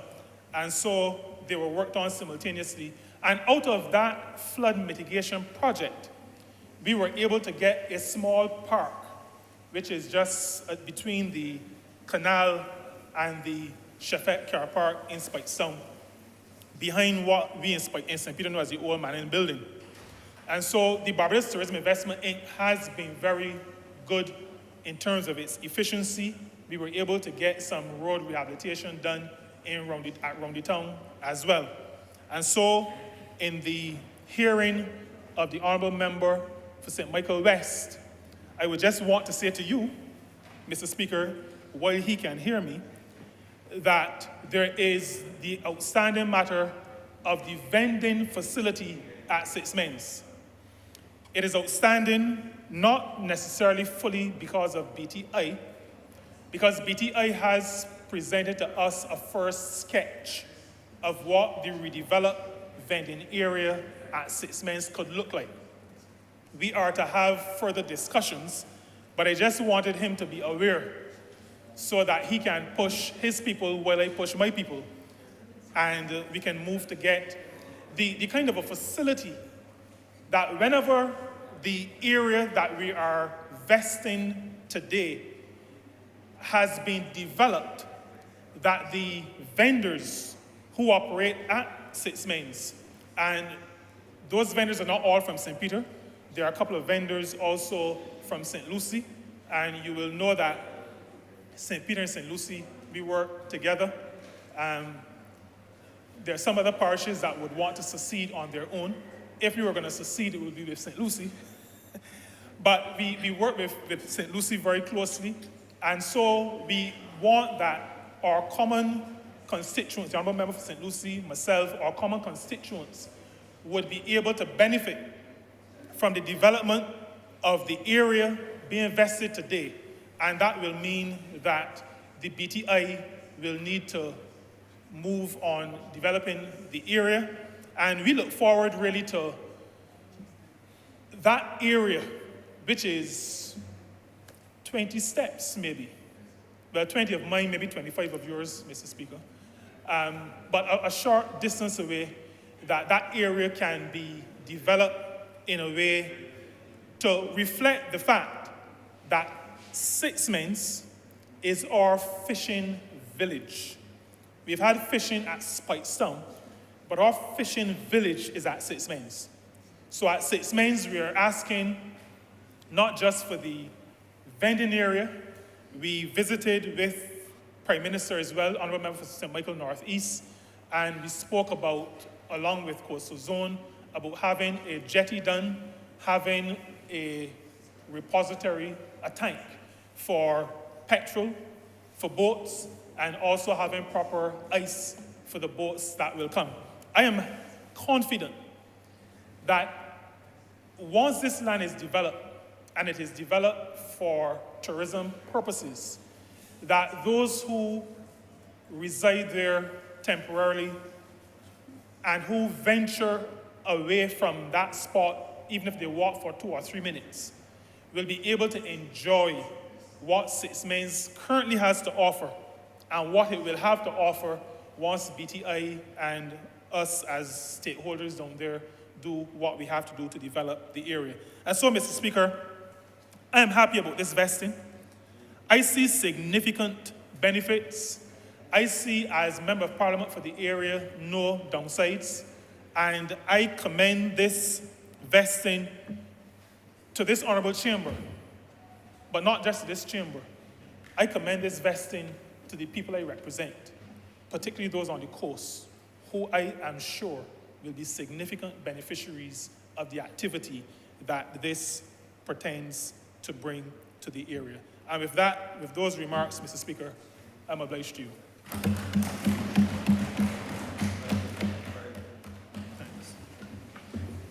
Honourable Member St. George South. Mr. Speaker, I rise with a smile. You know, the member for St. Peter, he's very precise. Precision is his game. And I want to thank him for his contribution to this debate, and not only this debate, he spoke eloquently on behalf of BTIA, but he also spoke passionately and direct to the people of St. Peter. And that is what we call true representation when you come to these hallowed chambers. I wish to recognize, as I close this debate, my very good friend, and I'm looking directly at him. He's a young man I have a lot of admiration for, the member for St. Michael West. Don't mind I had to pass you hastily on Saturday, but the member for St. Michael West is the chairman of BTIA, and I want to thank him. Since he came to that post as chairman, we as a government, not saying chairmen before him or chairladies before him or chairwomen before him, did not do justice to the government. But I have been following him, and I know that with him as chairman, along with the good board that he has, that we will indeed see the development that will benefit not only investors, but the people of this country. And sir, I want to recognize you as I close. Now, just 2 points to raise, and again, the member for St. Peter jogged my memory here. And I don't want to say jog my memory, but he caused me to make 2 notes. And the first one is, and I want to thank him for assuring the people of the North, not only of the North, because I traveled on that road when I was from Central, and I worked in the North. And I thank you for assuring the people that the road abandonment will not stop persons from traveling on the road. And the Highways Act make provision for that. You can't just abandon the road and leave people to travel where. It's part of the process. Road abandonment under the Highways Act, and we had the good Attorney General here who can tell you that the Highways Act and the member for Christchurch East, Highways Act makes provisions for persons to drive on abandoned road.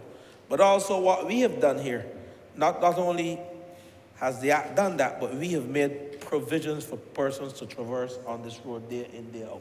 So I want to thank you, member, for St. Peter, for raising it. And the other point here, the whole aspect of jobs.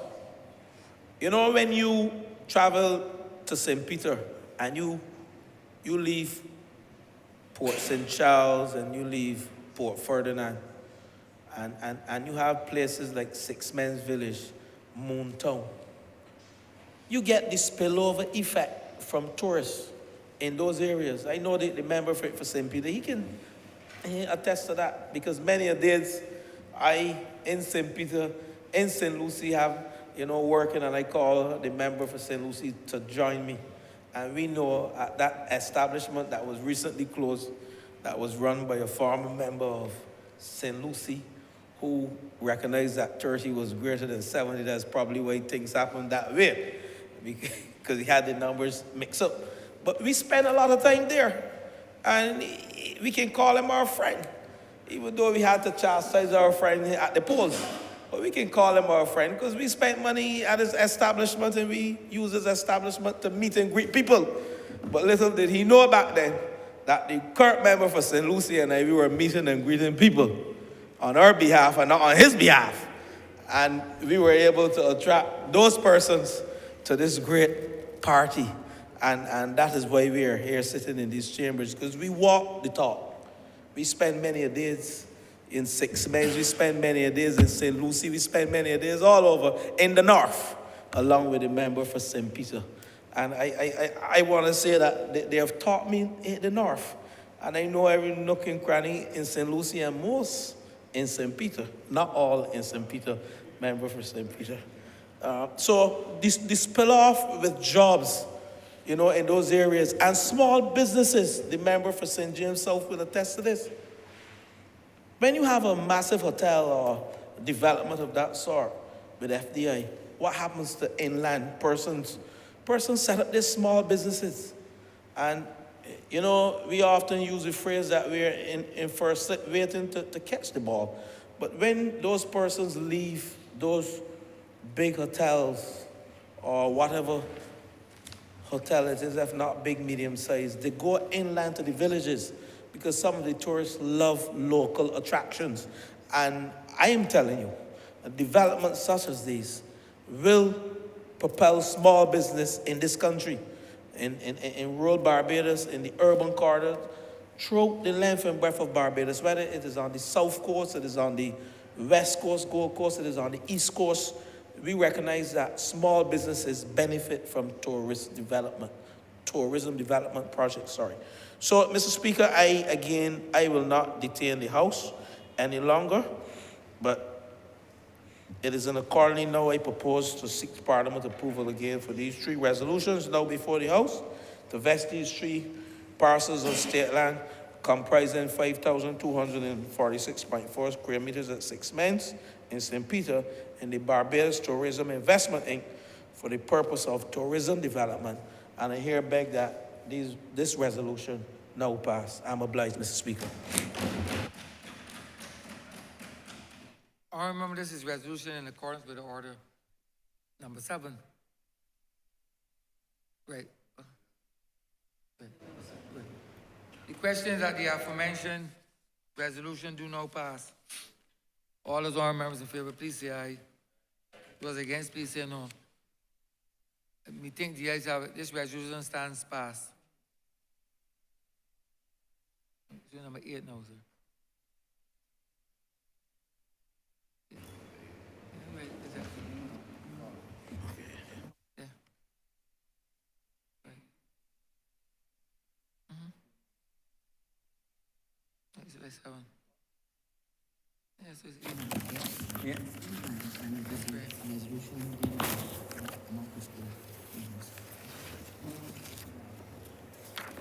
Order number 8, sir. In the name of the Honourable Minister of Housing, Lands and Maintenance, to move the passing of a resolution to approve in accordance with Section 5 of the Crown Lands Vesting and Disposal Act, Chapter 225, the vesting in the Barbados Tourism Investment Inc. of the parcel of land property of the state, situate at Retreat 6 Mines in the parish of St. Peter in this island, for the public purpose of tourism development. And this, Mr. Speaker, this resolution deals with the property contained is lot G1 and 45.7 square meters in rural reserve and in lot G2. That resolution number 8, I beg to move the passing of this resolution in accordance with Section 5 of the Crown's Land Vesting and Disposal Act, Cap 225, to approve the vesting in the Barbados Tourism Investment, Inc. of the parcel of land, the property of the state situated at Retreat 6 Mines in the parcel of St. Peter, this island, for the public purpose of tourism development. I beg that this resolution now pass. The question is that the aforementioned resolution do not pass.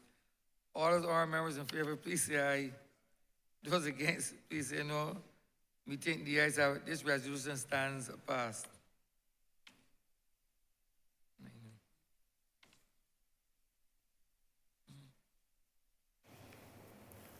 Order number 9, sir. In the name of the Honourable Minister of Housing, Lands and Maintenance, to move the passing of a resolution to approve, in accordance with Section 28C of the Land Acquisition Act, Chapter 228, the vesting in the Barbados Tourism Investment, Inc. of the parcel of land, the property of the state, situate at 6 Mines in the parish of St. Peter in this island, for the public purpose of tourism development. And so as to be clear, Mr. Speaker, this relates to the land that was formerly that of SP Mustard and Son and Company, and now is on the 6 Mines plantation, now are formerly part of Port St. Charles Development. Our members, George South. Mr. Speaker, I beg that resolution number 9 now pass. Questions that the aforementioned resolution do not pass. All those honorable members in favor, please say aye. Those against, please say no. We think the ayes have it. This resolution stands passed.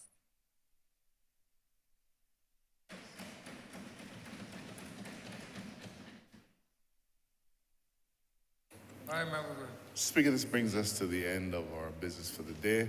Beg to move that this Honourable House do now stand adjourned until January 24th. 24th? Yes, 17. Yes, thank you. At 10 a.m. I know you're expecting me to say in the forenoon. 10 a.m. Just to be redundant, but I will resist the temptation.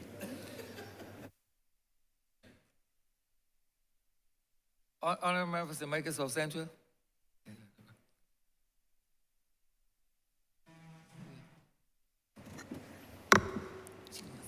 Thank you, Mr. Speaker. Sir, speaking on the adjournment today, I feel that, and I see members looking at me as if wondering what on earth I could be speaking to acknowledge, I wish to have this chamber acknowledge the passing today of Sir Frank Aline, who served in the Senate between 1991 to 1994. The Honourable Member for St. Michael Northeast, the Honourable Prime Minister, did share an earlier tribute on behalf of the government and people of Barbados, but I do believe that as we are in this place today, the day of his passing, that we need to acknowledge the contribution made by Sir Frank to the country, to the work of governance in Barbados, to the field of economics, to academia, to teaching, to nation building in this country. Now, Sir Frank and I often and usually disagreed on matters of economics, and in these matters we were peers, but in every other way, he was my elder in this field. And I do wish to recognize him as such. He was a man who had a passion for teaching and who thought that it was important that people of his generation and generations to come made such a contribution. And I don't wish to give any obituary speech in this regard, but simply to acknowledge on the adjournment today his passing, and to give our condolences to, I believe he's survived by his wife Elvira and to his 4 daughters. And I thank you for giving me the opportunity, Mr. Speaker, sir. Honourable member, he taught me my first economic course in 1978 at University of the West Indies, so I'm very familiar with, I'm very familiar with Sir Frank Allen. The question is that this honourable chamber stands adjourned until Tuesday, the 24th day of January at 10 a.m. in the forenoon. All those honourable members in favour, please say aye. Those against, please say no. Me think the ayes have it. This honourable chamber stands adjourned until Tuesday, the 24th day of January 2023 at 10 a.m. in the forenoon.